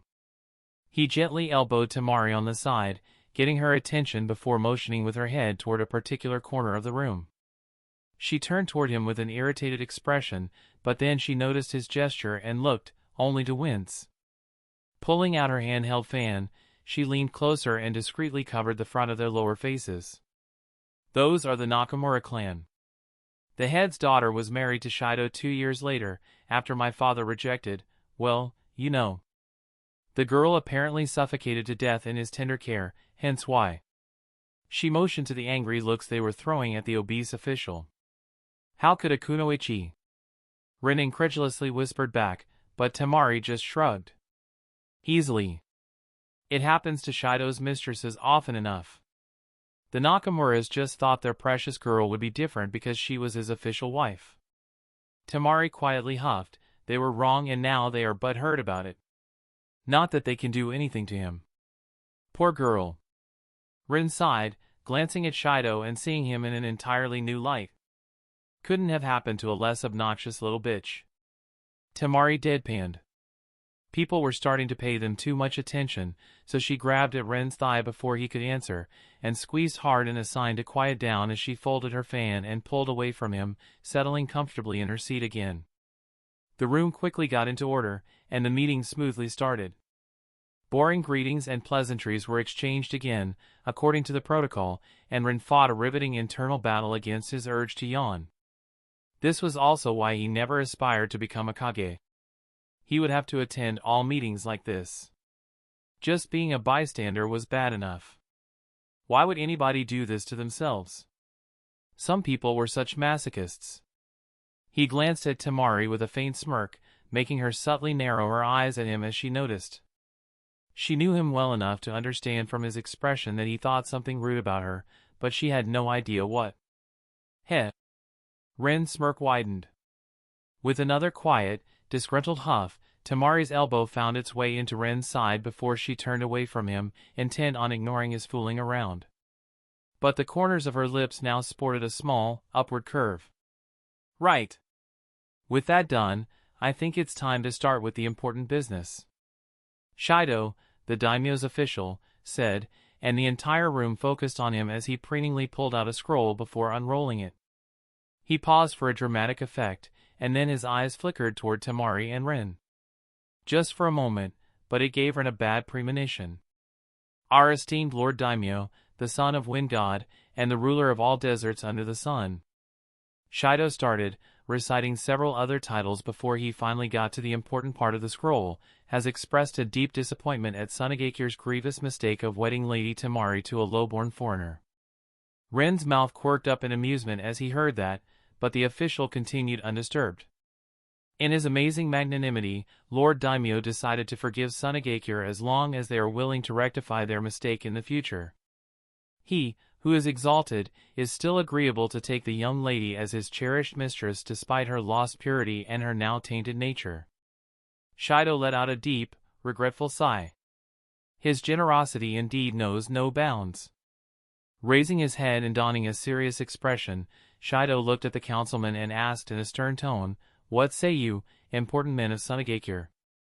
Chapter 270, Shido's Aim. Silence descended upon the room.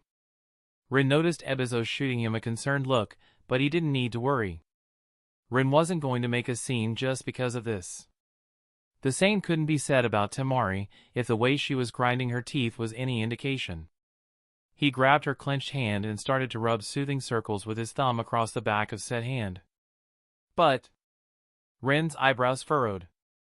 This made no sense. The daimyo was not stupid enough to do this. He would have to know that their marriage was one of the supporting pillars of the Konoha-Suna alliance. An alliance that was beneficial to him, too. His mind began to think about their angle. What could they possibly aim to accomplish with this? Temari was definitely not it. At least, not entirely. Even if the daimyo was an idiot, he still had capable advisors. There was something more to this whole situation. But his thoughts were interrupted when the people regained their wits and the conversation resumed. Ebizo's joined hands covered his lower face as he gave the daimyo's official a serious look. I am afraid there is a small problem with that, Lord Koichi. Temari is already married, he diplomatically said. Shido, however, was not having it. You are a ninja village, he sneered. Surely you can correct, as you called it, a small issue like that. Rin raised his eyebrow in amusement, and his lips twitched upward at the unsubtle meaning of Shido's words. He noticed how the guy was deliberately ignoring his presence while spouting his nonsense. Even more interesting was the unrest it created in the room. Some council members looked affronted, some looked at Shido as if he had grown a second head, but a few actually had a pondering expression as they threw Rin subtle looks. Those were the retards. Strong and experienced ones, surely, but retards nevertheless. Because no, Sunagakure did not possess the ability to have Rin assassinated. The last attempt had shown that quite well for those in the council who had at least 2 brain cells to rub together. The smarter ones even realized that if Rin retaliated, then with his specialization in big boom seals, Suna would suffer tremendous damage. Even if they thought they could manage to put Rin down eventually, they would still come out of it as losers because the daimyo would definitely not be paying for the property damages such a battle inside the village would cause. Ren's gaze fell on Shido, and he noticed how tense the man's neck was. It got him thinking. Could the daimyo's people be behind yesterday's assassination attempt? He mulled over it in his head as Ebizo futilely tried to reason with Shido, their unimportant words barely registering to Rin. Technically, Akito, their most influential agent and a member of the council, didn't need to be informed of an operation like that. But no matter how Rin thought about it, it sounded kind of far-fetched to him. Why would they keep their biggest asset in the village in the dark when, with his help, the operation would be much easier? It made no sense. And what if Temari is with a child? Rin heard Ebizo say, and almost choked on his spit. He turned toward Temari and gave her a look, only for her to subtly shake her head with alarm in her eyes. Rin inwardly huffed. Of course, she was not pregnant. How could she be when he used a seal to turn his fertility off? But Ebizo was clearly trying to find a good argument against Shido's unreasonable demands. Rin could see his heart was not in it, though. It was obvious that Shido was not here to make a compromise. The man had his agenda, and he looked like a person who would not be satisfied until he got his cake and ate it, too. Hearing that, Shido's expression turned highly offended, and for the first time, he glanced at Temari with sheer distaste. Then she would be more tainted than expected. The daimyo would be willing to cleanse her body with his royal seed. But a problem of that nature would have to be disposed of as fast as possible. The daimyo is patient, but waiting several more months is out of the question. As is bringing a bastard to their holy union, he announced in a self-important tone, his nose rising just a tad higher in the air. And if we decline this generous offer? Ebizo dryly asked in a conversational tone after taking his sweet time to pretend to ponder over it. Shido's expression instantly darkened, but the triumphant glint in his eyes was unmistakable to any experienced ninja who carefully watched him. Are you saying you will blatantly disobey your sovereign? He growled. The atmosphere in the room suddenly cooled as the expressions of Ebizo and the people in his faction went cold. But Shido didn't pay them any attention and simply continued. In that case, the daimyo might decide to cut your budget even further. He uttered in a matter-of-fact voice and gave the council in front of him a condescending snort. Your village is already struggling. Are you sure you can afford it? But much to his inner surprise, Ebizo did not react as Shido expected. He stayed serene and calm, almost uncaring. Instead, it was Akito who eagerly jumped into the conversation. Surely, it wouldn't need to come to that. We can make a compromise. Fighting against the daimyo's army of samurai would spell doom for this village, and once we show our loyalty, I am sure our monetary situation will improve. He loudly spoke, addressing his fellow councilmen. Indeed. Shido nodded, looking very pleased. Raza is dead, and with him, he smirked at Ebizo. The old ways should be buried. Rin chuckled. Now that was a dig at Ebizo's ancient age for sure. He shook his head as he realized what angle Shido was playing here. Indeed, neither Rin nor Temari was their target.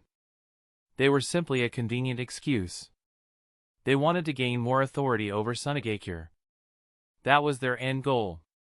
And with Sunagakure refusing their demands, it created this illusion of the village being unreasonable. So, obviously, they should accept when Shido later reluctantly offered a hard-won compromise. No? As long as it was something small, like getting a permanent position on the council with some authority? Or staying in the village as an official daimyo's representative from now on? That sounded like a minor concession, but when it came to these types, give them an inch and they take until you are missing both arms, a leg, and several organs. With Lord Daimyo's help, your village will thrive. Shido proclaimed toward his audience, and Rin decided that it was high time to interrupt the meeting. It was best not to play a game when other people set up the board. Ebizo could not do it because of propriety, but Rin had no such qualms or restrictions due to his position. Excuse me. He loudly interjected, interrupting Shido's dramatic offer, making the man furious that somebody dared to. Could you pause for a bit? I gotta go to the bathroom. Rin politely requested, and before receiving an answer, he walked out of the room under the stunned gazes following his back until the door closed behind him. Shido's face twisted as he muttered under his breath, mannerless SCU dash. Only for a seal Rin left behind on his seat to activate and let everybody hear his rambunctious laughter from outside the room, making them feel awkward. Temari flushed, obeying the instructions on the note she secretly clutched in her hand, and ducked her head. I will go and get him to quiet down.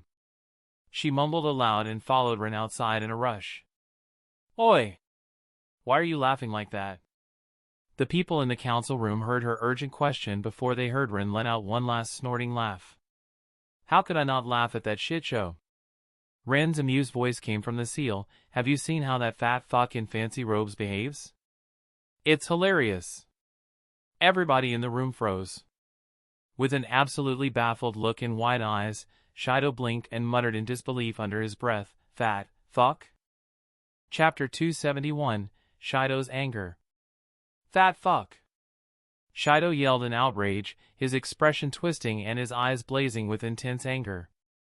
I want him punished for that disrespect. His eyes narrowed into a glare aimed at Ebizo with a clear demand. Ebizo's lips subtly twitched, but his expression stayed serene as he shook his head. I am afraid, we can't do that, Lord Koichi. What do you mean, you can't? He lives in your village. A spittle flew out of Shido's mouth, and his whole obese body shook enough to make the chair underneath him creak. Just give him 200 lashes with a whip. He is not a Sunagakure ninja. And thus, our authority over him is extremely limited. Ebizo's elderly voice pleasantly resounded through the room, but it only served to make Shido more mad. I don't care. He disrespected the daimyo's representative. That's tantamount to disrespecting the daimyo himself. It's a capital offense. Still does not give us any authority over his actions. Ebizo shrugged with a what-can-you-do helpless look on his face. Might I suggest asking the daimyo to send a letter of complaint to the fire daimyo? He helpfully offered and almost cracked up at the face Shido made. The man obviously knew how useless that would be. Because let's say the Wind Daimyo actually took the stupid situation seriously for some reason and did waste his time writing that letter. The most probable outcome was that the fire daimyo would read it before rolling his eyes and stashing it into the nearest garbage bin. He had more important matters to attend to than petty complaints about some foreign official being insulted behind their back. But let's say that the fire daimyo, for some inexplicable reason, decided to take the time from his day to address it. What could he really do? At worst, he might forward the letter to Tsunade and give her some strongly worded warning. And what would the new Hokage do? Well, Ebizo inwardly chuckled. From what he knew about the woman, she would snort and throw it into the nearest garbage bin. She might send a half-hearted letter of reprimand to Rin if she felt vindictive on that particular day. But then, Rin would absolutely throw that letter into the nearest garbage bin. Because what was she going to do? Dock his pay? He wasn't being paid by Konoha anymore. Try to lock him up? Good luck with that. He was the husband of Suna's princess. Not to mention his own prowess. Label him a rogue? What good would that even do except give Suna political ammunition? No. Ebizo inwardly snickered, sure that this whole situation was completely intentional by Rin. Shido's previous momentum was broken. He should have ignored the insult and pressed his agenda. Speaking of which, as for your previous request, Ebizo intentionally called it request instead of demand to lighten its importance, we must respectfully decline, Lord Koichi. As you already said, sending a married woman to be the daimyo's new concubine would be highly disrespectful. If our budget suffers, Ebizo donned a regretful but righteous expression. So be it. As servants of our Lord, we must do everything in our power for his own benefit, even if there are consequences. From the corner of his eyes, he could see Shizumu look at him with respect shining in her eyes as she quietly observed their talk. She hadn't seen anybody spout such utter bullshit in a long while. It was honestly impressive. Other council members were much less enthused about the idea of putting their village's budget at risk. And frankly, Ebizo would be groveling like a dog at Shido's feet if it were necessary. Fortunately, Rin's help was slowly starting to show its results, and they were very promising. It was yet another reason why he couldn't punish Rin. The man was too valuable to Suna. Just the dome technique brought immense profits to the village. If before, at best, 10% of merchant caravans touring through the land of Wind hired their ninjas as escort, then now it was an indispensable service. Everybody wanted them. He had never really realized just how many merchants their nation had before all of them suddenly decided to demand a ninja escort with a specific technique at the same time. Sunagakure was already making 10 times the money it did previously from protection detail missions, and that was with rejecting 90% of these mission requests due to a lack of qualified ninjas. Suna honestly lacked the chunin and genin who knew said technique to meet the demand for their services. Even when their ninjas were scrambling to learn it, it was simply not enough. And then there was the fact that nobles also started noticing and growing curious about the option of comfortable travel through the desert. The amazing thing was that money wasn't even the most valuable commodity these missions were bringing to the village. The connections to various merchants and, in the future, maybe nobles? Those would be invaluable. Sunagakure already secured several large-scale discounts on metal shipments, spices, and other general goods that brought their costs down tremendously. All for a promise to prioritize their respective sellers for escort missions. Ebizo doubted Rin actually realized what his casual attempt to help did for the village. He knew it was important for sure, but he definitely underestimated just how much prosperity it brought to Sunagakure. He could hardly believe he was thinking this, but, between the daimyo's budget and Ren's ideas, Ebizo was going to pick Ren's ideas because Suna could survive with their budget cut now. But missing more of the wild yet oddly overly effective ideas that Tamari's madman of a husband nonchalantly threw about would be a massive loss. If Konoha knew! Ebizo inwardly cackled, imagining Sarutobi's face when he finally realized what he had so readily given away. I see how it is now. Shido's growling voice brought Ebizo back from his inward reverie. He looked at the daimyo's official, only to find him gnashing his teeth. You have lost all regard for the daimyo. Shido abruptly stood up. I will report that. Turning on his heel, Shido started walking toward the door, only awkwardly stopping when he reached it.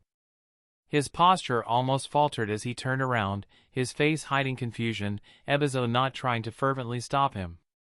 Getting angry and threatening nobles with daimyo will hear of this, probably worked in his favor more often than not. As their eyes met, Ebizo gave him a pleasant smile, and Shido realized they were not playing the same game. His lips stretched into a grimace, his previous anger nowhere to be seen. Unhappily huffing, he turned around and walked out the door. Akito blinked. This was not how this act was supposed to end. He didn't intervene because he was warned of Shido's tactics beforehand. But this outcome was totally unexpected. Ebizo was not playing along. Realizing that his promotion to the head of the council was slipping away, he stood up and scrambled toward the door after briefly glaring at Ebizo. His heart leapt in joy, however, as he realized that this worked well for him, too. He could be the man who fixed the situation, getting an immense amount of credit. Koichi Dano, wait! Yelling that, he rushed after the fat man. Well, Ebizo hummed, I guess this meeting can be put on hold now that the fat fuck is gone. He snickered alongside several council members. Many, however, still looked worried. Was that smart?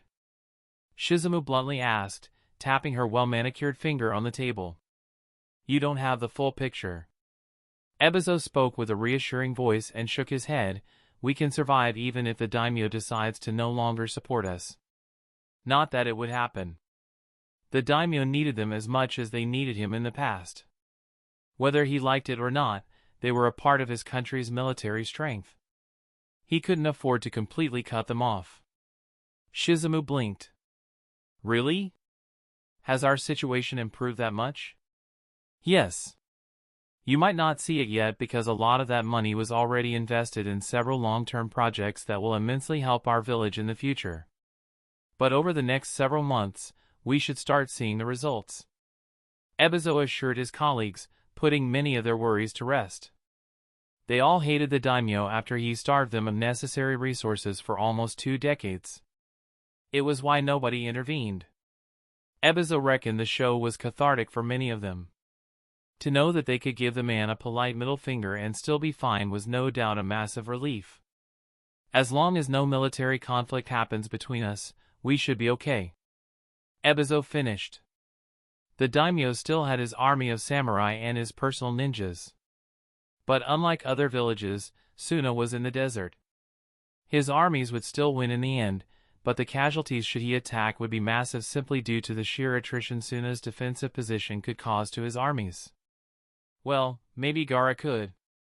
Ebizo mused as his colleagues started to slowly leave the room. He quickly threw these thoughts away.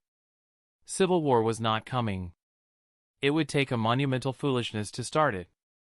When the only 2 people in the room were Ebizo and his quiet Chunin assistant, he smirked. Are you not going to drop the henge? He casually asked, and his assistant chuckled. With a burst of smoke, Rin appeared in the place of his assistant.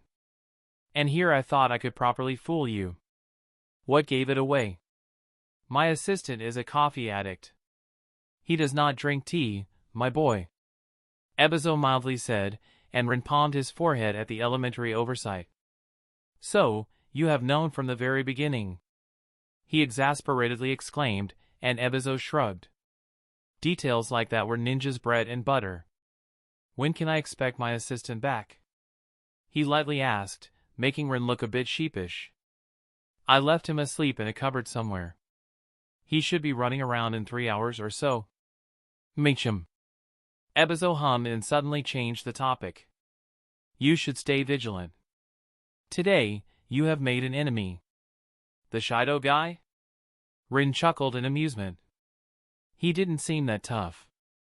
His expression must have betrayed his thoughts because Ebizo gave him a dry look as he became serious. Yes. His anger was not real. Really? Rin blinked in surprise. Shido's rage seemed real enough to him. The daimyo's court is a nest of vipers. That man's skin is thicker than Gara's sand armor. He hears worse, subtler, and better thought out insults than fat fuck daily and to his face. Ebizo slowly stood up from his seat with several loud cracks that made Rin inwardly wince. You have gotten the better of him today because he miscalculated our response. He thought we would react much differently to his anger. But he won't let it rest. Expect some sort of retaliation. Ebizo warned. Now, since you have put my assistant to sleep, you should own up to the consequences and help me with some pape dash. He suddenly heard a quiet pop and turned around with reflexes his old body should not possess, only to see the smoke residue of clone dispersal dissipating. Ebizo's lips twitched. This new generation. He swore they were all lazy. Back in his day. Chapter 272, If You Can't Fight the Freaks. Koichi Shido fell onto a couch in Akito's residence with a loud creak and waved off the maid who instantly came to serve him. He was in a foul mood, and rather than sex or wine, his eyes briefly wandered toward her tempting neck. But Akito, the useless fool, had already confessed that this girl was his favorite in the bedchamber before he lent her to him for his own personal pleasure. Unfortunately, putting his hands around her neck before squeezing the life out of her would be rude. If nothing else, he strived to be a good guest. For a moment, he struggled with the temptation to ask Akito to procure a street urchin girl for him, but as the man sat opposite him in the armchair, he spoke and distracted him. Lord Koichi, old Ebizo is just trying to act tough and show no weakness. Suna is in dire need of funds. Give me a few days, and I will personally resolve the situation. Oh? You are quite confident. Shido offhandedly spoke, and changed his mind as he jutted his hand with an empty glass toward the pretty woman standing to the side. She quickly stepped forward and filled his glass with wine. She was quite well trained. And now that he looked closer, she indeed looked good. Maybe he should take Akito on his offer and tonight dash. Naturally. Have no worries, Lord Koichi. I was chosen to be your contact in Sunagakure because of my competence. Akito proudly proclaimed, ignoring how Shido leered at his favorite maid. Shido's cheek twitched in slight irritation as he turned back toward Akito and took a long sip from his glass. Indeed. He slowly nodded. What an idiot. He was chosen because he was the most gullible fool on the council, willing to betray the place that gave him everything. Shido inwardly snorted, but he still had to give the man the necessary lip service. I am glad that I could depend on your help, he said in a relieved tone and gave Akito a small smile that deliberately fell into a deep frown just a moment later. He opened his mouth, and in his vindictive mood, he almost tasked Akito with kidnapping that Tamari girl for the daimyo. Hell, he might fuck her himself and just tell the daimyo she resisted and ran away on the way to the capital after he would have sent her broken back to her husband. That seemed like a great repayment for his insult. But he stopped himself in time and reminded himself that he was not dealing with unruly minor nobles here. Dealing with ninjas required more finesse and caution. Honestly, he didn't mind the insult that much. He was more irritated that his manipulations did not have the intended effect because of it. Sadly, it was the principle of the thing. If he didn't retaliate, that would show weakness. But how to do it? That was the question. Wordlessly staring at Akito, Shido made up his mind after a long while of thinking.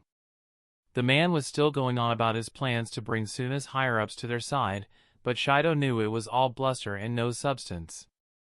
He wouldn't have been able to hold onto his position for so long if he weren't smart and observant enough. Akito might not have realized it, but Ebizo's attitude today was not going to change. For some reason, the old man was totally sure of Sunagakure's continued survival. Budget or no budget. He wasn't going to get what the daimyo wanted, no matter how much they negotiated. He turned toward the maid. Could you bring me a pen and a blank scroll, please? That finally stopped Akito's irritating yapping. Shido turned toward him as the maid bowed and went to do her assigned task. I will need one of your most reliable ninjas to run a delivery mission for me, he told the man, who instantly nodded his agreement, waving his hand. Shido's eyebrow rose, only for a ninja to appear next to Akito's armchair, making his heart jump in surprise. He gasped and put his meaty hand over his chest while trying to calm his breathing. Noticing Akito's small smirk, Shido secretly gritted his teeth. Ninjas, oh, how he hated them. We will see if you will still find your situation amusing in a few months. He grouchily thought, trying not to glare at Akito. Hanataro here is the fastest of my subordinates. He will get your letter to its recipient very quickly, Lord Koichi. Akito patted the kneeling ninja on the shoulder with a grin. Where to is he going to run, though?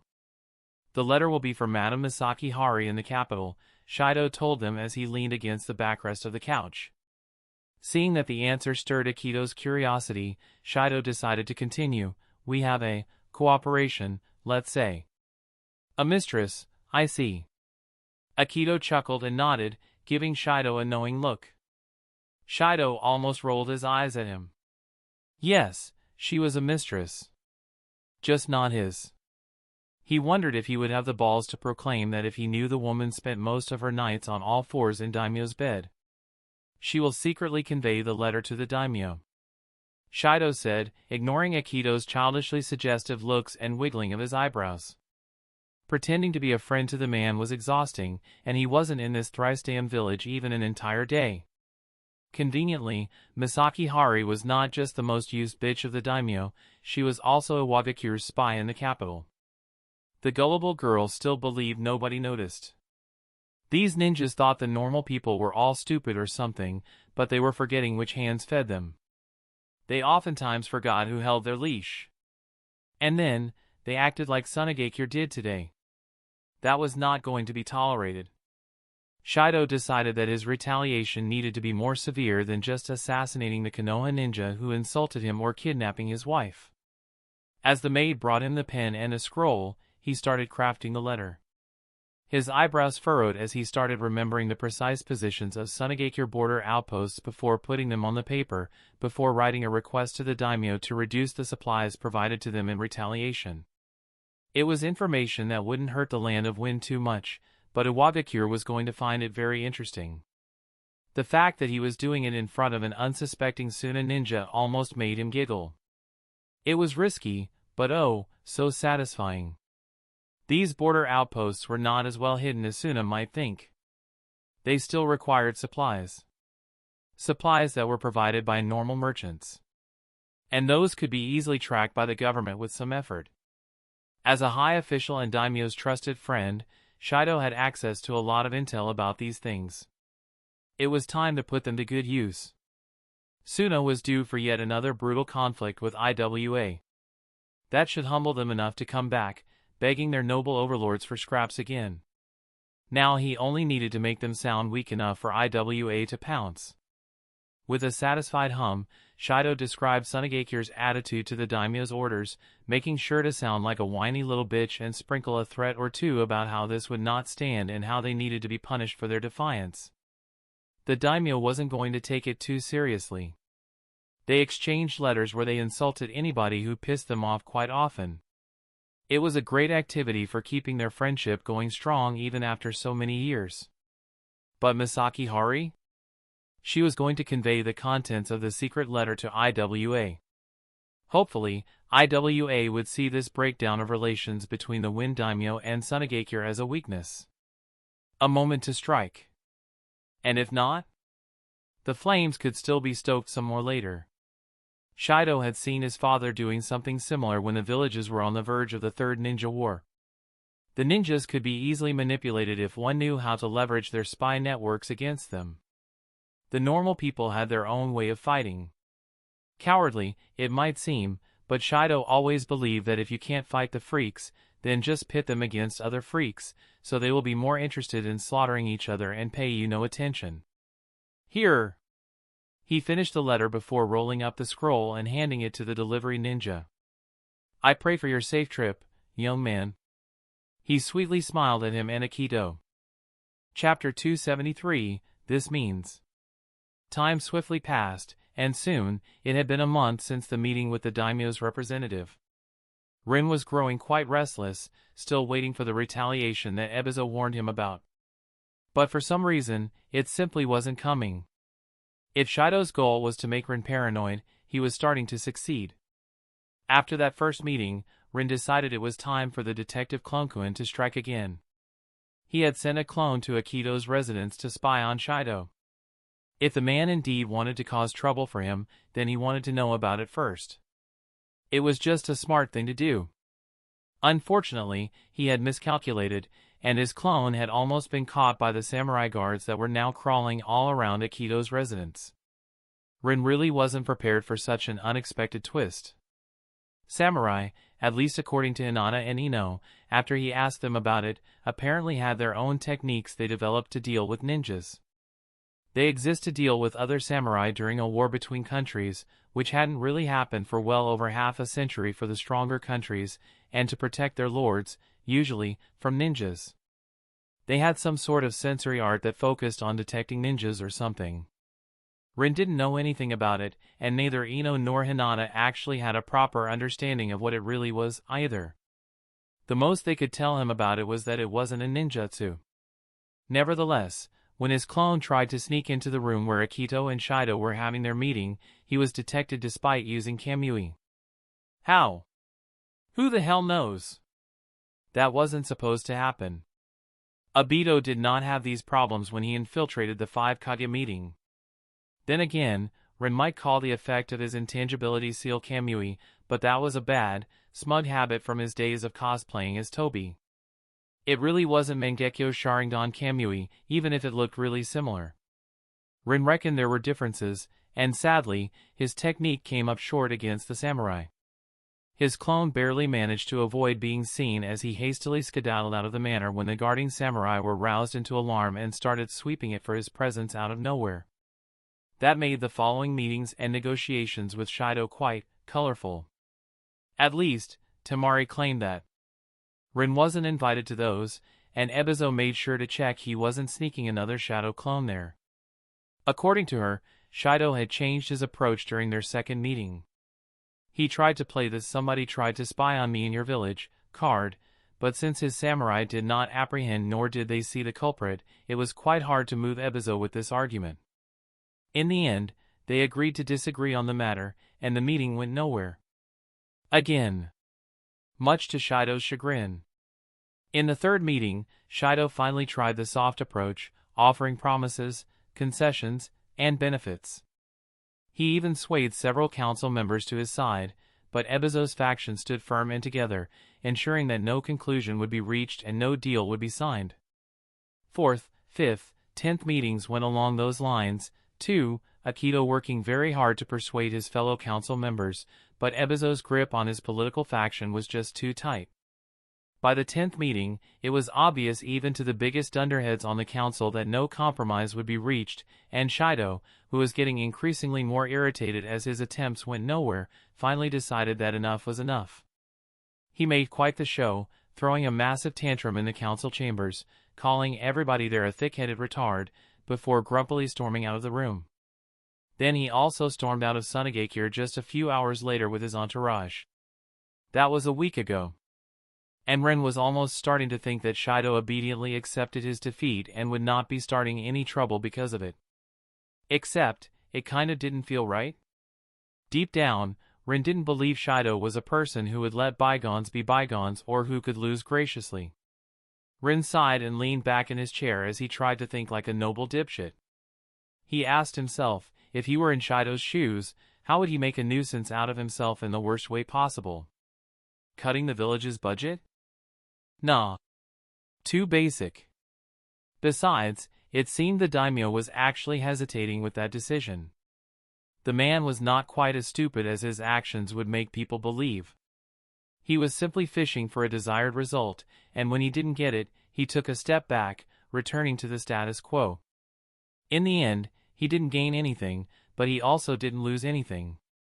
Ren imagined that now the daimyo also knew Sunagakure's stance and could plot accordingly.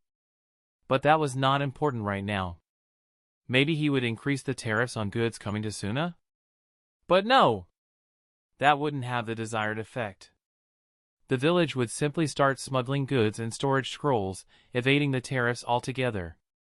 It wouldn't hurt them. Just push them to be sneakier than usual. Military action was out of the question. Even if the daimyo's samurai army won, it would weaken the land of winds so much that other countries might actually be tempted to take a bite out of its territories. With a groan, Rin distractedly chewed the tip of the nail on his thumb with a frown on his face when two hands suddenly clasped his shoulders from behind. Still pondering about that worthless noble from the land of wind? Ino, now standing behind his chair, exasperatedly asked as she started massaging his shoulders with her hands. Just give it a rest already. It has been a month. He isn't going to do anything if he hasn't done it by now. Maybe you are right. Rin chuckled and leaned his head back, resting it against her stomach. You said the same thing the last time we were having this talk. Ino rolled her eyes at him, deliberately pushing her thumbs into his shoulder blades and making him straighten his back to an uncomfortable level. And the time before that. Just for a moment, before she let go, easing the pressure. Not to mention, the time before that. I get it, all right. Rin exclaimed with a huff before muttering, Geez, woman. A guy can't even brood in peace nowadays. Ino giggled and stopped kneading his shoulders. She leaned forward, and her arms embraced him from behind until her head was next to Ren's. She affectionately put her cheek against his, brood all you want. It's sexy. But as your wife, her tone became very pleased at that, it is my duty to care for you. She turned her head and kissed Ren's cheek, making him involuntarily smile. He inwardly sighed. Yeah. She was probably right. If Shido were going to retaliate, he would have already done it by now. Now, Ino continued in a chipper tone, you have finally gotten a week off, and came back to Konoha to spend time with Hinata and me. So, no thinking about your Sunagakure woes. She finished admonishingly. All right. Rin airily answered with a small snort before he turned his head toward Ino and pecked her right on the smug smirk on her lips. Despite his worries, things in Suno were going exceptionally smoothly.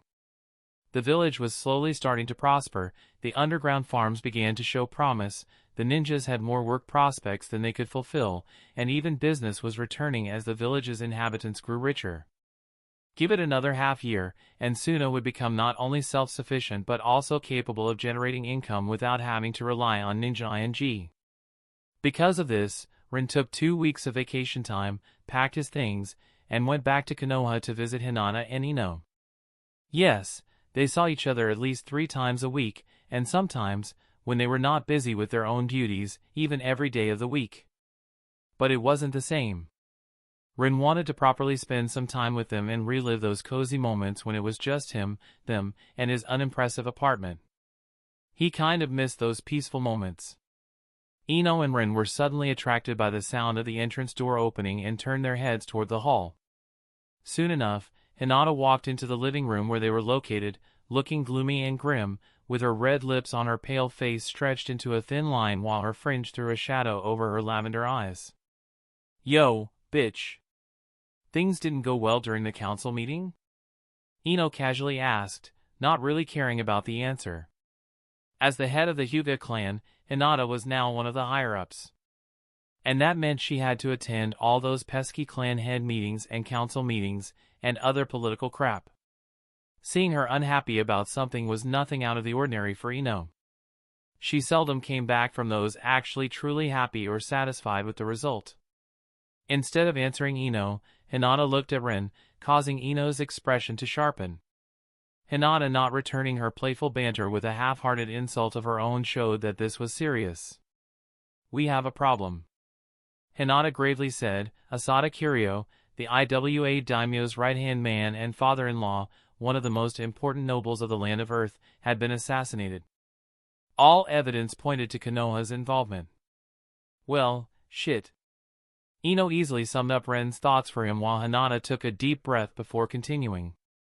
But they managed to apprehend the culprits and, they were soon a shinobi. Ino blinked, and as her lips involuntarily twitched in amusement, she turned her face toward Rin with disbelief etched into her expression. I take it back. You were right to worry. Holy shit, this means war, doesn't it? Chapter 274, Operation Great Hate Harvest 1. Heavy silence settled over the group as Ino asked her question. All that effort they had put into preventing another war from erupting, and now it seemed it was for nothing. Neither of them, Rin least of all, expected such a curveball. After a while, Hinata finally deflated as her severe expression turned into sour weariness. She walked toward the armchair and sat down. I won't lie to you. Her shadowed eyes looked at Ino and Rin. It's bad. There was a lot of grief and disagreement in the council over this incident. Hinata sighed and resisted the urge to rub the bridge of her nose. Konoha might have put in a lot of effort into forgiving Suna's invasion, but in the end, we had a lot of casualties during that incident. We have not forgotten. And now some Suna ninjas wanted to frame us for the murder of the Land of Earth Daimyo's father-in-law? She dryly chuckled and gently shook her head. The unsaid message was clear. The entire alliance was shaken at its core. Killing an important noble like that was simply one of the biggest taboos in this world for ninjas. There were reasons why even the mad lunatics in Iwagakure during the height of its bloody mist regime did not have the balls to kill their own daimyo. It was simply suicide. Targeting one of the most important nobles in the world was not much better. The bottom line was, the nobles could not leave such a thing unanswered. They had to act. They were not stupid. They knew the threat the ninjas posed to their power and rule. But there was a status quo in the world that worked based on unspoken rules. Rules that were now blatantly broken. You know that Sunagakure's higher-ups did not authorize it. Rin weakly said, but even to his ears it sounded like an unsatisfactory excuse. He could feel a bead of sweat roll down his temple as his mouth went dry. Ino's embrace tightened in an attempt to comfort him, but he had to admit, it wasn't having much of an effect, as his mind desperately whirled, trying to find some miraculous, wishful solution to the situation he knew was unsalvageable. So far, he had no luck with it. Hinata did not call Rin out on his weak excuse.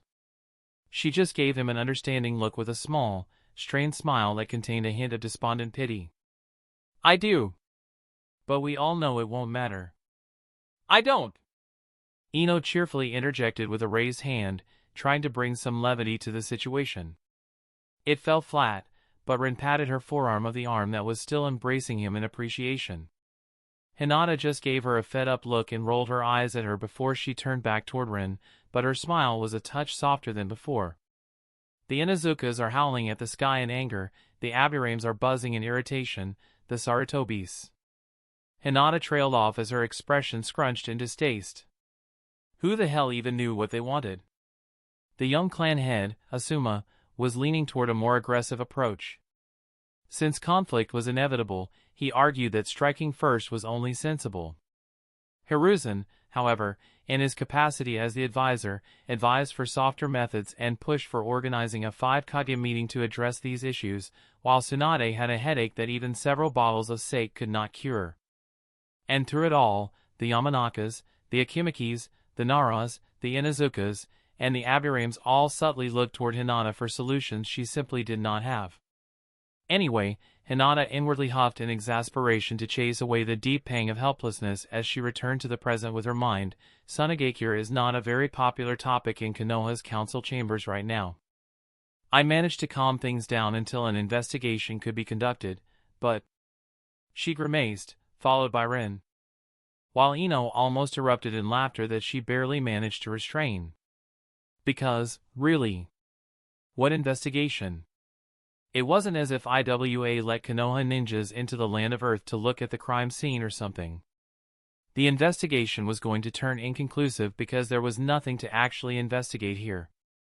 This was just a delaying tactic.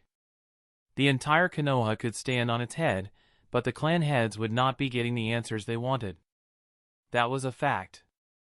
Rin nodded, understanding the outrage of Konoha's higher-ups. Naturally, the alliance would not be broken. Konoha and Suna needed each other too much in the upcoming conflict. But its foundation was shaken, no matter what the truth of the matter was. Rin was certain that the higher-ups of most villages and countries had realized the entire situation was extremely fishy. But it was beside the point. This could not be swept under the rug. He didn't have the time to ponder what-ifs. He needed a plan of action. He had maybe a week before the shit hit the fan at a terminal velocity. Immersing himself in his thoughts, Rin stopped paying attention to the world around him for close to 20 minutes. When he finally came back to reality, the table in front of him was actually filled with food and drinks that Hinata's clone had prepared. Ino was no longer behind him, but now sat next to him while both she and Hinata were distractedly eating cookies, waiting for him. Noticing that Ren's thinking was over, Hinata leaned forward. "You kind of zoned out in the middle of my explanation." She amusedly chided him, and Ren gave her an apologetic chuckle, making her smile. "So, what do you want us to do?" Ino grasped his hand and smirked at him. "Yeah. Should I prepare for the Land of Earth Daimyo assassination? I can totally make it look like the work of Kumo ninjas." Her eyes sparkled while Ren slightly paled. "No. I'd rather not get on every shit list that existed in the history of shit lists on this continent," Rin dryly replied, making Ino pout. "I could so pull it off without anybody suspecting us." Shaking his head, Rin patted Ino's head. From the glint in her eyes, he knew she was just joking. "No. I have something different in mind." He looked at his girls with a wry smile. "Anybody here who wants to join me for a small stroll and an impromptu black operation on the side?" After Rin, Ino, and Hinata finished discussing the details of their upcoming outing, they ate the food Hinata prepared. Then, Rin left to do all the necessary documents before he could leave Konoha. He needed that official paperwork, just in case somebody checked where he was heading. It was going to be a good alibi. 3 hours later, he rushed out of Konoha's gate, heading towards Suna at high speed in a hurry. Only when he was 5 kilometers away from the village and out of the sight of any patrolling ANBU team, Rin stopped and used his intangibility seal to teleport back to the little garden, where both Ino and Hinata already waited for him, all geared up and ready for trouble. For a moment, Rin couldn't help but admire their combat attire, but he snapped out of it quickly enough. Ignoring the shared glance and smirks that appeared on the girl's lips, Rin reached out with his hands and clasped them on his shoulder. The world stretched and spun for them for a moment. The entire experience was over almost as soon as it started, and suddenly Ino and Hinata found themselves staring at a completely new scenery. Their breath became misty white as breathing became a little bit harder than before, as mountain peaks stretched in front of them. Ino curiously looked around while Hinata's mood darkened. "Kumogakure?" Ino asked, tilting her head at Rin, who chuckled with a small nod. "If we can't prevent the conflict from happening, then damage control is the best we can do. And that means, we can't let Iwa and Kumo easily become best buddies. Iwa, Konoha, and Suna already have issues, and now Dash. It is time for Kumo to have some issues on their own." Hinata interrupted with a beautiful, sweet smile. One too sweet to be anything but sinister. "If we are going to have a bad time, everybody else should be kind enough to share our misfortune." She giggled, but her eyes were not smiling, not that it would not be deserved. "Yup." Rin shrugged, deciding not to comment on Hinata's dislike for Kumogakure. "Could you please use your Byakugan and look for a place where they hold their prisoners?" "Bloodline ones?" Hinata asked as her lips twitched. She started catching up on Ren's plan, and the idea made her quite delighted. There was indeed one easy, surefire way to make Kumo into a pariah #1 among the hidden villages. "Of course." Rin put his arm around Ino's shoulders. "Let's call it Operation Great Hate Harvest. Kumo must reap what they so painstakingly sowed over the last few decades." If shit was going to hit the fan, and peace was not an option, Rin decided to make sure everybody would get their fair share of stray shots hitting them. Chapter 275, Operation Great Hate Harvest 2. It took Hinata 15 seconds of staring at Kumogakure to find the village's secret detention facility, all the while Ino was admiring Ren's handiwork from his previous visit. Namely, the now turd-shaped mountain proudly looming over the village for all to see. Rin was a bit surprised that they had not discovered the seal responsible for the visual illusion, but then again, they had no idea what to look for in the first place. Thinking about it from that angle, it was understandable. After Hinata found the facility, her eyebrows furrowed. "It isn't even properly hidden," she said with a baffled tone. they certainly did not put too much effort into concealing it. For some reason that even she couldn't name, this made her upset. She already detested what these kidnapping and raping pieces of shitstains were doing, but to see them do it so blatantly with a devil-may-care attitude? It fiercely rubbed Hinata the wrong way. Rin only gave her an understanding smile in return. He didn't have the heart to tell her that Konoha did the same. He didn't know the exact location, but as far as he knew, the brothel with captured and restrained kunoichi and ninjas for breeding purposes was smack dab in the middle of Konoha's red light district. The village did not advertise it, and they put in the token effort into keeping its existence under wraps, but any chunin and above who wanted to find it would be able to. The difference between Konoha and Kumo, other villages, and Kumo, really, was the scale of these operations. Kumo was infamous for them because they performed so many kidnapping attempts that the few that failed were numerous enough to make what they were doing obvious. It's not like Konoha puts much effort into concealing their breeding facility. Ino shrugged, and Rin inwardly winced as Hinata's head whipped toward her with a big, displeased, "Excuse me, look." Clearly, unlike Rin, the Yamanaka girl had no issue throwing this into Hinata's face. "Don't look at me like that, Hina," Ino helplessly said. "I don't like it any more than you do, but it is just one of these things that simply happens. There is no point closing my eyes and pretending not to see it. I work at T. Where do you think the prisoners with bloodlines end up after interrogation? Hell! Some of my coworkers tend to banter about visiting this or that prisoner they found attractive after they hand them over." A trace of disgust crept into Ino's still carefree tone. Hinata opened her mouth to argue, but she thought better of it, and with a disgruntled snort, she turned her head away from Ino, glaring into the empty air. The topic was not over, not by a long shot, but for now, the mission was more important. "Okay, girls." Rin clapped his hands in an attempt to guide their attention away from the topic. "We have the location, so let's go before some unfortunately fortunate idiot stumbles upon us through his sheer dumb luck and gets a kunai through the neck for his troubles. Ino, use the light-bending wind release to conceal us visually. Hinata, lead the way through the cracks in their security. I will follow you and watch your backs." He slightly paused and smirked, "and backsides." Hinata gave him an exasperated look at that, but she now sported a small smile, while Ino punched his shoulder and huffed. They shared one last companionable chuckle before the jovial mood gave way to seriousness as they entered the proper mindset for work. Ino and Ren's blonde hair faded into dull brown color, while Hinata's bluish-black turned into a faded red color. Their pale skin tones slightly shifted as tan appeared on them, and their eyes became unforgettably green, meant to attract attention and stick in the mind of anybody who had seen them for a long time. Looking at Ino and Hinata, Rin inwardly nodded to himself. Even he would have a problem recognizing them with their new coloring. As far as disguises went, this one was great. Silent and unseen, the trio descended from the remote mountain peak, slipping into the village with ease. Only someone aware of all patrols could provide as Hinata's eyes paved their way in.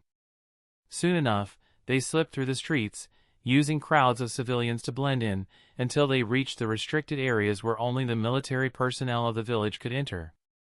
The patrols were much more intense the closer they got, and pretending to be just civilians became harder and harder as the crowds thinned. But thanks to Ino's flawless wind release, the light bent around their frames, turning them invisible as they suppressed their chakra, while Ren's seals concealed their scent and heat signatures. Waltzing right in front of the guarding Chunin, Ino gave him a rude salute with a cheeky smile as they slipped past him while his eyes stared past them. For a moment, the man's face scrunched, and he blinked several times, but as he looked around and found nothing out of the ordinary, he shook his head and returned to his mind-numbingly boring guard duty. By then, Ino, Rin, and Hinata were long gone, already in front of the mountain peak that housed several facilities, one of which was their target. Hinata suddenly stopped and motioned upward to the right. Looking that way, Rin saw a balcony etched into the side of a cliff.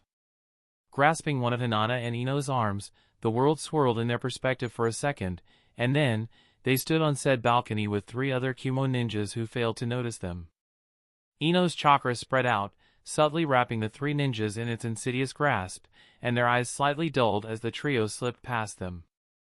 Rin glanced at Ino's back, replaying the actions of other ninjas they had passed a few moments ago, while he inwardly wondered if these three were her first victims today. He had only noticed her actions because he was staring at their eyes as they lost their focus. The girl could not use her Yamanaka techniques because this was a black operation, and giving Kumo any inclination to believe Konoha is responsible for their upcoming trouble would be beyond bad. But she did not have only her Yamanaka techniques. Outside of them, she was exceptionally good at Jinjutsu. It was oftentimes overlooked, even by Rin, because she simply did not use it all that often. But a small chill went up Ren's spine. They passed hundreds of Kumo ninjas today. And Ino's Jinjutsu was subtle enough that even he had a hard time noticing it affecting people around him when he was on his guard and paying attention. Feeling his eyes on her back, Ino turned her head toward Rin as they walked through a hall, and his eyes instantly slid down toward her backside. He appreciatively stared at it for a few seconds before he raised his gaze and met her eyes, giving her a composed smile that concealed his previous thoughts. Hearing a smug mental giggle coming through the telepathy seal, Rin ignored it as they reached their target area.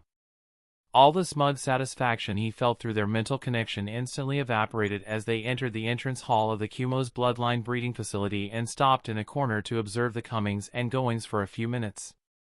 "Well, we are here. Any plan?" Hinata mentally asked. "I suggest just slaughtering them all." "Hinata!" Ino's exasperatedly whiny voice resounded through their mental link, and Hinata grumbled. "Just saying. It's not as if this scum doesn't deserve it. Being vicious like that is my job. Don't steal my thunder, Thunder Girl."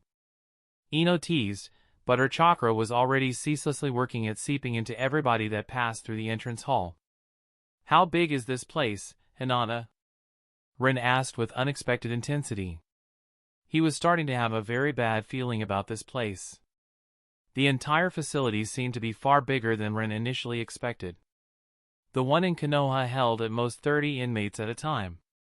But from the traffic through the entrance hall during the few minutes of their stakeout in the corner, this one seemed to be 473 prisoners, 53 guards. 117 visitors are enjoying the prisoners right now, while 11 are in various stages of arriving or leaving the place currently. Hinata mentally narrated the numbers while coldly staring at the people coming and going with murder in her gaze. Rin noticed an extremely controlled, subtle shift in her chakra, and his lips pursed. Paying her a bit more attention, he noticed that Hinata was doing something, and Ino was deliberately concealing it. "Hinata." Rin sighed, and Hinata slightly stiffened as she noticed something was wrong from his tone. "Yes?" she almost timidly answered, Rin inwardly smiling as he felt her urge to look away from him like a scolded child that was caught with her hand in a cookie jar through their mental link. "Are you poisoning them?" he plainly asked.